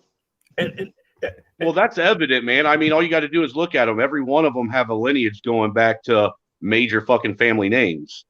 Even Obama does. I didn't know his lineage goes back to some of these famous presidents. Dude, he's like the fucking fourth or fifth cousin to fucking George Bush Jr. Yeah, absolutely. But unfortunately, and you can even talk about the dead people that he ran against when running for Senate. Right. Just to get himself to the Senate. Every single candidate that he had to run against either ended up dead or just disappeared. Mm-hmm. Got Clinton sided. And I think that's. But people think he's so righteous. Yeah. He was the black genius, brother. He saved America. Unfortunately, now I don't talk about the community. You hear the word going on. I don't talk about that because, brother N.T., you might understand this. You probably do. A number of African Americans, they don't know anything about any politics. They'll go through their vote. And many of them, they're happy being workers. They're not happy getting any real money. They're not. They're happy with That's a because job. they've never had real money, so they don't know what it is. Well, they also don't understand that real money really has very little to do with money. It has to do with what you control. Right. You can hit the lottery for $2 billion tomorrow and be literally worth less than a guy that's worth negative $3 billion. All because of what he controls. There's another old saying that says, look, if you owe the bank $1 million, the bank owns you. But if you owe the bank $1 billion, then you own the bank. And that's really the gist of, understanding how everything works. And that's why when it comes to voting, I don't vote for anybody that wants to take from me. Well, that's why I've stopped voting. I've decided that I'm not voting on any of the national level elections anymore. I'm only voting state and local. That's it. That's all I care about, because that's all that actually directly affects me. After I saw 10 million votes manufactured in the middle of the night, I'm done. Right. With that. Wow, you saw 10 million? Yeah, manufactured in the middle of the night. I think we all saw it. Yeah, and it just, just manufactured in the middle of the night, just came out of nowhere. Yeah. Right. And I didn't vote for any one of those damn candidates. I didn't care. I casted a ballot that said none of the above. I wrote it in. And if you look at it, and you got people in these liberal states and shit where you got people in these liberal states where you hear the citizens of these liberal states constantly talking shit about their senators and their congressmen and women like Nancy Pelosi and Maxine and all these motherfuckers that are hardcore liberals that just have become millionaires off of bankrupting their constituents in their state and they expect people to believe that they still got voted and reelected back into office when their entire state, when you talk to the real people, the real citizens, are saying that they don't agree with anything they're doing and they have nothing in common. And they've drawn the lines out, or they gerrymandered the districts so that the same people could get in. So if you are a challenger, it's going to be very difficult to beat the incumbent. Well, see, and that's why it's pissing these guys off that you got shit like, what was it, Virginia election? I find it interesting that, that Republican won and they got all pissed off. But you notice that the media didn't speak nothing at all about the fact that the first black female, what do they call the vice governor? What do they call them? What's the name of those? The first female black lieutenant governor of Virginia just got elected this year, and she was a Republican, but they won't speak on the fact that the first black female fucking lieutenant governor got elected because she's a Republican. That's always, down there where Aunt T lives there, I think the lieutenant governor is Hispanic, I believe. I'm not sure. Our governor is DeSantis. I ain't got no problems with him, man. He's cool. You guys got the best governor because we got. When they deemed Rhino fucking Holcomb, man. They deemed us as an basically in bed with China. Man, a marketing company. They deemed us an essential business within a week of those damn mandates that non-essential businesses had to shut down. They said you're an essential business because you're essential to essential businesses. Well, tell me why all these mom and pop stores had to shut down and weren't essential, but all your liquor stores were. Mom and pop stores, barbershops, man, bullshit, man. They let the casinos open right the hell up. They sure did. Like I said, and they kept liquor stores open. What's essential about a liquor store, yo? They wouldn't even close Miami Beach. They were like, to hell with that. All they did was tell the locals, you can't come, but the tourists come have a blast. Another state, and they're right behind Florida's Texas. Now, unfortunately, with Texas, and I see it with Florida, you got all these individuals moving out. I call them the commie states, like California, New York. Well, they're moving out of those states and moving into Florida and Texas. But here's the problem. They're moving down there, but they did not leave that liberal mindset behind and what's going to happen. Because I know Florida and Texas don't have a state tax. There you go. You just hit the Well, nail Leon. right on the head. This is something that I went through. I had to curse a bunch of my friends out because this dude, Andrew Gillum, that was running for my governor, God. a couple of years ago, I heard of him. they were like, I'm just saying, like my whole Facebook feed was like, vote Gillum, go vote Gillum. And I said, why? They're like, because he's black. I'm like, you're trying to put state tax. We're in Florida. We don't want state tax. Like, are you out of your mind? If they're going to give me state tax, I'm moving to Georgia. I'm going to get more for my money in Georgia. But I stay in Florida because there's no state tax. Well, Yeah, Leon, let's tell this guy about our last governor's election, where And they fucking where they before you called go, and then we find this guy Gillum in a damn hotel room with a male prostitute, I heard. fecal matter and blood all over the damn bed, and bags of damn meth or dope or some shit like that on the floor. And he used to Nobody be say the. that. That's what Well, you look, find. dude. That's what you find a year later. Well, And look, he dude, used- our governor that we got, he actually had, and I honestly believe Rainwater had enough fucking backing to give him a run for his money.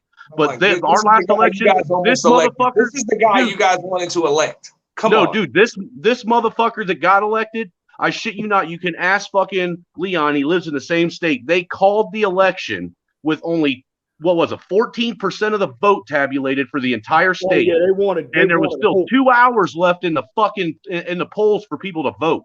Now, What they called it. Holcomb used to be the lieutenant governor under guess who? Mike Under Pence. fucking what's his nuts?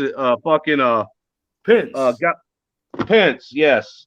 Yeah. And if he didn't run with, if Trump didn't pick him, Pence was going to lose. We would. Because look, dude, I actually worked on the governor's mansion when Pence was the governor. And then who? And then you know who we had before him? What is his name? He's over at Purdue now. He sold the toll road. So Fuck, I don't remember his name. oh God, I can't. Let me look him up right quick. He's the president of Purdue University. But Pence's brother, he's one of the fucking he's one of the state senators here in Indiana now too. Oh yeah, Mitch Daniels was his name. Mitch Daniels was the other governor. But you heard about that shit where they said that they found proof and pictures that Holcomb was in bed with China, that he was actually getting fucking some kind of money or something from him. They came and gave him an award for some kind of shit. One of the head fucking or one of the big wigs from the fucking Chinese Communist Party. Did you? I know you heard about that. Money, man. That's what I'm saying. They all take money, just like Leon said. They're bought and they're paid for. They all are. of them. It's just the way things are done up there. That's why I'm sorry. I was always told that maybe you should run for up there. Hell no. How you gonna run for office if you can't get fucking the money to fucking buy your way in? Yeah, you're gonna have to buy your way in, and then you're gonna have to, you got to get people that are gonna really back you. You have to get the people that are gonna back you. And don't get me wrong, if you've got the charisma, they'll come to you. But I'm good. Well, not only that, it's like even with that same analogy, you can use that with the fucking police, where you got people that are getting tired of police overreach and shit like that. Well, if you got a problem with it, go join the force and change it. How are you supposed to change it when you're only one person going against a whole fucking corrupt system? And I was gonna say, and they have a lot of underlying rules and shit like that. And the fact of the matter is, most well, I'm not gonna say most of us, but a lot of us couldn't join the damn police force anyway. Your IQs are too high. They wouldn't hire the police academy, like they wouldn't hire. They want dumb jocks. If you have an IQ that's over like 104, most of the time they won't even hire you to be a policeman. Yeah. I can't do it. I got a IQ of around 130. I mean, that's pretty good. Yeah, and I just believe that. Okay, we're here talking on the panel. I'm not gonna say all the time, but most of the time. Yeah, a lot of us really do need to become. I don't care what your race is. We need to become entrepreneurs, because to me, real freedom is basically escaping the handcuffs of some of these governmental policies out there. Well, that's just it, Leon. Most people don't want real freedom. They just they just want the handcuffs loosened just enough to where they can move the wrist around. Unfortunately, that's true. Most people aren't. They're not capable of being entrepreneurs, and I know this because I speak to entrepreneurs every single day. It's my career, and most people just aren't capable, and the government's trying to do away with free enterprise. They really are. They don't like it. No, because because if you really have a lot of free enterprise, do you really need a lot of government? Well, they don't want you, and not only that, they want everybody in this country working for the corporation of the United States of America. Yeah, and that's another thing too that's really a threat to the government. Families are a threat to government. Because if you had intact families, and I'm talking about of all races, why would you really need the government? I mean, the government is supposed to be there to protect your rights. We do have a constitution of the United States. Not anymore. It's called not anymore. They're fucking destroying that with the U.S. code. Well, this is one of the reasons why, like, when you're talking about a nation that's backed by debt, that being the United States of America, oh my goodness. And then you have an you know what I'm saying, you have the greatest technological invention in the history of mankind, that is the internet.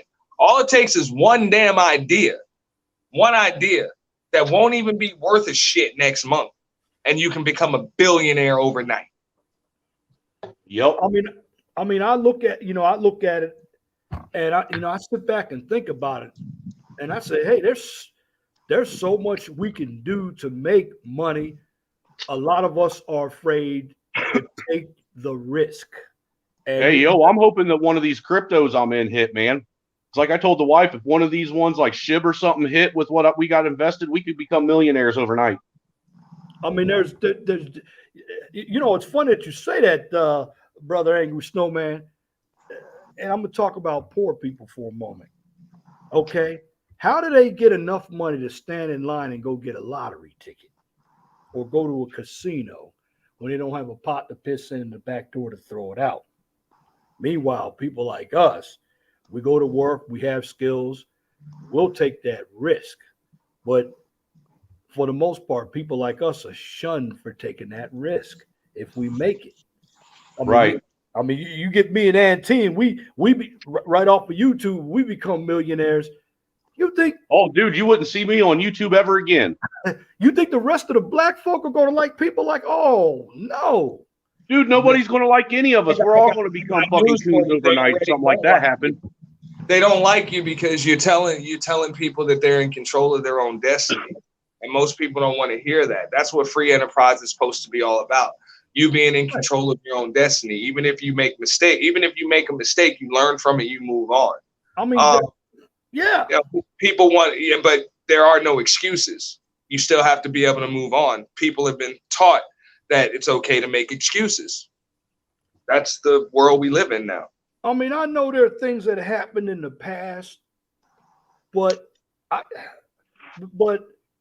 as I get a little older, my mindset is, change. Even college, being berated to go to college, you got to be able to look at the real world. Okay, we know gas prices in some areas are high as hell. We do. And when it comes to relocating, you got to also have a strategy. Like I lived in New York. I lived in Jacksonville, Florida. I lived in Virginia. I lived in Texas. I lived in Maryland, and now I'm in Indiana. And a few of those, and I lived in Pennsylvania. And a few of those states were high tax states. Pennsylvania was a commonwealth. Virginia was a commonwealth. I wish I could have stayed down there in Jayville. Jayville's getting big down in Florida. Yeah. Good thing you never went to Ohio. Ohio's done nothing but a prison state. I'm like, I ain't moving to Jayville, man. It's too damn cold. Well, I live in Florida. It gets cold there. To respond to what you said about the past, man, I've always believed that there is truth about if you forget the past, you're doomed to repeat it. But I think the part that people fail to remember that goes along with that is if you live in the past, you'll never leave it. You know what? That's very much truth right there, and that's what's going on in this country. With this Rittenhouse. I mean, how long is this deliberation going to be going on? I mean, you got Dude, it's probably going to go on forever, dude. Think about it. Would you want to be one of those jurors? well, absolutely not. If I were one of those jurors, the damn verdict would already be in. Yeah, he would have got all. Dude, if I was part of the fucking the grand jury that indicts, I wouldn't have even brought it in as a case. I mean, the prosecution. I was like, you telling me all I got to do is sell 11 other people on why this is one way or the other, and all the evidence is laid out in front of us? Let's get this done and let's get the hell up out of here. But it's just that these individuals are really afraid of BLM and Antifa. That's the problem. That's crazy. That's crazy. Well, look, dude, I never thought in my wildest dreams that you would see so many people from the black community caping for a bunch of fucking white pedophiles that got shot. Listen, I can't explain that because I don't hear anything about that Aubrey. I haven't heard anything about except Jesse Jackson and Al Sharpton and probably Ben Crump down there trying to get in that camera and make that money. You see, some of these guys, they want to continue to be relevant by talking about racism all the time. That's how they made their money. What's a hustle? It is a hustle. I mean, this is what I try to tell people. Politics is a hustle. It's a dirty game, but it's a hustle. Always been a hustle. Well, you think about this too. Even college. You have a college out there. College is a big hustle. How much endowments do some of these colleges get, like Harvard? I mean, I looked at, man, they make billions of dollars. Here's something that'll make you sick. Look into the numbers of how many millions and billions of dollars these colleges got for stimulus money. You know what? Look into how many of these billionaires, these quote unquote billionaires like fucking Warren Buffett, who actually got stimulus checks and kept them. You know who else got stimulus checks? Some of these NBA teams and NFL teams, I believe. They got, so, I mean, we sit down here and talk about the infrastructure bill and everything. You got a lot of people getting a big piece of this change out here. That's known as corporate welfare. And we talk about welfare. Man, we've had people get PPP loans and go down there and get booty lifts. Well, Computer Boss made a comment, and I want to comment on, give him another thing to think about.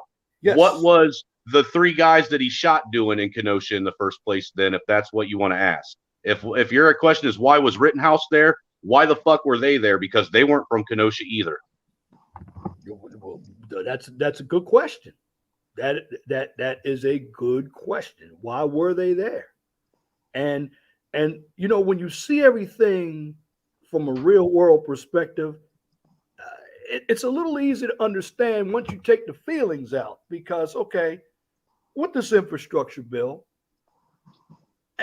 and I gave you some of the numbers, Brother Angry Snowman, and I'm going to tell you that $500 billion for 5 years, that's a drop in a bucket. Because that's $100 billion, and is it going to go to these bridges? Man, look, I used to work for NDOT, the Indiana Department of Transportation, and the Pennsylvania Department of Transportation. We still got some of the worst roads out here. Yeah, we do. There's some dude coming to Muncie. Good God. I mean, now here's what happens though, too. So you all know how this money gets transferred. Because if you go in every state has a DOT, which is a state Department of Transportation. But also every state, particularly it's in the capitals of every state, you have a field office of the FHWA. You want to know what the FHWA, which is the Federal Highway Administration, you know what their job is to do? To oversee where that money is being spent. because when I worked on highways, and the state would hire contractors to do the work for them.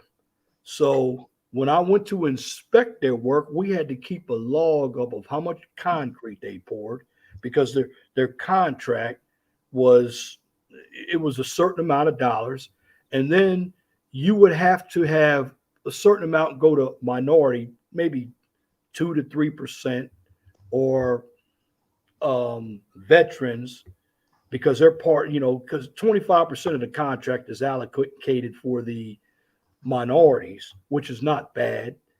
But a lot of this money for highways comes from the FHWA. That's where it comes from. And at the end of the job, you may get an audit. You're like an accountant. You have to keep track of all the quantities. And if you don't spend that money right, they take it away from you. It's all about the money. It is. And these contractors are very, very slick. They'll come up. Because when you have a contract, they love this is an unforeseen field. This was unforeseen in the field. So what that does, it changes the original contract amount, because you got to add a change order to it. That's where they make their money, from them change orders. People don't know this stuff. And then the contractors take advantage of the state. I've seen it. But with this infrastructure bill, the roads are still going to be horrible, because it's not enough money, not enough real money. But it's a lot of fat in that bill. But yes, these corporations, they're getting big money. And we already know it. And who's going to pay for the destruction of Kenosha? Who's going to pay for that? Who's going to pay for that? We are. As I say, the taxpayers. Taxpayers always pay. That's the way it works. And that's crazy. It's crazy. And this is why I always tell individuals, and I know you probably, because your channel calmed down a little bit too, Auntie. You got rid of all that fuckery there. I didn't get rid of it yet, but I'm working on it. I'm working. I'm here tonight. But I've been seeing your channel. I said, man, he's gotten rid of, because you don't want that. Because I heard you talking the other day about that. You don't want all that on your channel. And once you start to think about it, you don't want riffraff out there, because it'll bring you down. That's why I don't have it on my channel either. I'm like, get some brothers and I don't care what race you are, some people that talk with some sense, who read. And because when I see your channel, the problem is you do a lot of reading, but half the individuals on your channel, they don't read. That's the problem. They don't read. You can't talk. You can't talk. When you hang out in the spaces, what people see as a neutral, they see it as a neutral zone. They're going to try to use it as a war zone. Yeah. That's just the way it is. People will use your panels to come at each other and shit. So I kind of peeped that. And I see you not having that. And you're always welcome to come on this channel. You're always welcome, because we don't have that here. That's why I look for different audiences myself, because look, I'm all about free market enterprise. Okay, that's me. Sorry, man. I had to walk away for a minute. Wife just got home from work. Oh, I understand that. But we're all about free market enterprise here. That's what I believe in. And I don't care race. We're about the money. And until I see more channels talk about the money, because you're even starting, because once you get rid of that, and I know you're going to do it, you're going to say, man, I'm glad I got rid of all that. Because what's going to happen? Because I had some riffraff too, long time ago, and I let that go, because I don't care about them. They're not going to bring me down, because when you use this YouTube, YouTube is always good. It could sabotage. Leon, one of the best things that probably happened to me was getting my old panel shut down, because they got rid of 90% of the problems I was having. I think somebody's got YouTube on. Yeah, somebody got YouTube on. Yeah. It's not me. It's not me. I don't hear anything. Okay. I think I hear this. All right, hold on. Is it me? Yeah, it might be you. Yeah, it's you. Let me see what's going on. You probably got YouTube on.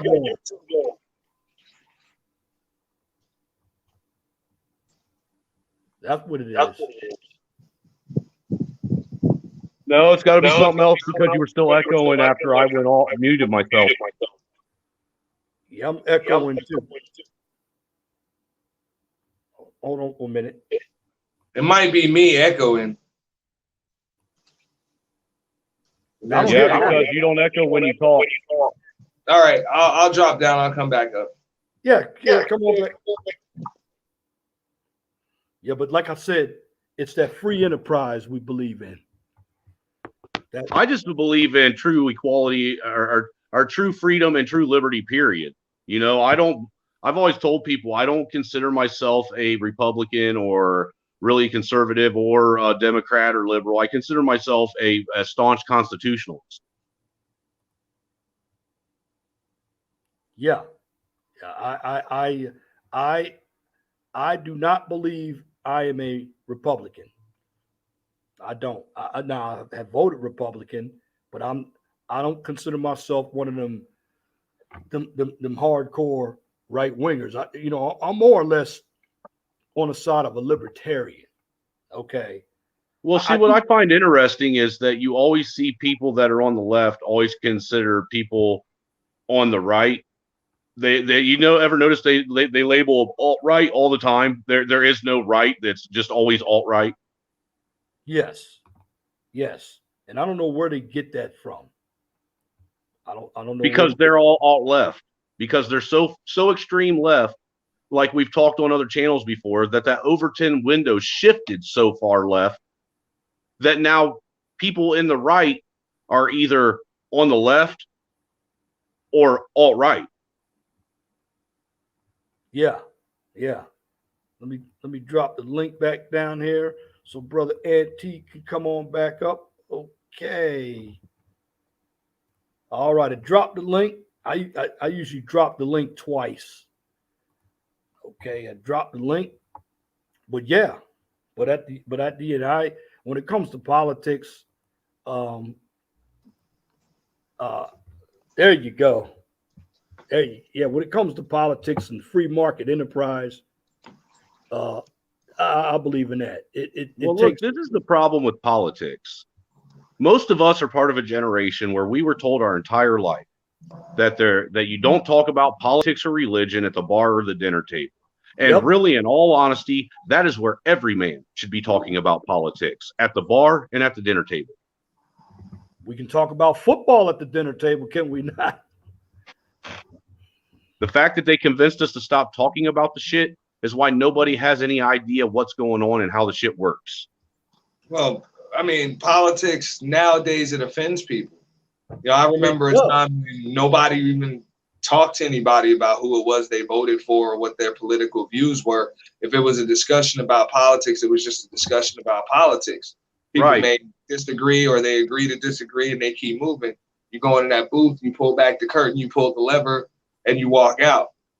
I mean, I can remember that when I was a kid, going to vote with my parents. Nowadays, people just broadcast who they voted for and what their views are, and shame other people for disagreeing with them. Well, that's because now we don't even have real court proceedings. Everything falls in the eyes of the court of public opinion now. So that's where politics falls, is in the eyes of court of public opinion. And if your politics aren't in view with that, then you're the enemy. And it also comes down to everybody is in their feelings. That's what we're looking at right now, to make people feel good. And this is why you have a number of individuals who don't understand the real world. I mean, think about it, and Leon. If we go by what we are being told by media and most of these people that are screaming the loudest from the highest rooftop, what we are seeing take place right now at this very second with two black fellas and a white dude sitting on a panel having a discussion and getting along just fine should not be happening. This goes against everything we're taught this country is about. That is true. And let me give a couple of shout outs. So shout out to Big Mag for your $10 cash app. Shout out to Brother Osama for your $10 cash app. And wish you guys could have come on the panel. We're having a good conversation here. We're talking about politics now. And you know, I'm enjoying you guys, and this is how it should be. I mean, we can have a conversation without the fuckery. Now, you want to see some? You go to Reg's channel. Reg will really he'll really give you some of that. He's a good guy, but that's what he likes. But no, shout out to Reg though, because you know Reg is honest. You know, he knows his channel's a gossip channel. You know, they talk about shit going on, and that's what it is. So that's what's gonna happen. And I like and Reg has been around for a while. I like Reg. I like Reg. He's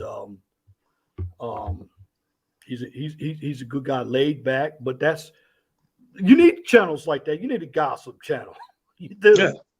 You do. No, I mean shout out to him. I've actually never even been on Reg's panel. I've been invited on a few times, but I've never been on. I like to come on because I like that shit from time to time too. You know, it's fun. I mean, I'm like, it's enough of that shit going on my own channel. Well, I mean, you got some good, like again, the War Room. He's pretty good, and you get some other guys, Joe W. Or you get some guys in there. Some of the females get crazy. Trinity. I tried to. I wanted it to be co-ed, so I'm happy about that. Like for the most part, you know, the panels are co-ed most of the time. You know, usually have. Bro, with my old channel, I tried to make it a legit multicultural, very diverse channel where we were talking about, you know, real world stuff with different people from different backgrounds on it all the time, and it worked for a minute. And apparently, people just can't get along. Well, people don't want to. That's correct, because that's what I want with my channel. I want it diverse, you know, co-ed. That's why I interact with the chat, and there are gonna be some people that don't. Because look, Leon, like you had that brother that was he said he was a professor at Cornell University for the last 20 years on your panel tonight. I had many teachers that were, had masters and doctorates in education that had popped up on my channel to get involved in discussions just because of the type of discussions and because of the environment of the panelists. They enjoyed being able to talk to people that they regularly wouldn't be able to talk to in their everyday life and have these discussions. But there were other people that didn't like seeing that. Right, because, again, those people who don't want to open their minds, they're not, I call them socially awkward. They're not into learning. Like, I'm glad you came up here. Now, normally Nate would come up here, but you know he didn't come up here, and that's okay. And shout out to Celine. We have thought-provoking conversations. Shout out to Auntie. I mean, you know what I'm doing with my channel too. I'm kind of evolving too. You know, after a while. You want to do something. You want to do something different. You want to have different types of content, and that's what's fun. That's why I'm glad I got you brothers on. I could hear different perspectives because my perspective isn't always right. And again, I want all the women out there. If you're still out there, we don't hate women here. Okay? No, we love women. When they stay in their lane. Right. I've never even said that, and I got accused of it the other night. I was told, "Oh, you want women to be submissive?" I was like, "I've never ever even used the fucking word." I think I heard that. I heard that. I've never even used the word. Where do you guys get this shit? I mean, all I like is cooperation. I don't even use the word submissive here. They don't even have to cooperate with me. Just get the fuck out. Well, look, you two both know just as well as I do that a real man A real man doesn't have to sit and bitch and complain, whine and cry, or ask a woman to be submissive. They are just No. naturally submissive to a real man. I don't. I don't know nothing about that. I know I feel like just about any woman is gonna try any damn man. She's gonna try you. Well, that's a fact. That's part of female nature. She's gonna push boundaries. It is what it is. You're gonna stand your ground. And hell, in this day and age, what the hell are you gonna do? You know what I'm saying? When these dudes complain about, oh well, the women kicked us out of the house. I'm like, how the hell did the woman kick you out of your own house? Yeah, I know there's no woman that's gonna kick me out of here. Because it wasn't their house. They moved into some woman's house. It's not possible. The woman gonna kick you out of your house? No, because it's your house. You know? Yeah, but that's what I'm saying is these dudes, they ain't having a woman move into their house, or they ain't getting a house after they get a woman. They're moving into a woman's house and letting a woman have that power over. Well, they're homosexuals too. They're homosexuals. They you know, they want that. And that's why they want 50-50 until they realize her half is bigger. Well, see, and that's where they go wrong, in my opinion. I don't buy that 50-50 fucking relationship dichotomy. It's all the way 100% or nothing at all. Oh, I got cursed out for saying that. I was like 50-50. You're supposed to go 100-100. Like, what the fuck is that supposed to mean? See, me and you were on the same time right there, brother. That's the only way it works. Well, yeah, 50, like, unless I can carry a baby for 4.5 months, I think 100-100 is the only way to go. That's right. I mean, I've had a pretty decent sized poop that I've had to let go of that felt like birth before, but just like Celine says, you got a lot of homosexuals, and that's what's wrong. And you know, I don't, you know, I'm, you know, who wants to complain about women all day? But I do have the checklist that, and I'm just giving you my point of view. We didn't finish everything on the smash and dash part. Probably do it next week. But I just want guys to, hey, look, get your money together. You don't have to worry about all this. Well, really, Leon, I think we're all getting tired of this victimhood, national victimhood status, and this race to see who can win the oppression Olympics. We're all tired of it. I'm definitely tired of it because it's not making me any money. We live a short life. Let's go get that money right. And you've heard me say multiple times, I have never in my life been anywhere where I've heard so many six-figure making men and women claim to be oppressed and victims of a system. Well, I know where you're going with this. People like LeBron James and, you know, those basketball players. See, here's the problem with those guys. It ain't even just them. There's a lot of people on YouTube that are like that. Claim to be six-figure brothers and sisters, but yet they're still oppressed. I gotta agree with Leon though, because keep going, big dog, because I know you're gonna get that. Look, we don't own anything. We need to own something. You know, brothers don't want to work with each other. That's the problem. At least I will say this about the sisters, okay? No matter how they do it, they find a way to get the money. They do. They'll go and even if they start a business on paper and get a TI, they'll find a way to get the money. We don't do that with each other because we're busy either crabs in a barrel or we're jealous of one another, and we don't even know how to agree or disagree with each other as brothers. That's the big problem. Well, let me explain something there. You got too many chiefs and not enough Indians. That too. Yep. And everybody wants to be the boss. And it just doesn't work like that. And the reason why you see more of a sisterhood and them willing to do it is because, let's keep it real, they know that most of them know that they'll never be in charge of much of anything anyway. Oh, well, that's true, brother. And so they're willing to work together because they know at the end of the day, there's still some white man that's probably going to be in charge of what the fuck they're doing. You know, but the brothers, it's like nobody wants to take orders from another one. Well, you're right. And when it comes to an organizational structure, it's always going to be a vertical. You got one guy at the top, all the little guys at the bottom. Here's what you do if you're the little guy. You're the little guy, you learn your craft, you try to move into an operations supervisor, then you get enough money and go break out and get your own. That's what you got. If you own something, you got a little bit of power right there. But remember, come power, you got to have that responsibility, because if shit goes wrong, guess what? You're responsible for it. And just like you said, Brother Anthony, nobody's sisters, little power they got, they can't even have leadership because they're not responsible people. They're not.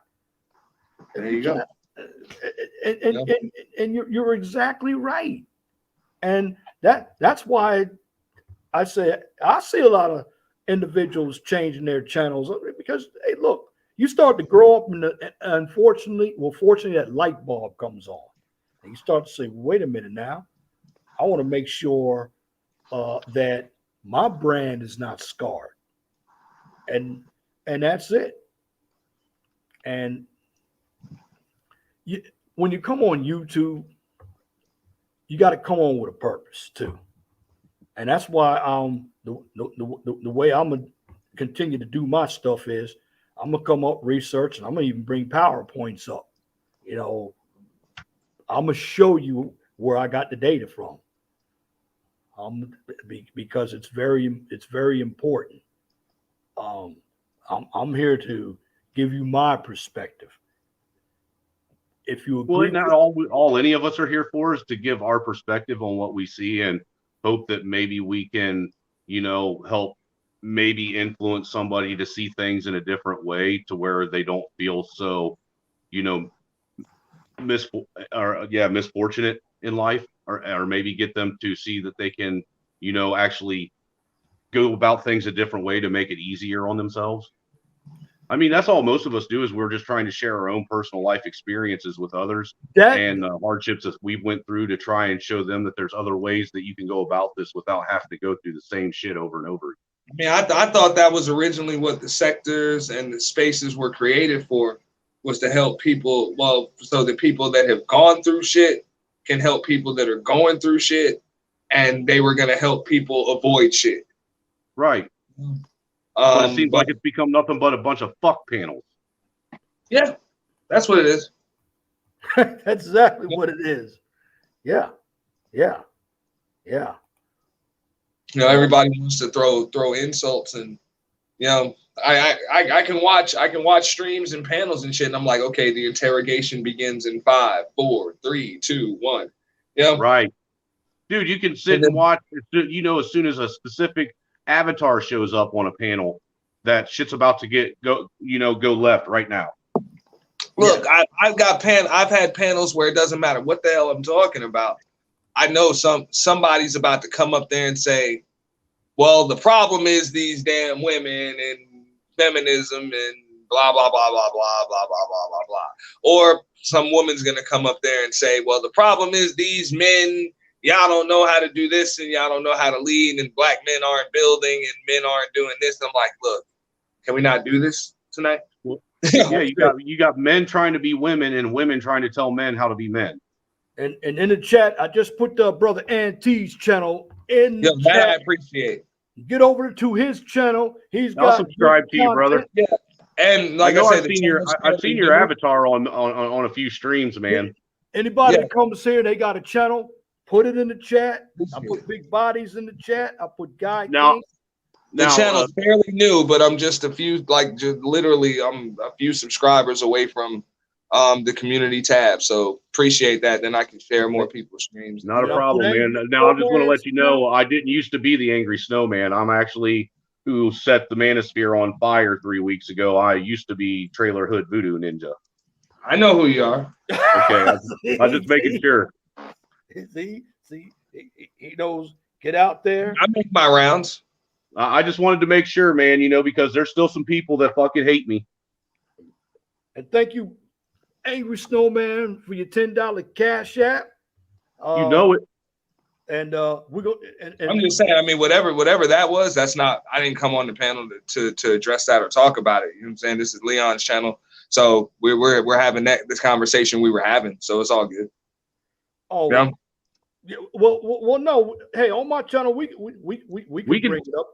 Leon, that situation that didn't have anything to do with me. It didn't have anything to do with me.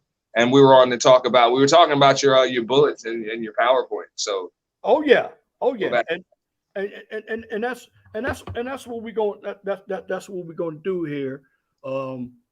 Everybody is well. Good people are welcome, and I support more of the smaller channels because my channel is still small as well.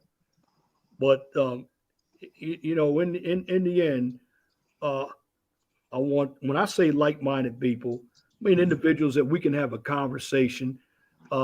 We can have our disagreements without being disagreeable, wanting to fight one another, be grown men about it. We're not supposed to agree on everything. No, we're supposed to be learning, and that's what I have. And you know what? And you don't learn if you're always right. You got to make mistakes to learn. Oh yeah, and What you mean? I'm not always right. I'm not. Hey, I'm not always right either. Every day. Well, I mean, I don't know. This is the first time I've actually talked to you personally, so I can't make that judgment call. But, you know, just going by my own personal, you know, experience in life as a man, I would say that the chances are that you've probably been wrong a few times in life. Damn. Right. I'm gonna go over this. I'm gonna go over this. Let me go over this poll, and then I'm gonna get ready to close it out here. Okay. That poll wasn't even fair, man. You probably got 90% one way. Right. I mean, there's no other way to answer that, really, unless you're a dumbass. Yeah. Well, I'll get better with the polls. But the poll I got: should black men start thinking about making money instead of sex at the top of their list? Out of 32 votes, we got 91 yeses and 9 no's. Those 9 no's were men that dress up in dresses on the weekend. I knew you were going. I knew you were going with that. So what I'm going to do, fellas, it is, and we're all in the Eastern time zone. It is 10:53. I know I got to get up for work. We'll get ready to close it out. And I just want to thank you all for coming up on this panel. And Brother Auntie, don't be a stranger. Come over here. Hey, No, I appreciate you ought to swing through tomorrow because I'm going to try and get Leon and Free Zone and a few other folks up, and we're going to do a review of MTV's documentary White People. I'm gonna get over to Angry Snowman's channel. Come on over to, but don't be a stranger here. You can relax, drink your wine here. Yeah, and you're welcome. Anybody's really welcome on my channel as long as they don't come up there and treat people like assholes. You know, just treat people with respect. That's all I've ever asked. Right. You know, we can talk about whatever as long as the discussion that's had is done in a respectful manner. And this one was very well respectful. So, Brother Auntie, Brother Angry Snowman, thank you for coming up. Brother Auntie, let me have your closing remarks. Yeah, man. I definitely want to finish the rest of those bullets. I was listening from the clouds for a little bit, and I agree with just about all of that. You know, and it's not about like MGTOW shit or anything like that. No, it's pretty much just men need to learn how to protect them. They need to learn how to protect themselves. And I didn't mean to cut you. I got some more coming up. We'll finish them up, and then I got some other ones to. Yeah, no, men need to understand, protect yourselves. And this goes for all men. You know what I'm saying? It's not just black. All men, protect yourselves because these women are out here trying to protect themselves. They're going for the bag. Like Absolutely. They're going for the bag. You got women that are able to get $200,000 a month in child support. Right. You know? Like straight up. That seems to be the topic. Like, so our hoes winning, and I'm going to do a stream on that pretty soon. Our hoes winning. Hey, I don't know if you can say they winning or not, but $200,000 a month, hell, I'll take it. That's winning. If all I got to do is take it. They definitely got a financial head start. That's right. And like again, so protect your seed, protect your wallet. That's it. There it is. There it Dick is. discipline. There it is. So that's brother Leon's phrase. He coined that. Dick discipline. Dick discipline. Human toilet. That's when you deposit. That's right. So thanks for having me up, big dog. I'm gonna all drop right, down. bro. Salute. Pleasure, man. You have a good night. It's a pleasure. Again, salute, big dog. Thanks. Hey, later, brother. Yeah. Brother Angry Snowman, your closing comment. The angriest of them all. That's all right. Thank you for coming up here. I appreciate it. Hey, not a problem, man. I always appreciate coming up and chopping it up with you fine brothers over here, man. For real. It's nice when you can have discussions with logical and rational people. And you're welcome to come up here. No hard feelings here. Come on up here and enjoy it. Right. As far as your show, I'm with Auntie. You know, your bullet points. It isn't even it isn't a MGTOW or red pill or blue pill or pink pill or whatever pill you want to call it thing. It's a reality thing. And that's that's why I did not want anybody to be offended. I don't believe in it, but it's controversial, but I had to do it. And well, the truth of the matter is all those bullet points are things that men and women both used to be taught by their elders. Yes.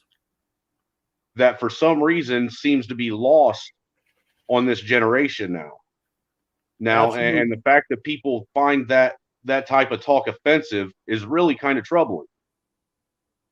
Yes, it is. Absolutely. You know, and like Auntie said, you know, men really do need to start protecting their seed and their wallet. You know, if you protect your seed, it'll protect your wallet. The system is not set up to incentivize men in any way, shape, or form. Not the social, not the judicial system with the family courts, nor our social system the way it's structured at this point.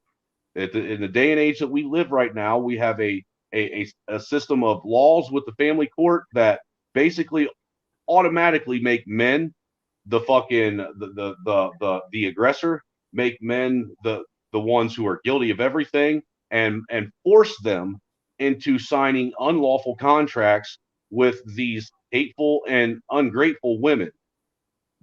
And as far as the social structure, women are able to get away with not having to deal with the responsibility of their bad decisions and their bad choices. They can just go and make it disappear and wash it away like it never happened. Whereas men get told, you should have thought about that before you went and tried to play house if you weren't ready to be a husband or a father. So all the way around, our society is against men and fathers in general, and our system of our governing, but our law system is structured to where men are basically, you know, guilty by association, for lack of better words. They're just guilty because they have a penis between their legs. That's it. And something else we got to get into. Still got to get into this infrastructure bill. I scathed the surface. In the beginning, I've got all 2,700 pages. I'm going to have to put it on a different thumb drive. It's about 3,500 kilobytes. So it's a pretty. It would be something very large to print out, but I did give you my overview of it. So Brother Trailer, Brother Angry Snowman, you're welcome to come here on this channel. And I appreciate you for coming up tonight, because the real proof is, okay, if you really don't have anything toward that person, let them come on. See what your audience is going to be. Right. And you know what? I did. And you're always welcome up here. Hey, I appreciate it, you know, and for anybody out there that, you know, I just want to put it out there, you know, I've said it on other streams as well. Anybody out there that, you know, they may have, you know, feel some type of way about whatever they may have heard about me or heard me say, you are more than welcome to engage me with it. I'm not a coward. You know, I have no problem answering to whatever questions someone may have about what I said, didn't say, or acted or didn't act. You know what I'm saying? I'm still a man at the end of the day, and I can answer to my actions, because that's what men do. And that's it, my brother. Well, I'm going to go ahead and drop you down, brother. Yeah, you have a good night, sir. I appreciate you.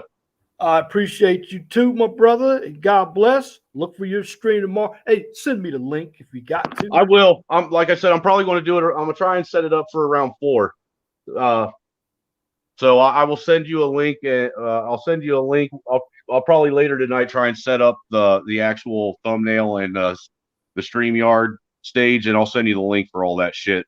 Probably later tonight when I get done. That way you already have it. All right, my brother. Well, thank you for coming up, and don't be a stranger, my brother. Absolutely, man. Later on. Later. And again, I thank the panel and the chat. We had a good conversation tonight. Overall, we went over the topics that dealt with the liberated women, known as putting them in the category of smash and dash. Now, again, I want everybody to understand this. I do not believe in smash and dash. I'm not a whoremonger. Still have more bullet points to go through. But sometimes you have to put a little controversy out there. And it's not me being a hypocrite. There are guys who really believe in doing this. I don't think it's a safe method, from my humble opinion. It takes a lot of energy. And for you men out there, I'm just going to say this. Protect your seed. Get your money right. I just believe most of us basically revolve our whole lives around an ungrateful woman. Now, I'm not saying all of them are bad, but a number of them who've been raised in this matriarchal or feminist ideology, regardless of if they vote Democrat or Republican, a number of them want traditionalism and they want modernism at the same time. Those two basically don't work.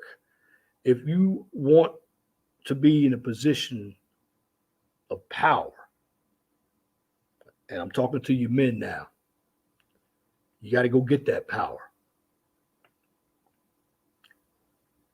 And big powers dick discipline. Stop lusting. Think of yourself. This is what Red Pill is about. And I just want to say this. When it comes to being Red Pill, a number of you guys who have come on YouTube, you came up here under the umbrella of Red Pill, but you're really Blue Pill. You're upset that you can't get women. You should be upset that you haven't improved your lives. I'm just going to say this. Want to be Red Pill, you have to look at the truth. You have to understand the real world. Now, I'm not here to tell you what to do. I'm just giving you my perspective. But to be truly Red Pill, you have to understand the truth. The real world is your ally or it could be your foe. It depends on which way you want to go. And when it comes to African Americans, you got to get off that communitas shit. There is no black community.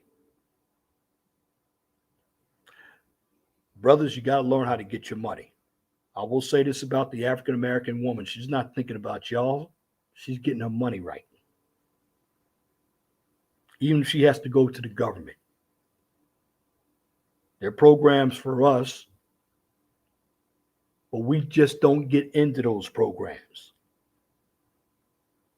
Now, for me, I'm about getting my money straight. I want financial freedom. Now, some areas that you can go into could be real estate. Brother Ramil, you check his channel out. Fantastic. Check his channel out. Check Theo and Keep It Techie. They like IT. Check out my other channel, The Mind of STEM. I can teach you all about engineering. Regardless, if you want happiness in your life, get your money up. And don't spend it on women. Because at the end of the day, number of these women, they're not going to respect you whether you have money or not. So in the end, you keep your money to yourself and you think free enterprise, because that is your key to gaining power and respect. And also think ownership. Stop being an employee. If you're an employee right now, take some of the money from your job, start a business. Your job should not be your only income, because if something happens to your job, you're going to have to take the risk by starting your own business. Because in the end, capitalism rules. Socialism, communism, they're oppressive. So again, I want to ask you this question. Do you want freedom or do you want tyranny? The choice is yours. But if you want my answer, I'll give it to you right now. I want freedom. Why? Because freedom allows me to do anything I want to do with responsibility, and it keeps me from being a victim. And that's my commentary for this edition of the 411 Talk Zone radio show right here on YouTube. If you like what I just presented, please comment, share, and subscribe. And if you are looking for some STEM education, you check out my second channel, The Mind of STEM. On that channel, you get a daily dose of science, technology, engineering, and math. And some of the subjects that I present on that channel are complex numbers, entomology, industrial engineering, and geology. And I'm going to try to get my Blog Talk radio show set up. I'd like to be able to do it with a live stream. I haven't figured that out yet, but that would also help me get some more people on the panel if I use both systems. 215-383-5785 is the number to my Blog Talk radio show. Now, if you cannot find me on YouTube or Blog Talk Radio, you can locate the 401 Talk Zone radio show on YouTube and Blog Talk Radio on Parler, MeWe, and Twitter. And I say that because those channels are useful for political and social content. And for my STEM channel, you can find me on Twitter and LinkedIn. Those channels, I present my STEM videos and some of my presentations that I have given in school. Because at the end of the day, I'm going to leave you with this. Be blessed for what you have. Don't worry about what you don't have. Always know that the sun rises in the east and sets in the west. And for all you haters out there, if it doesn't apply, let it fly. But if the shoe fits, wear it. If you don't like the shoe, change it. Next week, I'm going to continue on the rules of dating liberated women. Stay tuned for that. So, in the meantime, I want you to watch the stream in its entirety. Take notes because I'll be coming back for more. And I want to say this. That concludes this commentary of the 401 Talk Zone radio show here on YouTube. Till next time, my name is Leon Jones. I want you all to have a wonderful and gracious night. God bless you. I'm out.